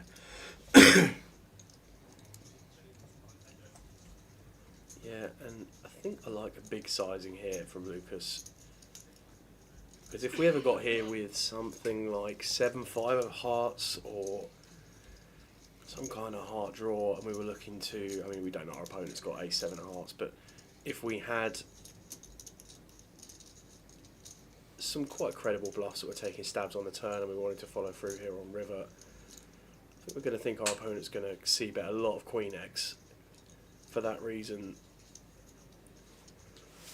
I think we're quite happy to be polar here, and Julio with a bit of a decision point here because the ace and the 7 of hearts are pretty good cards to have, as previously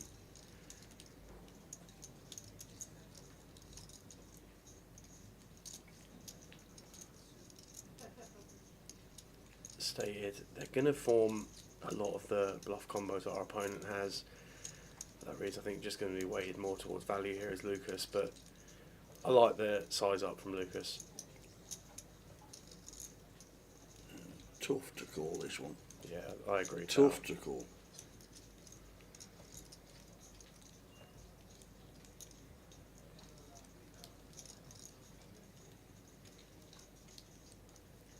We're essentially hoping our opponent has like 4-5 or 7-5 suited. Having the 7 of hearts is probably worse of those 2 cards we have in hand in terms of removal. Yeah, just going to let it go. Siren goes past, you know what that means? Time for a dealer change. Maybe that's what it is. They hear the siren and it's the dealer change.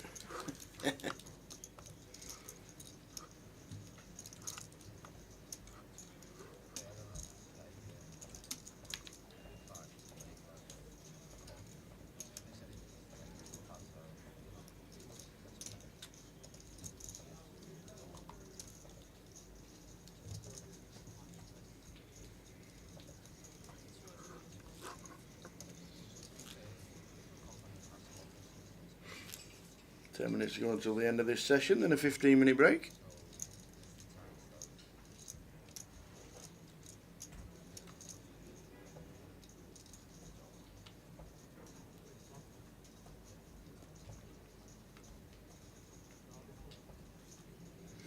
Do it over the S5 in the bin.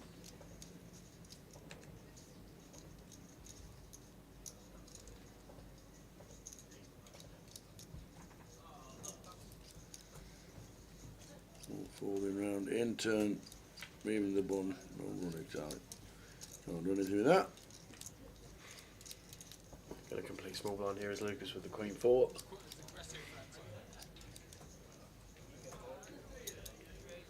Colin going to raise King 10 suited from the big. That's going to see Lucas out the way.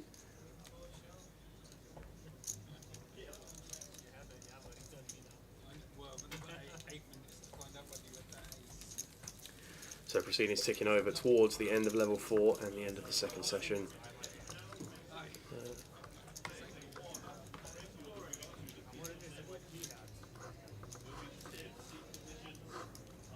Oh, the satellite's finished.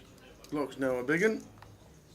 I'm just showing there, very close to £300,000 collected. 139 players today. 297k, what an effort to kick things back off at the VIG, still with an entire flight to go. Amazing stuff.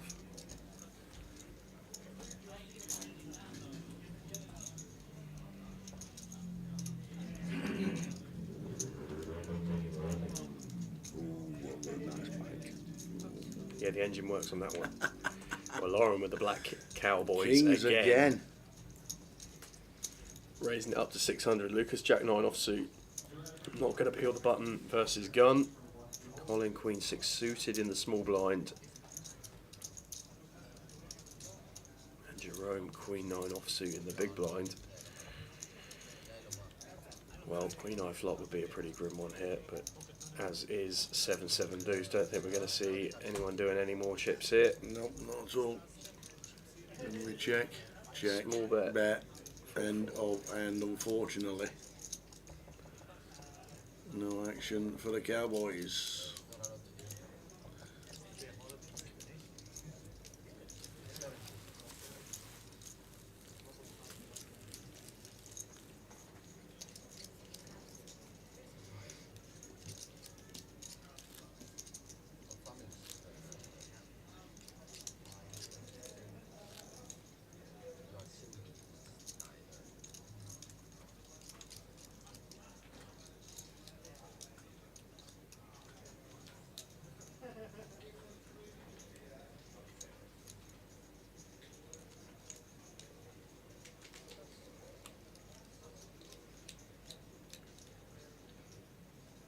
Connor out of the way of the A6. Haven't really seen Connor involved too much for a while now. He's had a pretty rough end of the distribution for the last 45 minutes or so. Dean out of the way as well. So Ronnie going to open things up here with the King 10. Colin going to peel Ace 4 of clubs on the button. And Lauren out the way in the big blind with the Queen Deuce, so heads up to the flop. Just been given the magic lineup for the next session, which we'll reveal shortly. The news.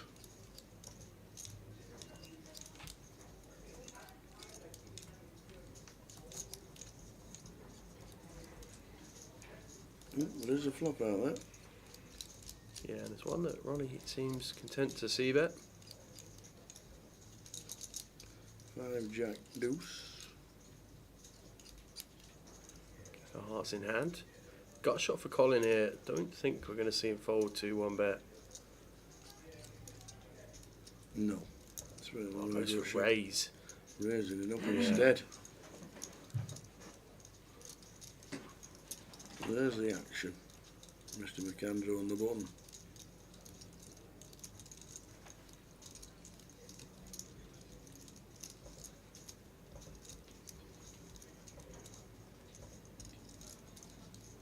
Going to work as well. Ronnie gets out the way. Like it. Colin's aggressive route pays dividends. And although he might not know he had the best hand at that point, but happy to take down the pot there and then. So in a couple of minutes' time, when we come back from the break, we are going to have Roddy McNeil in one. We saw Roddy in Edinburgh. We did indeed. On the live stream quite a bit. Yep. Mark Amber, Nathan Cohen, Jack McDermott, Felix McPete. Is that Felix McPete? Shun Hui. Jack McDermott as in Pie Face. No, I think Jack McDermott, the Jack McDermott we had on the live stream earlier, I think. Andreas and Magnus Norsted.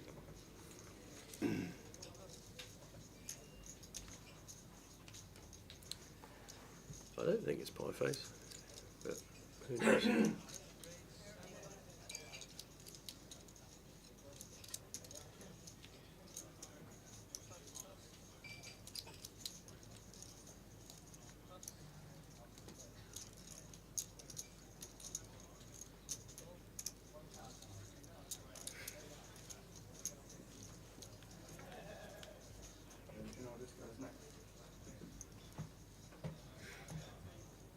So Rich in the big. With a 9 deuce flop. Lucas opens nearly any flop. Oh, he defend with the ace 3. Just a small bet.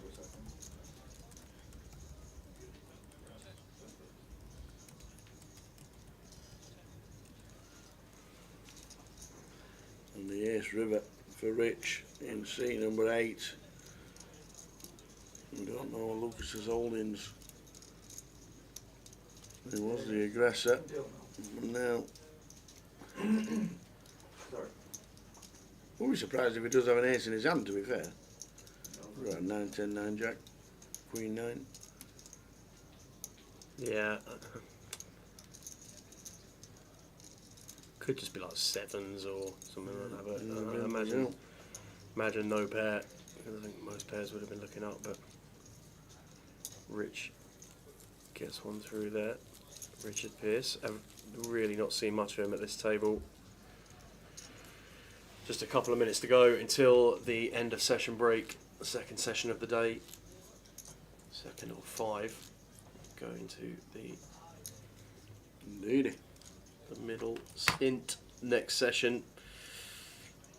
Players coming back to 200, 500, I think it is. 2-4, wasn't it?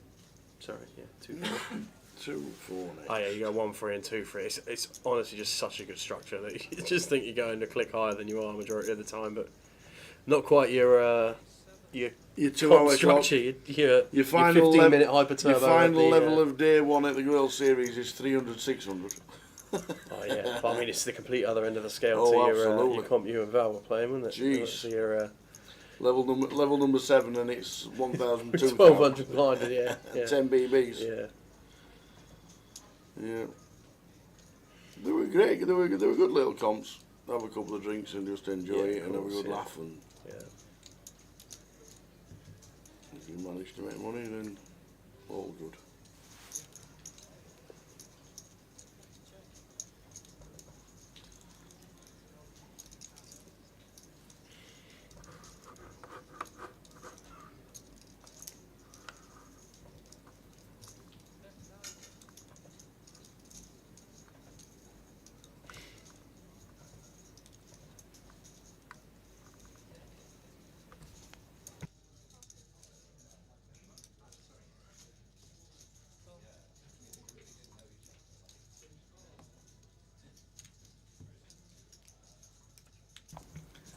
So 3 clubs turn.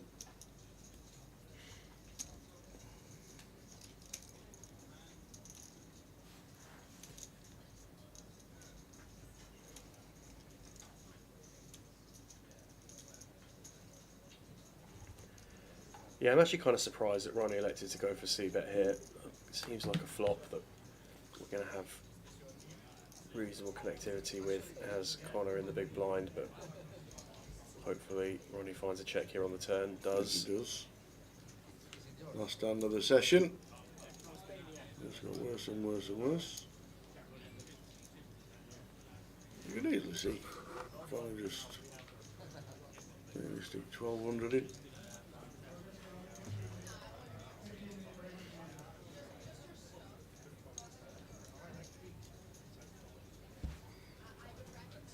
And a snap fall from Ronnie. So we will see you back here in 15 minutes with the next session. Enjoy the break. Back in 15.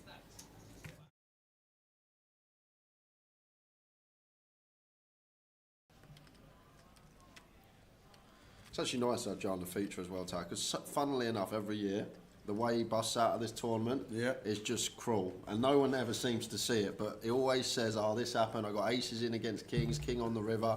I got queen 10 in against queen 9, 9 on the river. I flop quad sixes. He makes 5 of a kind on the river." Like, it's like every year, but no one ever sees it. So 5 of a kind on the river. So we're Look gonna. at this. Here we go. Look Let's at see if this. it does happen.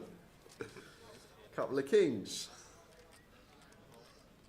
Making it 800.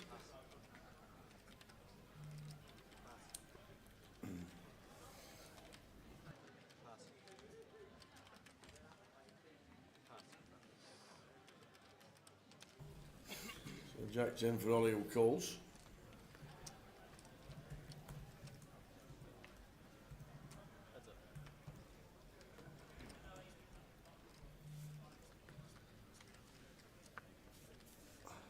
So 9-7 boosts. Imagine the AP. Oh, do you know what? I'd give it the biggest boom ever, Tav. If the 8 rolls off here, there will be a boom coming from the comms booth. I'll tell you that right now.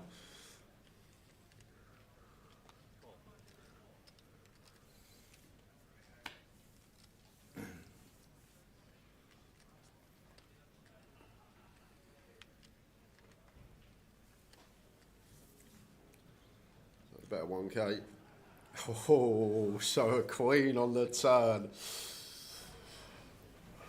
Can I root for the king of clubs? Is that allowed? Am I allowed to root for the king of clubs? Of course you can. At 1.9 into 4.3. Around 60%, just north of. Sorry, 40%. Put the king of clubs there, dealer, one time.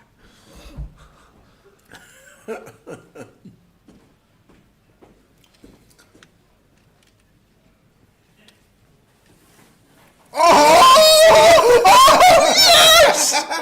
Yes! Come on! See you later, Saunders. What's that? 2 hands? Have you managed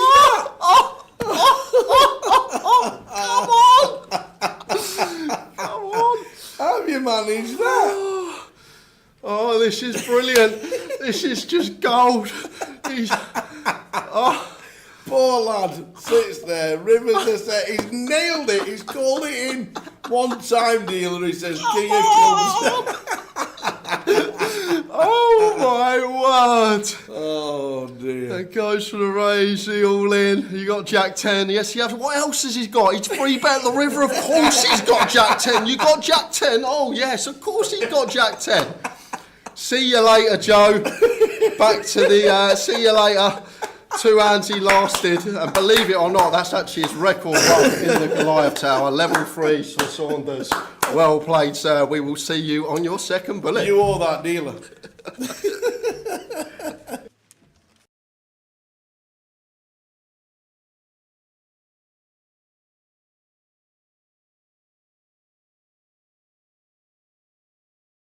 2024 and welcome to Goliath.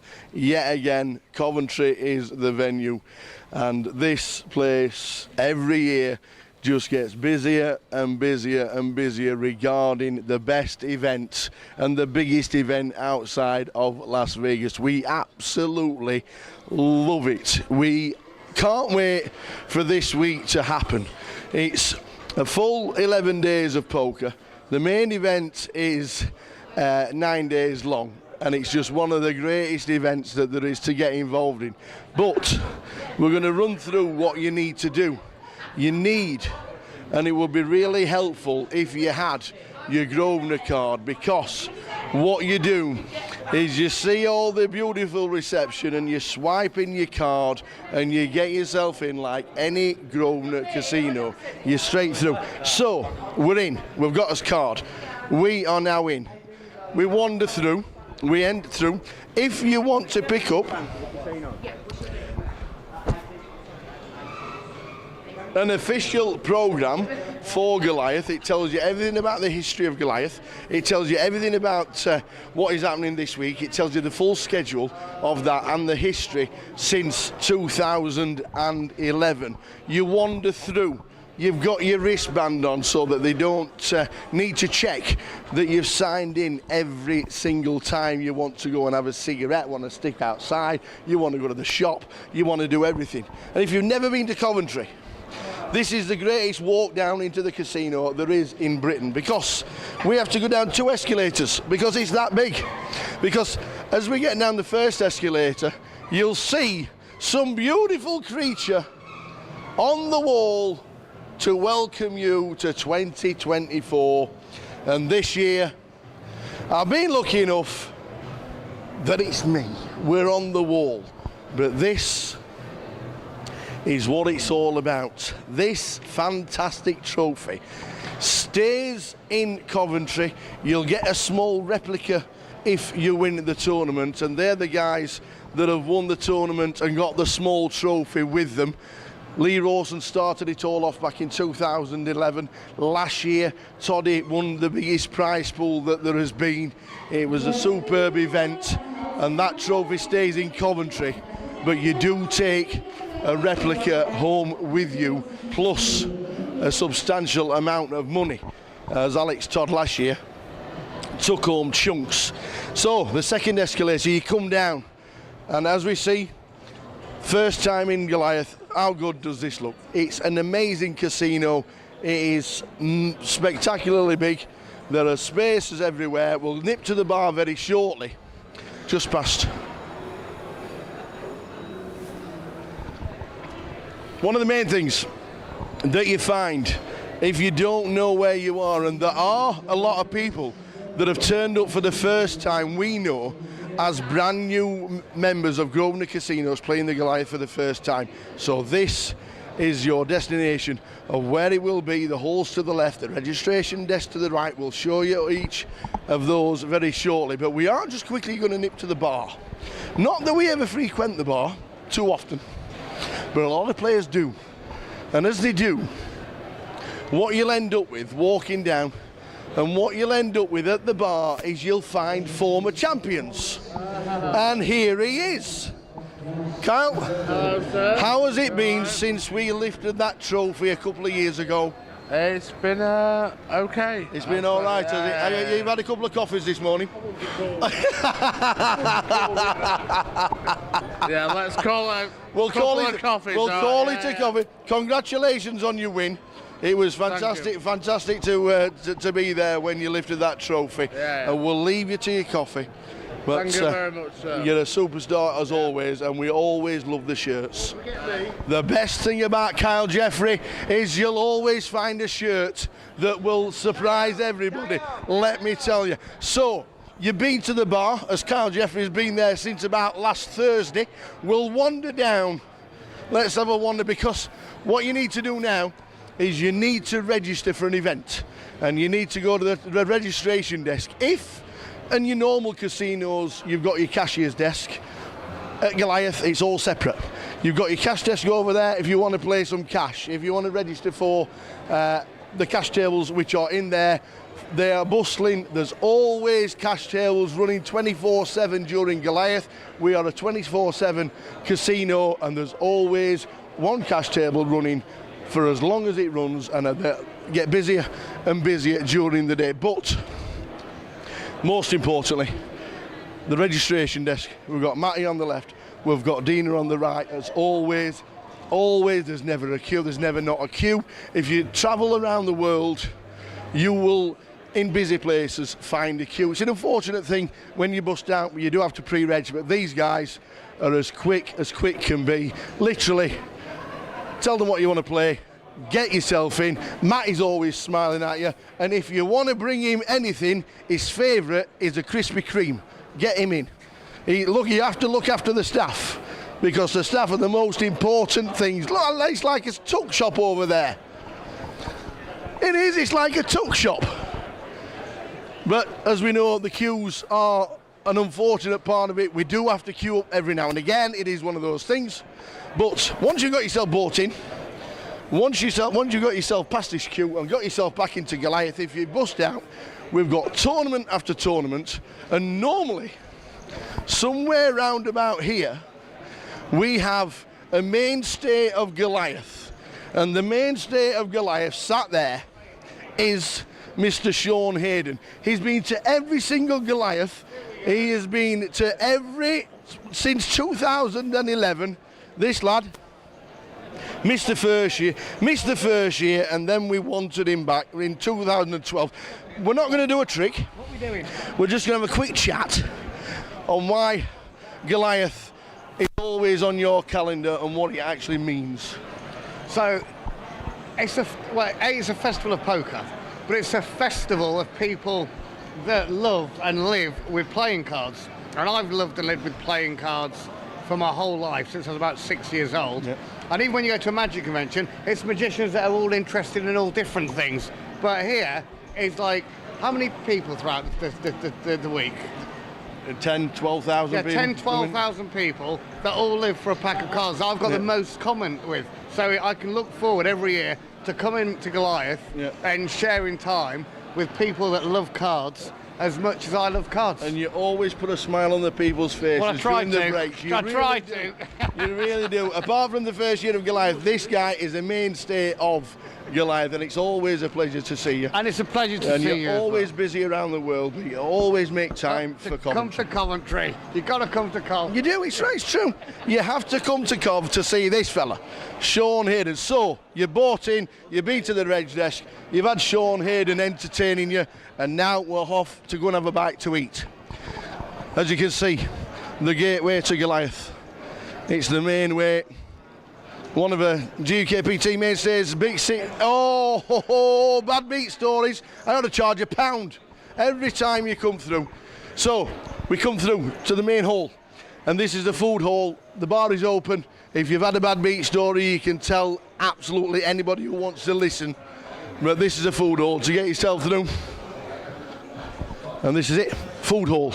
The food hall time, normally on a break, really busy. The guys doing the pizzas are always busy. The guys in the top doing the salads. The guys down there doing the nachos and the burgers. The bar, it is absolutely chock-a-block all the way through.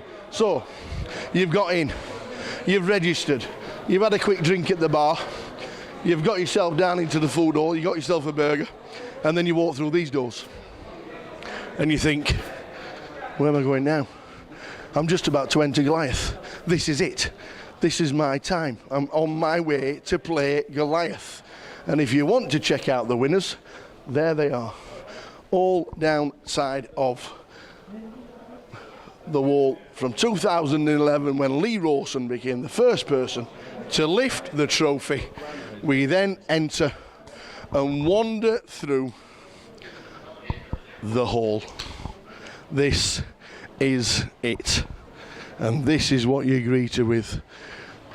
An array of 110 tables, all sat, all fully dealt. The dealers are amazing, the floor staff fantastic.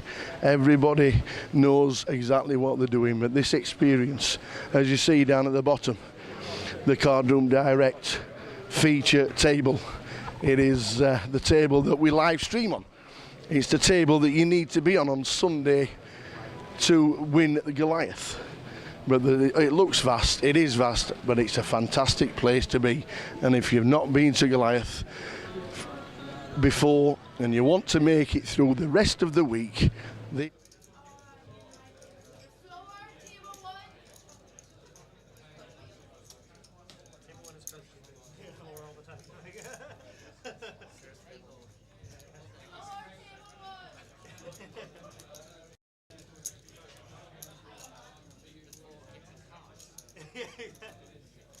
Let's do it again.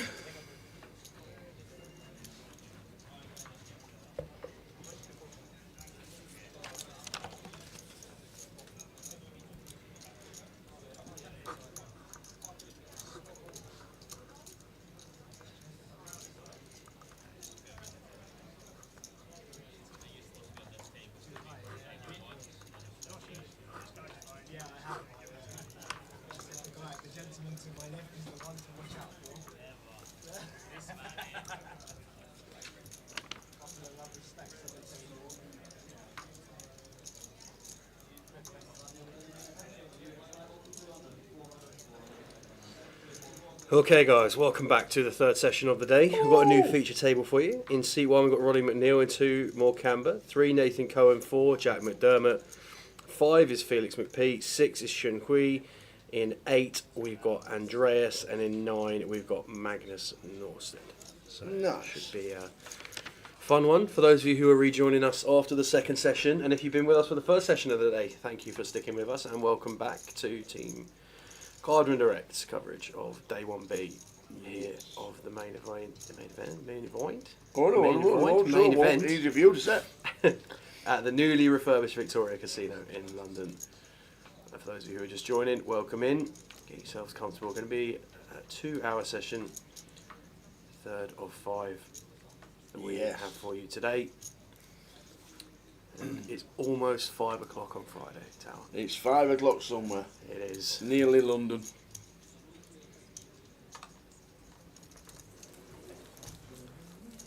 It's 5 o'clock somewhere. Oh, it's something tall and strong. Make it a hurricane before I get insane. It's only 12:30, but I don't care. It's 5 o'clock somewhere. Lovely. Thank Still you. can't believe Margaritaville is no longer in Vegas. Margaritaville, right on the strip, straight outside the link, big bar on the front. Just sit and watch the world go by. It's a great little bar to sit and just watch. It was just fantastic. Not there anymore.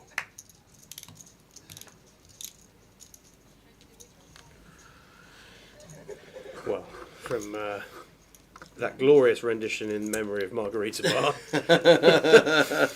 to more pressing matters of Flight 1B and of the main event in general so far today. And what a day it's been so far for the £250,000 guaranteed main event here at the Vic. £250,000 seems a long time ago. Yep. Currently looking at between 300 and 310k collected so far. With the remainder of this flight, buy-ins all the way through. Is it? Yep. Do day 2 buy-in? Yep.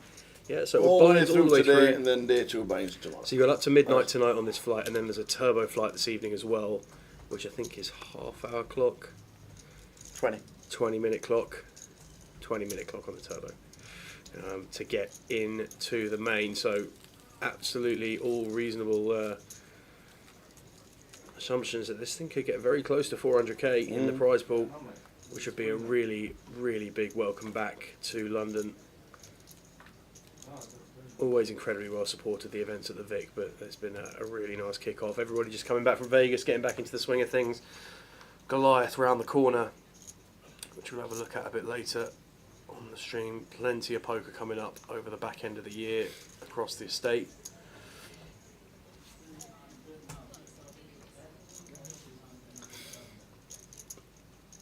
Giant Iron Sword in the bin. Okay. Yeah, where were we? That were from Gun. Yeah, I mean, I'm not sure on the depth we're dealing with, but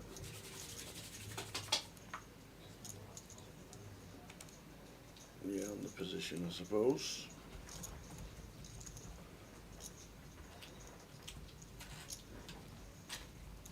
Unlucky. Afternoon, Stuart. Unlucky on the run in the World Series. And well played, thank you very much.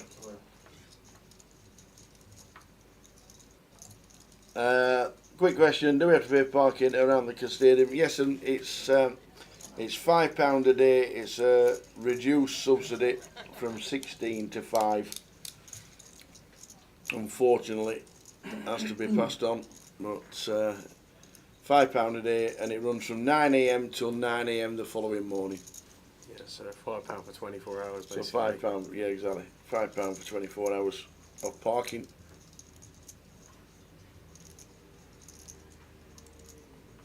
If we get information on what you have to do with your car, I shall pass it on.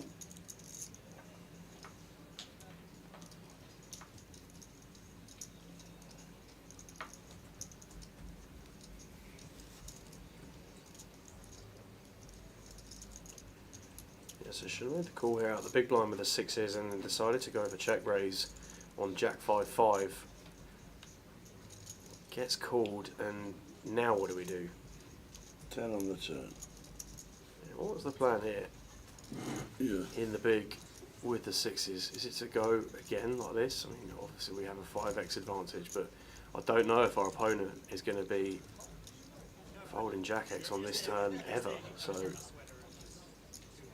ambitious line here from Shen.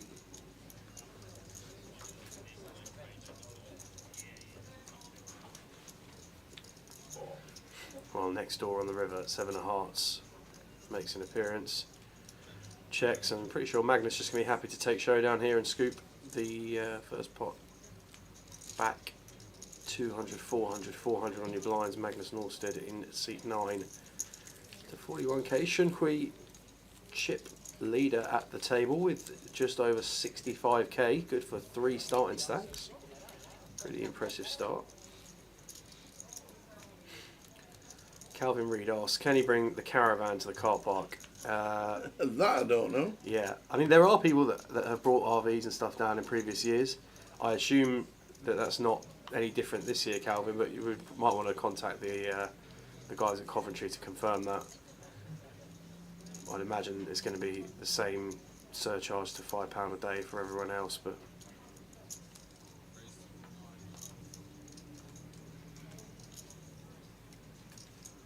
probably recommend just contacting. I know some people did stop in camper vans last year, didn't they? Yeah. The old RVs. Yeah.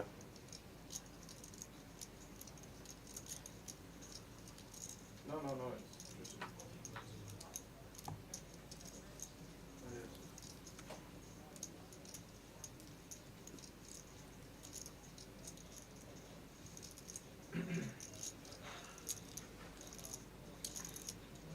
Oh, Moore here has found the jacks.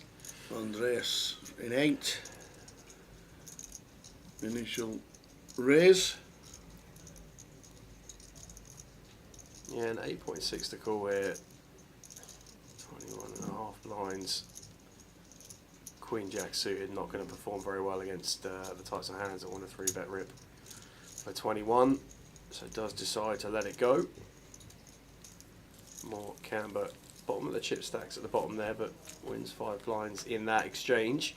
Chip distribution on screen for you. We saw quite a bit of Roddy McNeil when we were in Edinburgh across our streams up there. I think we saw him in the mini main, the high roller and the main. I think Yep. was definitely Right. definitely getting involved. Final table with the high roller, if memory serves correct. We've already seen Jack on the feature so far today. Had some pretty fun lines for us in the opening session.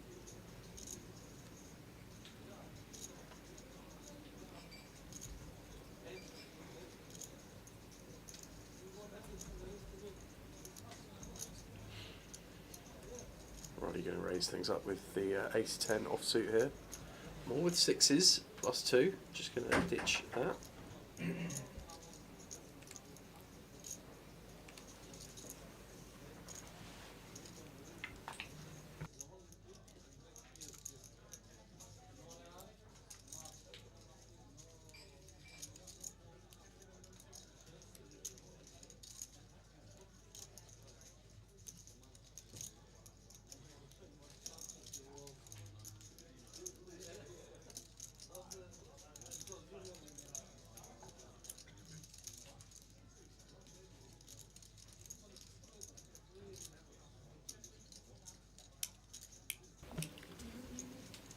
So Roddy raising to 9 with ace 10. Call from. Yeah, from oh dear. Any help with the pronunciation of seat 7? Much appreciated. I think it's C. I think it's like The letter? C. No, like how can I pronounce this? You know, like the seaside. Yeah. It's like a C, but with a T, like a C. I think that's it. To see. Kind of, yeah. C. Yeah. Okay. I know. I might be very wrong, but Yes. let's find out. You could be.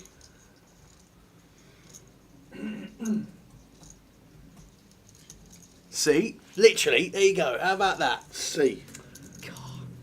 Z. There you go. Nailed. Well done, you. Thanks. Completed my Friday now from nailing that pronunciation. C. Alright, Roddy with ace 10 here. Andreas just calling big blind here with ace jack and is massively under rep.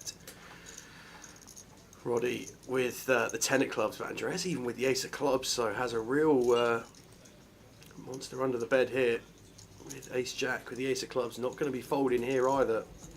Looks like Roddy opting to size up on the turn.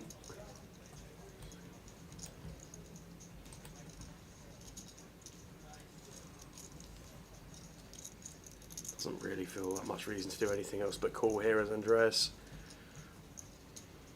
Going to have the best hand some of the time, and the times when we don't, at this point in time, we're going to be dominated quite often with kicker issues. So, seems reasonable to play cool and evaluate the river.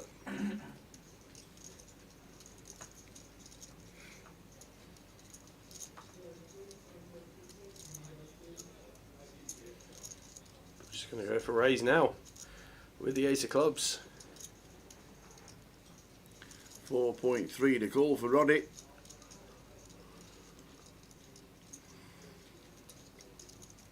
Bit of a predicament. 10 of clubs, obviously playing. I think he's going to... Hard not to call.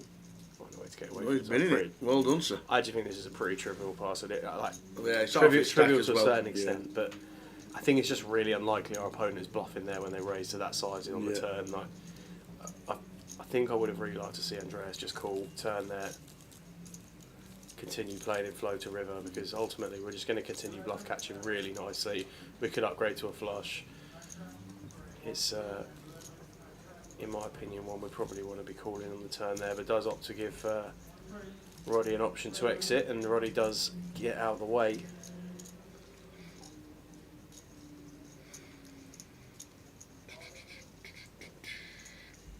I've just won the Goliath main event ticket through your recent Facebook comp. I've replied to the comment and sent a message to the page. Thank you very much. It is much appreciated, from James Cooper. Go on then, James. Well done, James. See you at Goliath.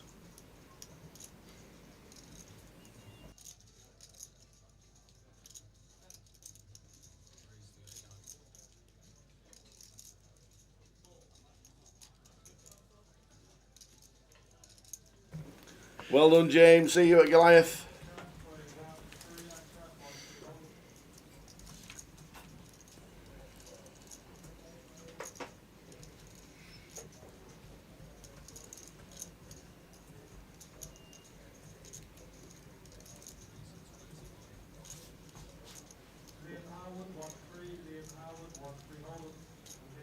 Sean, 3 bets to 2.5 with the boots after initial race from 1 from Mo Camber.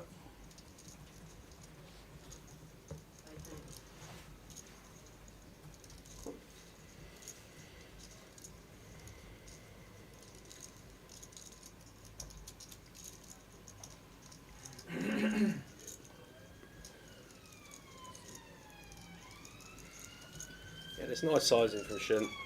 Change the dealer. Quite, yeah. Yeah. Change your dealer or change your level, one of the two. But yeah, I think this is nice sizing, just around the 3x mark. No real need to go any bigger. Going to have absolutely everybody dominated with wants to put VPIP. This 3-bet.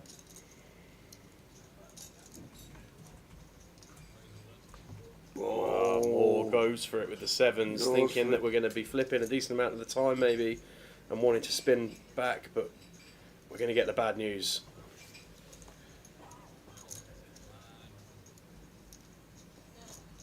Sevens. Can we get lucky? Well, you know what they say, it's always coming. We're going to find out if it truly is. Maybe they're not fours. No, but In it your always comes eyes. 7. No, listen. We may have got a little overexcited about the 4s, but let's see 5 and start Try with and 3. get out of this one. Yeah, that's going to be That is going to be a less than 1% job. Yep. Dead on the turn. Yeah. GG, 2 more.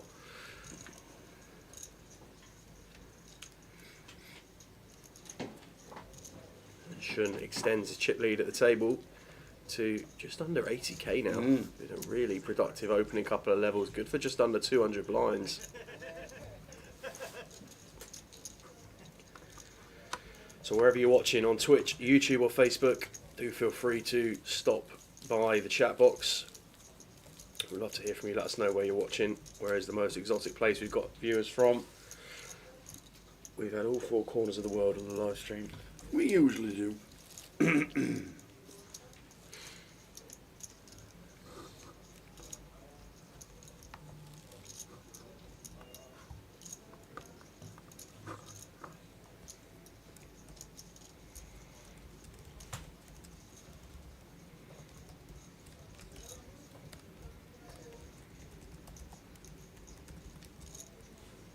Seat open, feature, seat 2.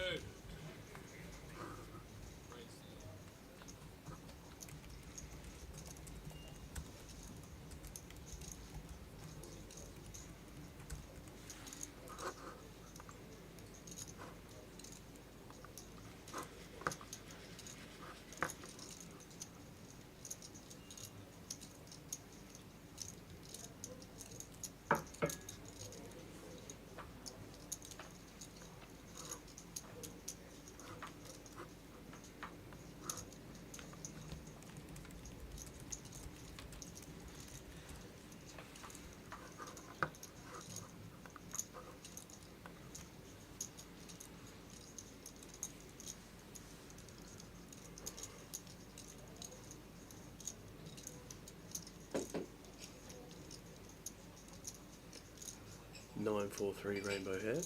As Nathan opened from gun with Queen 10 offsuit. Little wide, full ring, Queen 10 off. But Magnus just calling out of the small blind and folding to the aggression on the flop.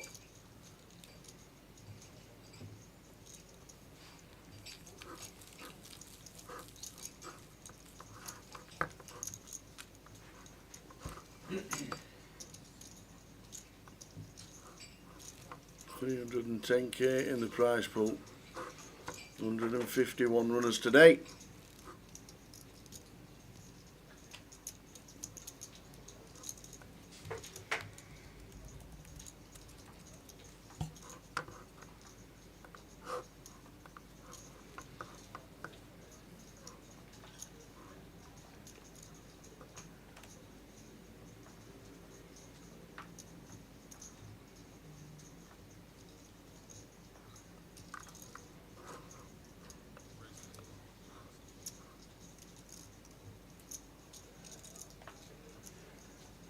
There is a satellite tonight for Goliath on Stars. There is. There's a £22 entry with 12 seats guaranteed. Love it.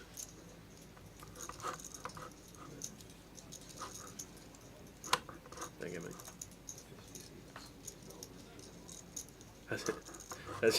We're just getting told that the 50-seat satellite on Sunday evening has over 100 registered already. Wow. That's going to be fun. That is going to be fun.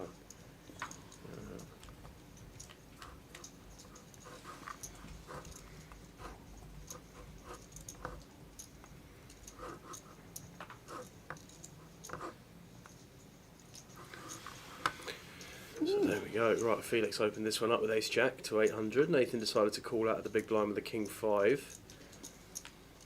Check on the flop.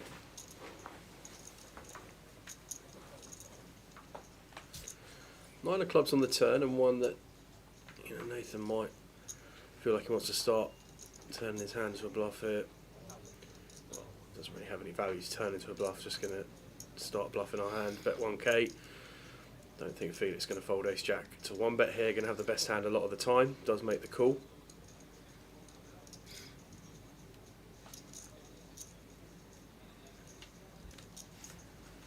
Queen of diamonds on the river. Probably not one Nathan wants to bluff this card. Going to have decent connectivity with Felix's Pre-flop range, decides to give it up, check, check. Felix going to win this one with ace high.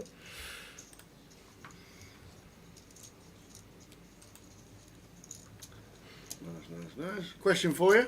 Go on. How many people have already registered for Goliath in total?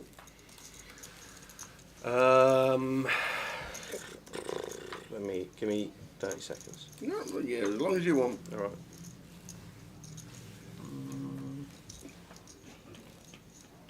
Well, I won't. It's Goliath next Thursday.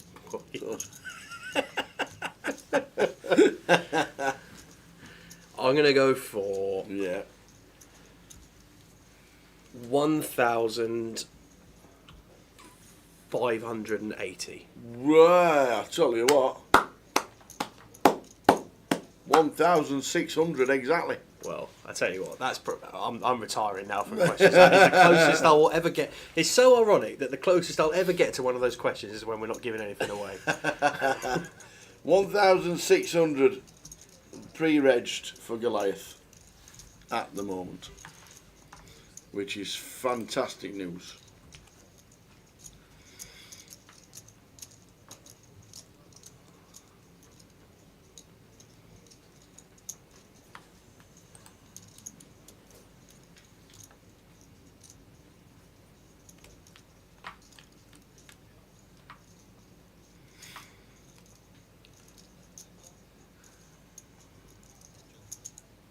Nathan raising up Jack 10 here, and from the small blind, Jack just deciding to call ace 9 from the big. Can certainly see some 3 betting here, blind on blind, but that's it, it's just decided to call and then checks behind on the flop as well. Jack getting really cheeky.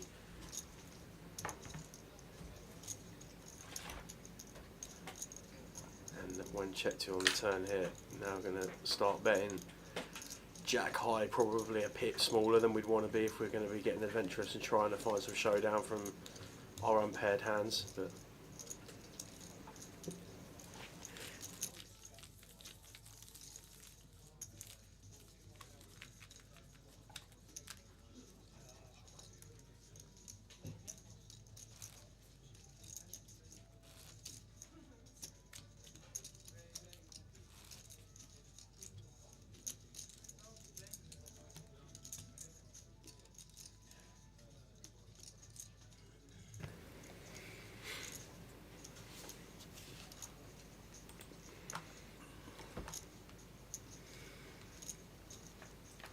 Yeah, so 1,600 pre-regged, already in for Goliath, already registered. Shows them the days they want to play it.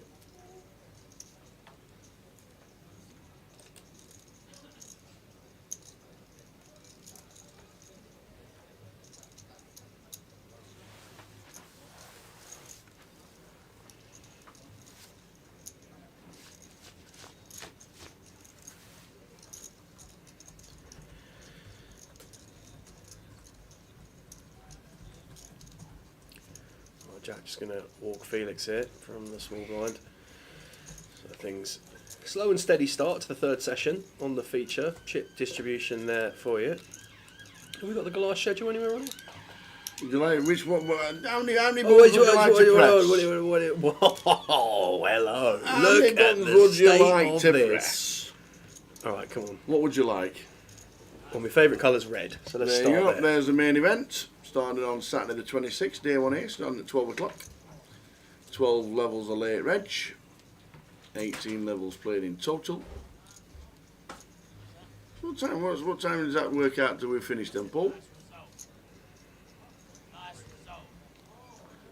18 levels, 18, 14, 14:30s is 7, yeah. so it's 7 hours plus breaks. And then 4:40s is what, 2 hours and 40 minutes? Half past midnight. Maybe about 1 minute. About 1. Yeah, what was that one, buddy? And at 11:30, finish at 1. Every day. Listen, so that help, you know. That's the Goliath. That's the main features of Goliath, the main day ones, where there's plenty going on. Divided. Obviously, we've got the GUKPT main event that's starting on Thursday in the club. Thursday in the club. It's still bonkers to me. That's a million guarantee. I mean, It's a great touch from Grosvenor putting that on. And that finishes on the Monday. So cracker. Million guarantee. Million guarantee. Yeah, Andres opened up the ace queen here from +1. Felix called king queen off in the small blind. Jack 10, 8 rainbow, and Felix up and down here. Board that's generally going to connect pretty well with the range of hands that Felix is going to peel from the small blind here, I would think. Felix agrees. Deciding to form a semi-bluff check raise here with the king queen.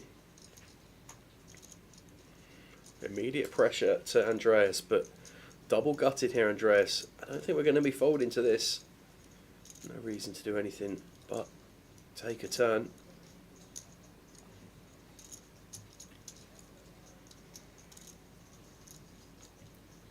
Nine here would be chaos. Instead, a 3 of clubs.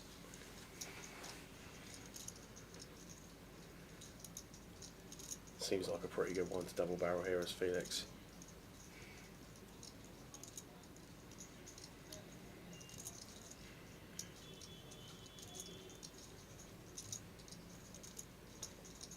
Like to see something in the upper regions here, somewhere, something around 7k, 6.5k. So it's gone a little bit smaller. 42 doesn't really feel the need to go so big himself just yet, but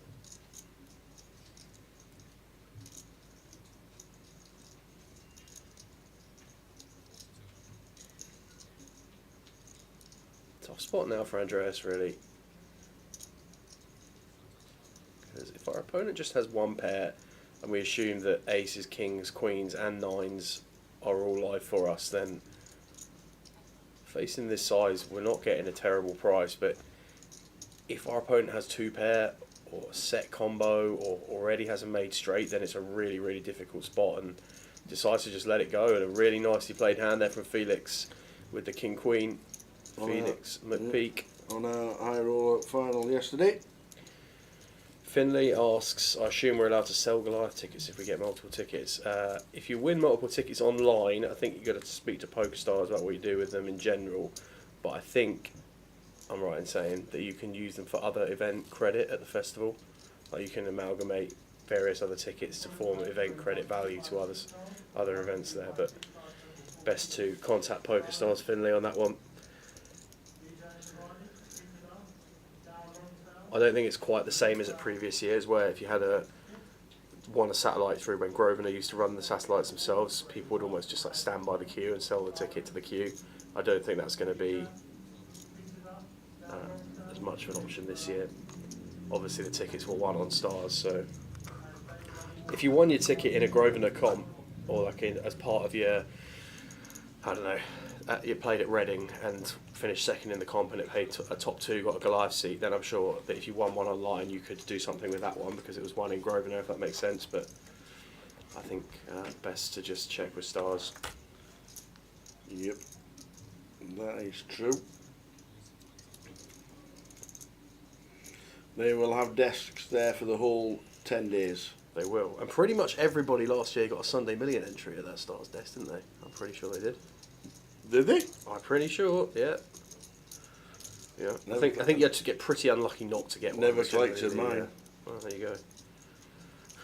I need to see old Get Will. spin the wheel this year, mate. I hope Will Elliott's there. Yeah. I hope Will's there when we get down to Goliath. Pretty sure he will be. We haven't picked up Jack's holding here, but music to Nathan's ears that he's found a free bet here. 4 bet incoming with the kings out of position. Gonna make this 6.5. We're just going for the lot. Straight out the door.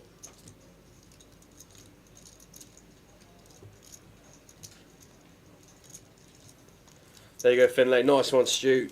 Top man for putting that link in there. So yeah, if you email live at pokerstarslive.com, they're great help with moving tickets around. Thanks for putting that link in there, Stu. Yep. Well, you can just wait till next week and see them live.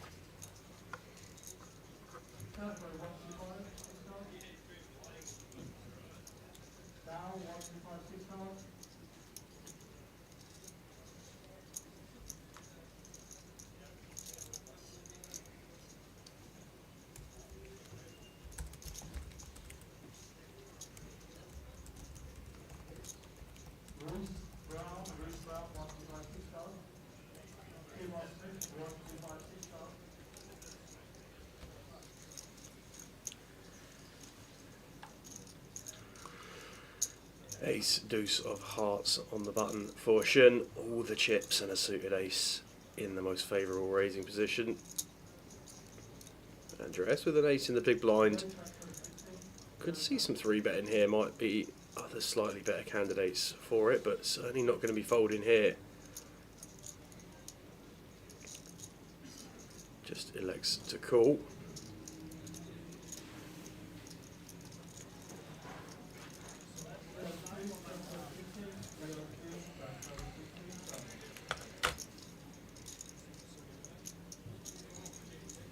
Queen 6-3, 2 diamonds.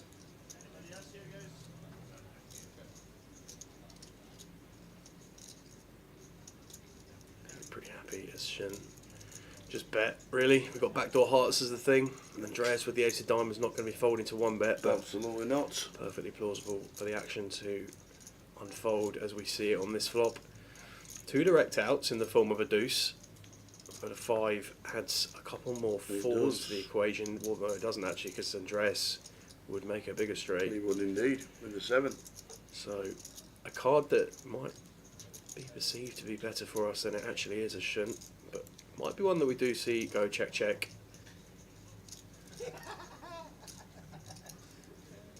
Well, not in this man's vocabulary, the word check. Aggression continued. 4.6 on the turn.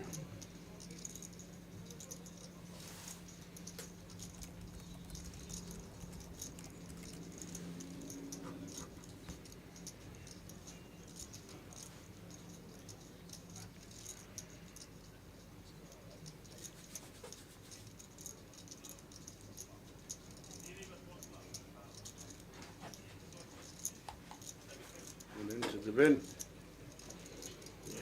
Just The with best the of double it. barrel gets it through. Nicely done. Nice one, Stu, for the information. Good seeing Blackpool a few weeks ago. Hope things are good. Thoughts on the tanking antics we saw in the main? It always happens. Always, always, always happens. Shot clock seems to be the only way forward. Or Nagano's chest clock idea. We can't see that working in huge fields. If they ever brought in a clock, it would be for day 8 onwards. It would have like less than 100 players. It literally would be day 8, 9 and 10. I just think the main event should just be left untouched. Just don't touch it. It's nothing wrong with it. Every year it is just the pinnacle, the mecca. It's the fairy tale story. There's plenty of stuff that isn't quite perfect and not the way we'd love. If the players are happy for somebody to sit there for 15 minutes and nobody calls the clock, not even the staff, not the floor, and not the players, that's it. Then just let them get on with it. Everybody's got the ability to call the clock. Yeah. And every dealer's got Which the we ability saw to in assess as abundance reasonable. when somebody was on the table. We did. So, in my opinion, Johnny, I wouldn't touch the main event. I think it's really ultimately what a lot of people aim for, and it's a funny thing in poker when you start playing around with structures of comps that have been a certain way for a long time. 1 degree on a compass can make a massive difference over a big implication, and I would hate for something to happen to it that meant there was a detrimental change. Look, we've got shot clocks in multiple big field tournaments across multiple forms of poker now, and that you could say they've made a big difference and sort of tried to deal with tanking, but every player's got the clock in their arsenal. And other people will have other opinions, and that's absolutely fine. But tournament poker will always ebb and flow in terms of, we can watch these live streams, and unless you have an absolute freak set up on one tournament, you might go through the first 2 hours where you have an unbelievable amount of bust outs. Yep. And you best believe there'll be a retraction at some point in the day where there's another 2 or 3 hour period where there's hardly one bust out. And you really kind of saw that in the main event this year when you went for a long time through the latter stages of the tournament where there was not too much going on, and then look at the FT. Like, it was over in the space of 5 hours. So in previous FTs you haven't lost a player for 5 hours, and I think it's just sort of one of those,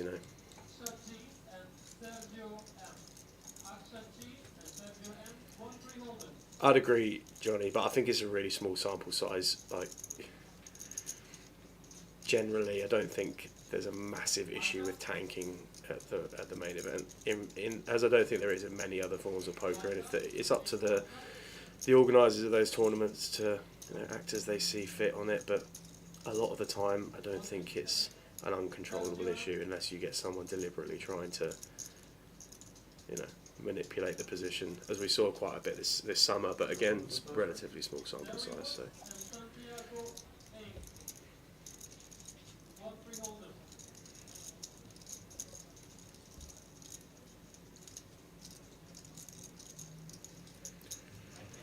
So Felix opened this one up here with the 8-9 of spades from the hijack, and Magnus defended the big blind with Queen Jack offsuit, has flopped second pair and backdoor diamonds, ball pairing 4 of clubs on the turn.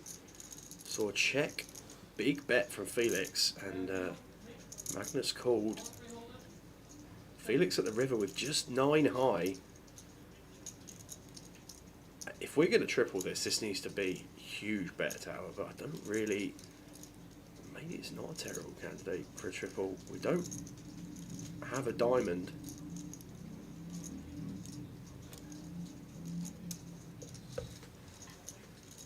Unblock the front door flush.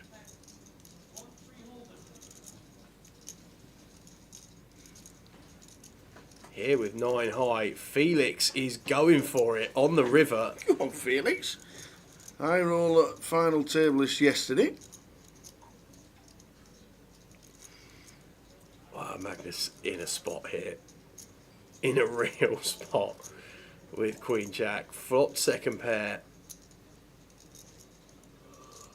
We're playing against hijack opening range.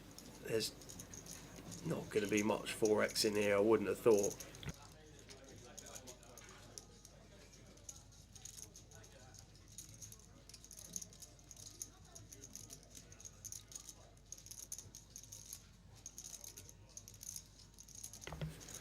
Yeah, graphic error on the size there, guys. You quite clearly see that 3 of the white chips, 3 of the 5k white chips, and 2 of the black 1k chips are in the middle there. There's a 17k bet from Felix on the river. So he's just gone full pot and gets Magnus to fold. Felix pumps in the bluff and gets it through. Felix McPeak.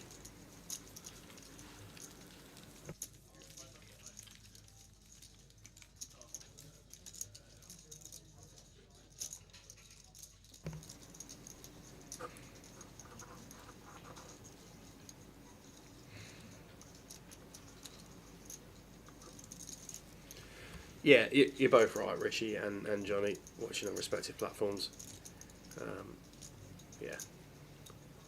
But as we said kind of earlier in the day, I think things generally that bring eyes to the game, especially external eyes that wouldn't necessarily see poker, are more, I was going to say more better, it's terrible, are generally better for the game than anything else. So whilst it would have been distasteful for some people in certain areas, and I put myself in that bracket, that I think generally more people being exposed to the game is a good thing.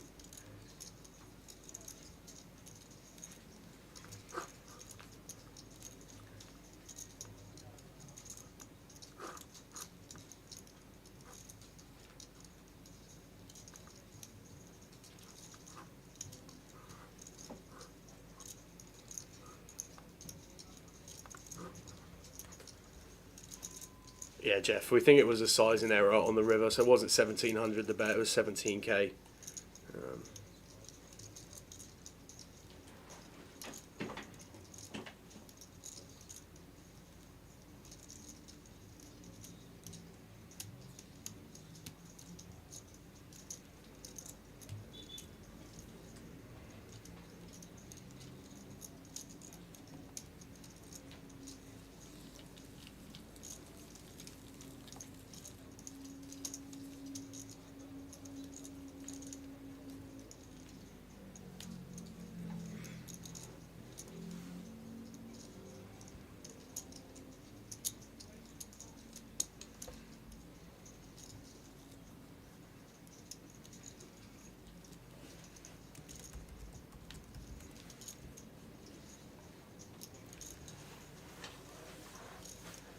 So action ticking over here. You can see in the top right hand corner of the screen, just behind seat number 1 and 2, We are north of 320k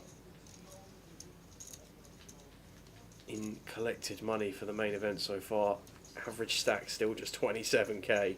Shows how good a structure we're dealing with here in the main event. Yeah, the action tracker did say 1700, Jeff, you're spot on, but it was definitely 17k. Yeah, there were 3 white chips, Three whites 2 and, blues. Yeah. Just an error. It happens from time to time.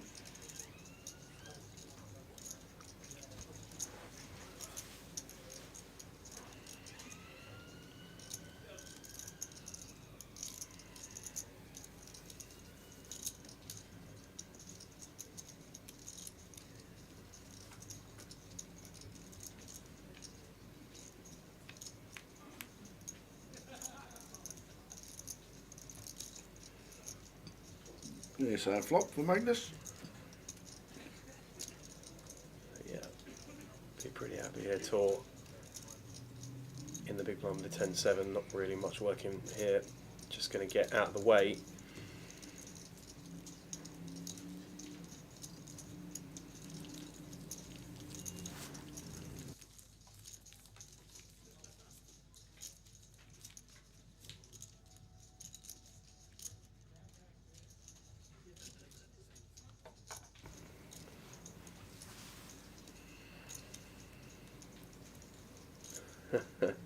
No, you're doing fine, Jeff. You're doing fine.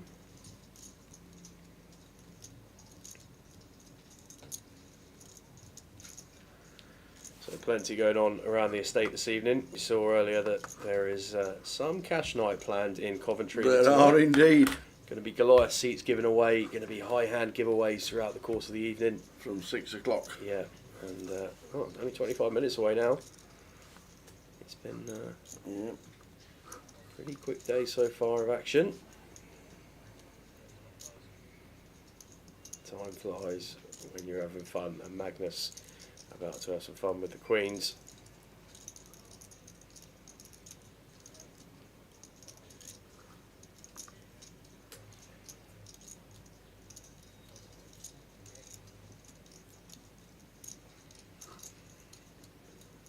Well, Nathan with ace queen here in the big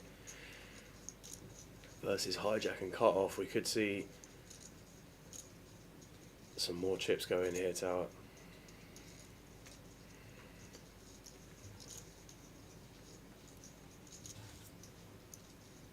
Well, it does elect to get out of the way, and we can see based on the holdings that would have been in pretty rough shape as the big blind there with the ace queen, ace dead, queen's obviously not working. I think Andreas just let this one go. Can't see us getting too involved here, but well, it does elect to take a flop with the ace 8.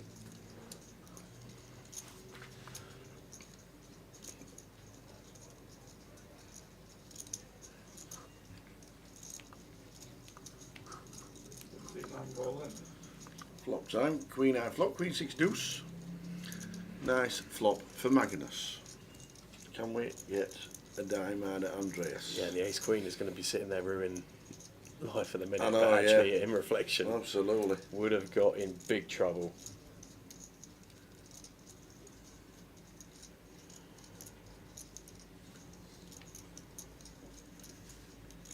Check, check on the flop.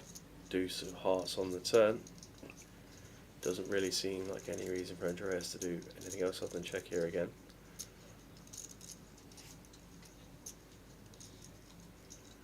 If we don't think our opponent is ever 3-betting King Jack, which I think might be a reasonable assumption based on what we've seen so far from Magnus at the feature table, then we're just not beating anything now as Andreas.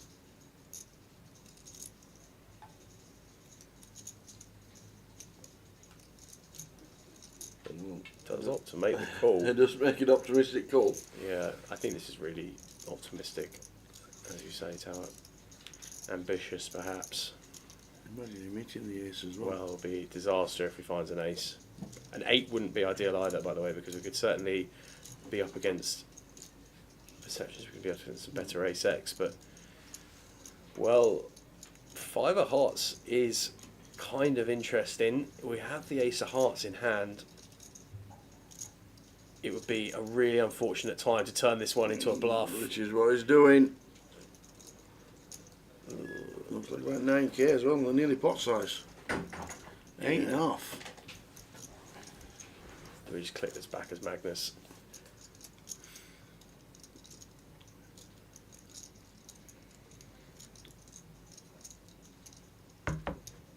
All of it snap fold into the bin. In they go.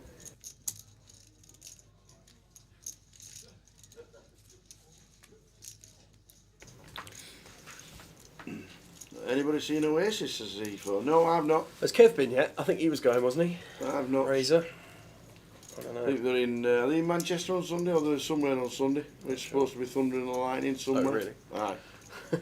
Supposed to be quite bad.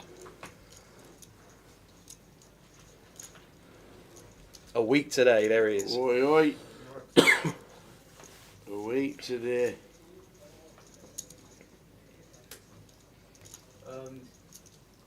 What? There's the track track. Tomorrow and Sunday at Eaton Park. Where's Eaton Park? Manchester. Yeah. Yep. Yeah, we're not supposed to be the bestest weather over the weekend, unfortunately.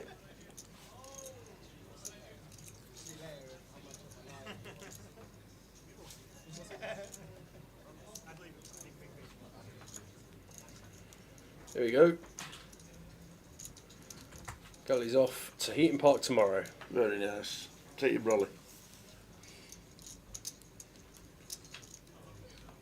How many does it hold, Eaton Park? It's a huge, huge park.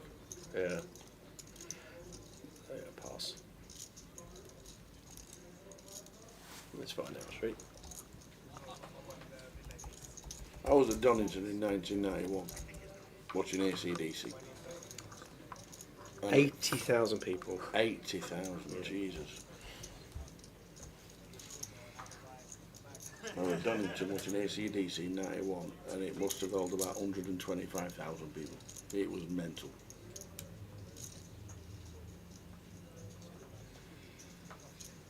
Kings for Nath.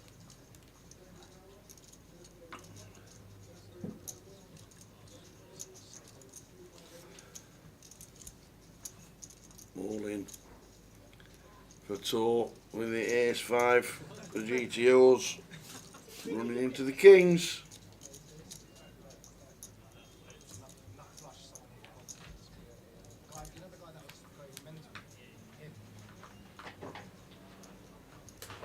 Well, it's not a great start for Tour and the Ace-5. No. Just two direct outs on the turn. Or we're going to need some wheel assistance. That is not one, and in fact it's a terrible card. Removes an out, so just the Ace of Hearts remaining to save Tour. Or Nath will secure the double, or the elimination. Queen of Diamonds seals Tour's fate out the door.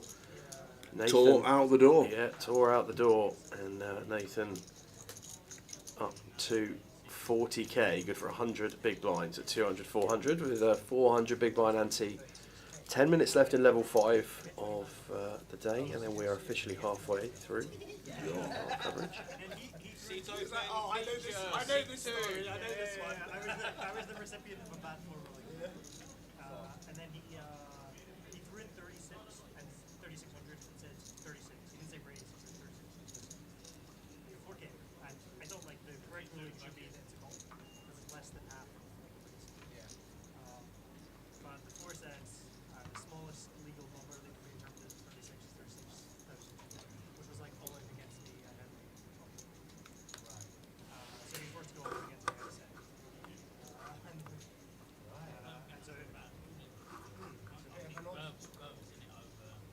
yeah, but it was so clear that it was a 3600 and he didn't realize that was not legal.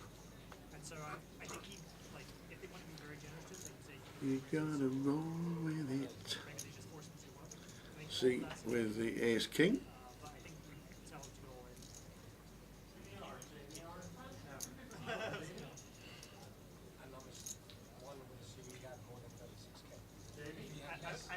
I had less.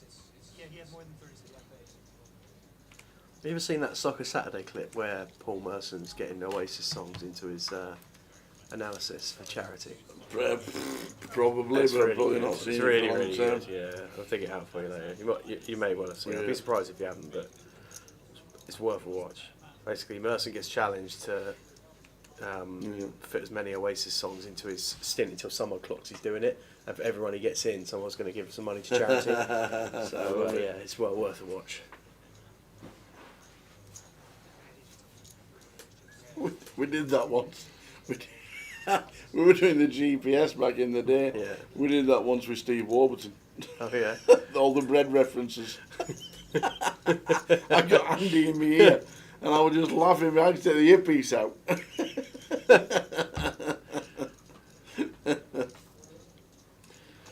Oh, dear. Well, C opened from +1 here with the Ace King. Andreas, whose hand we haven't quite picked up, is it looks like he made the call from +2. Nathan called the button.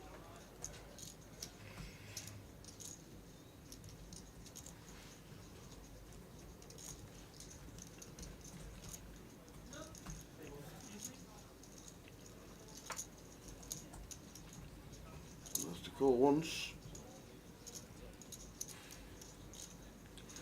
Kind of dicey these spots. In that even if we make like the 8 of spades, we don't even know if we've got the best That's hand true. still. But Yeah. King of spades, also not ideal, but less prominent. Obviously, removes some of the king eye flush draw combos that can be out there.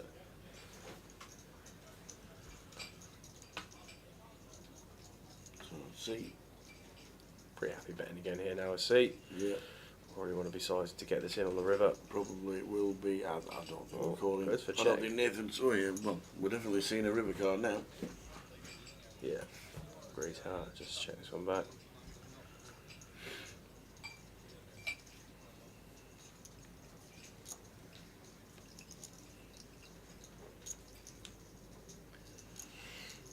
Nine of hearts on the river.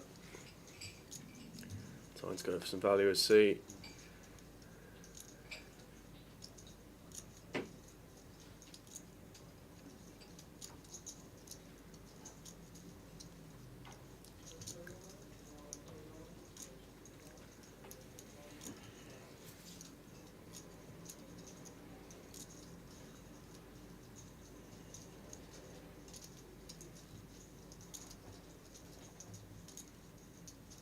Goes for One 5k. chip. Yeah, Nathan just got to let this one go.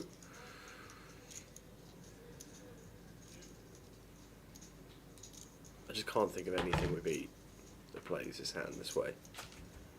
Like 8s maybe, but In the bin they go. Ace has got showdown the river. Just not really, but yeah, just step away.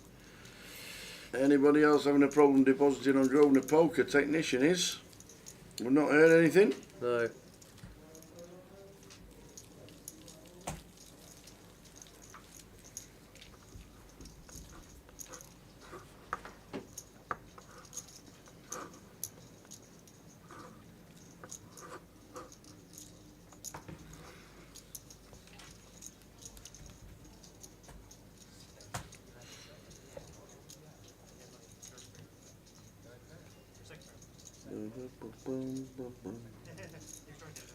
You gotta go with it.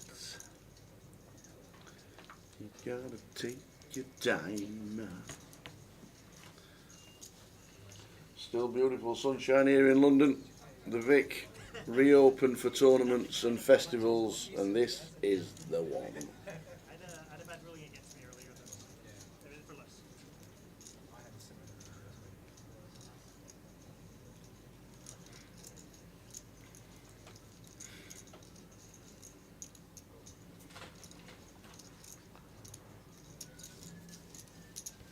What's the rulings then? 5 minutes left at level number 5.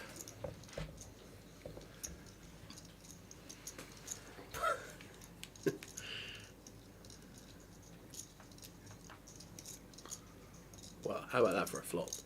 When it's your day, it's your day. Not only is our opponent flop top pair, we just flop straight, Yep. as shouldn't. in a blind on blind limped pot.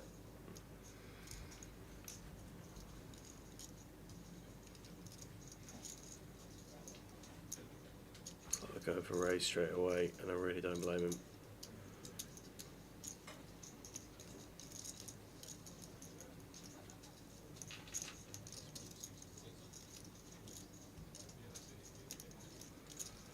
Bet 600 raised to 1800, and a call from Felix.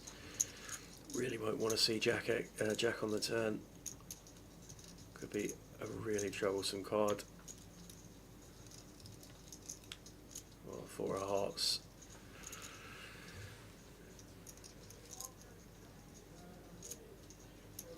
Check, check. On the turn. Sean getting a bit trappy here. Sending it back for the river, and that run out might as well say Felix. 4th heart arrives on board on the end. Felix checks it over and really hear whether Sean thinks we can be getting value from a heart, and he might feel like we would have been phasing a bet from a heart, but I think it is pretty thin. This is wow. Look at that flop top pair. Top pair no good, so Shun Hui Absolutely continues not. to extend his chip lead. 200 bigs, 82,000. Last couple of hands at level number 5.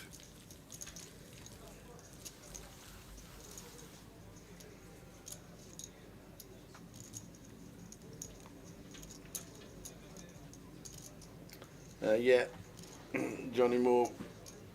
We've seen that. Hopefully with the graphics on the left hand side we determine where the cards are. Beautiful tables by the way, all done by Card Room Direct. This is a RFID table that is staying here in this position with the cameras around it. If you want to have invitationals, they'll give us a buzz and say, can you come down? And we'll say, yeah, we're on our way. Or even remotely, you never know, it could be done. Always nice to be on situ. I like never done remotes. Always been on situ no matter where we are. It's a fantastic room, the new Vic. Is it 35 tables? Looks fantastic. Feels great. Feels classy. Yeah, Really does. everybody loves it. Great staff around the room, wandering around. The waitresses and valets and all doing a great job. And we've got our own comms room. We have. We're not near the bar. We're not. Which kind of is what it is. The room we've got here is absolutely spot on.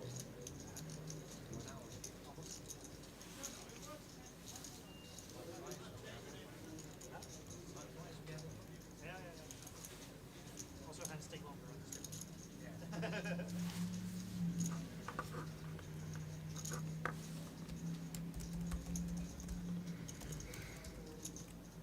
Yeah, there was shorter staff this earlier this week, Kev, and they asked who wanted to jump into the sitch, and Crass is in as a valet for the week. So too is Michele.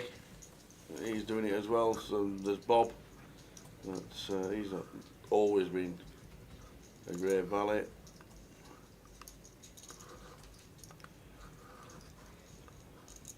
And there's Sam also. So it's been they're all hands on deck when needed.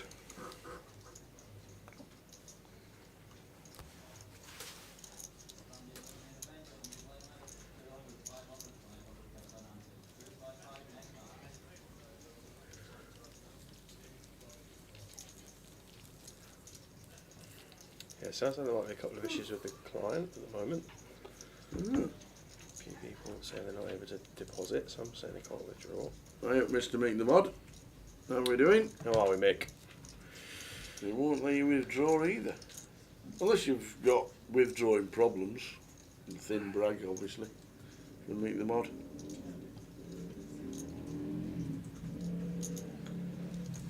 Bob makes him giggle. Doesn't matter what time of the day, even when he's sat at the table, if he just comes over and he says, "Course, Kev." Love it. Yeah, he's great. Old Bob he's leaving us, unfortunately, after Goliath.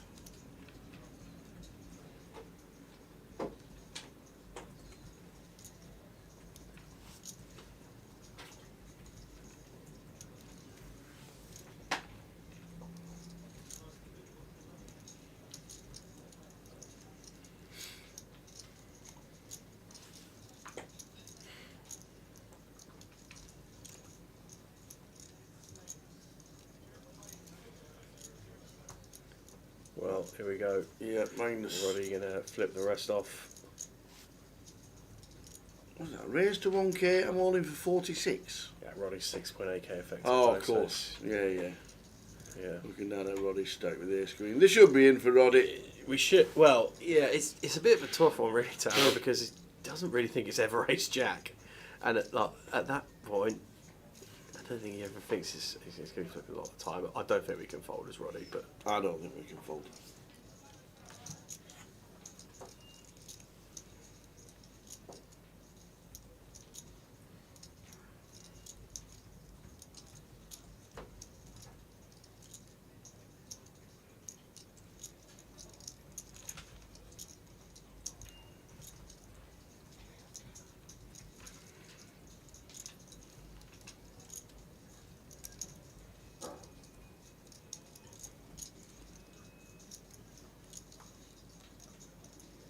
wow, folds the ace queen.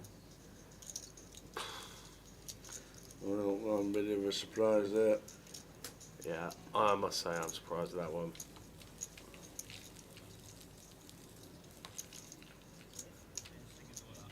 We're not sure at the minute, Cole. What we have said and will continue to say is that as soon as we find out, we'll let you know. There will probably be some kind of interaction with the casino at some point.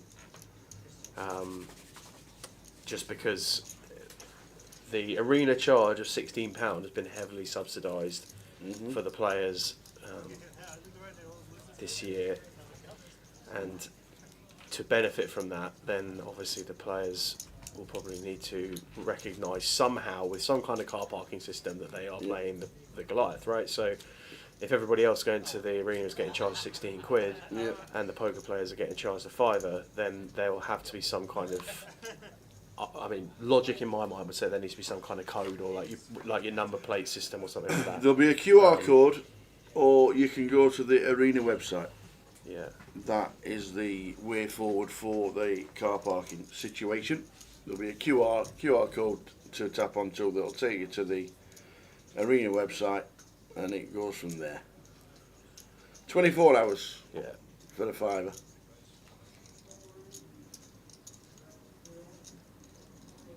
Nine till 9. It is 9 AM till 9 AM.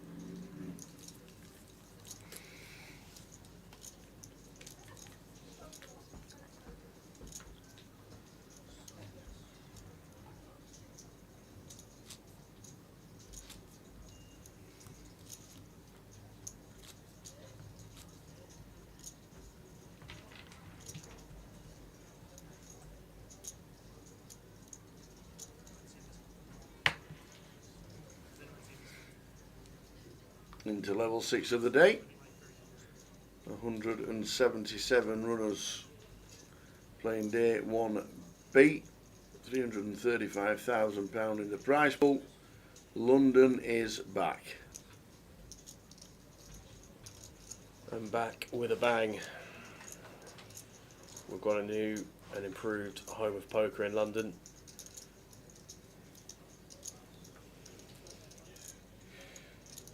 And some improvement, I must say.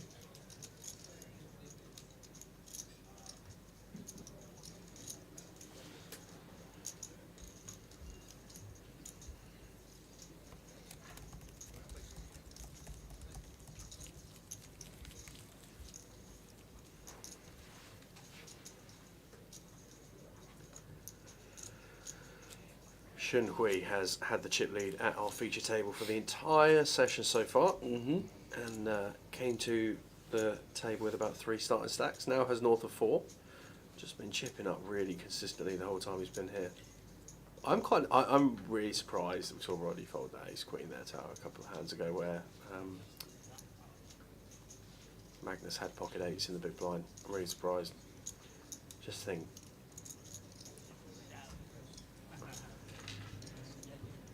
Our opponent's going to go with a lot of hands. Seems like a reasonable I spot. am to take a totally flip. with you on that one. Andreas now with the ace king. Time for a 3-bet over Shun's open.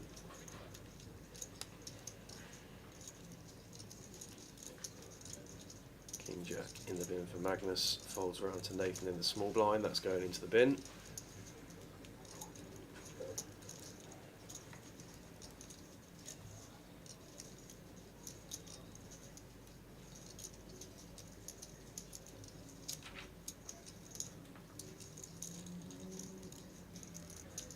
Tracker just going to pick up the action here. Eventually looks like we've had a complete from Shun when it's folded back round.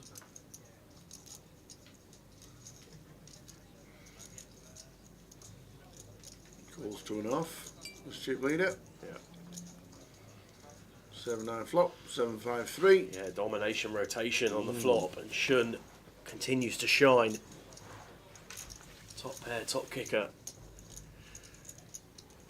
And offers the opportunity to Andreas for a c-bet. Might be one that we look to come in for a check raise straight away as Shun. Protect our hand, protect our top pair. Does opt to just flat.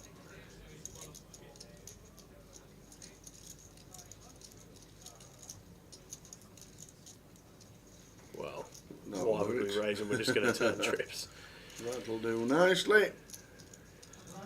Checks again. And I would imagine this turn is going to check a decent amount of the time. And if it does, size up on the river, please, Shun. We shouldn't really have too much 7x here ever that isn't quads. Maybe some a7 suited, but does go check. 8 of spades on the end.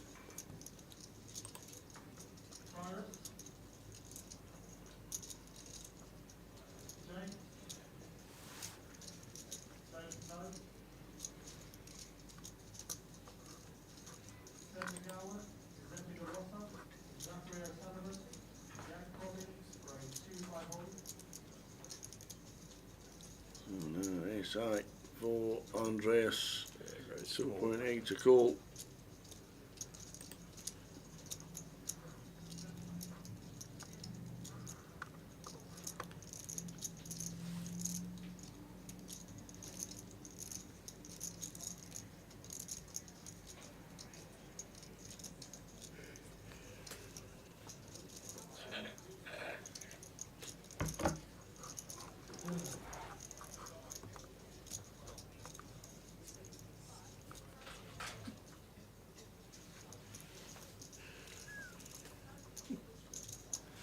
Out of the way he goes, as he did correctly.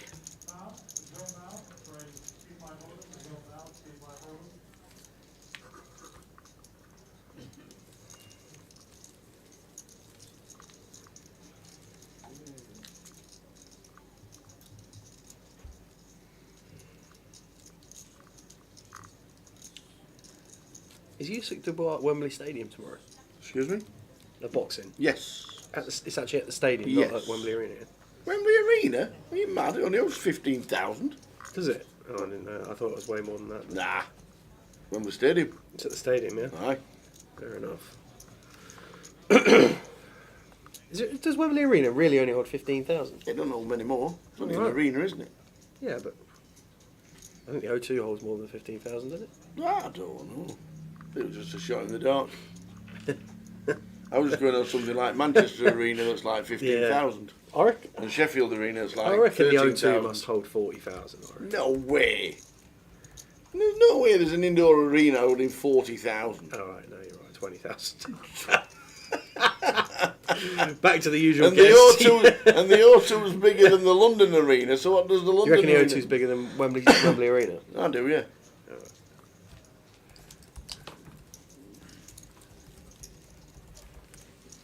12,500. 12,500. I thought, there you go. Yeah, cheers. Gee. Actually, Kev, you missed it earlier. I had the one 20 time off. we weren't giving anything away. I actually had a really good guess at something. Yeah, I was just going on the arenas because Manchester, Sheffield and all them, they all seem to be like the same. I think there was 15,000 when I watched AC/DC in Manchester Arena years and years ago, about 2009. Yeah.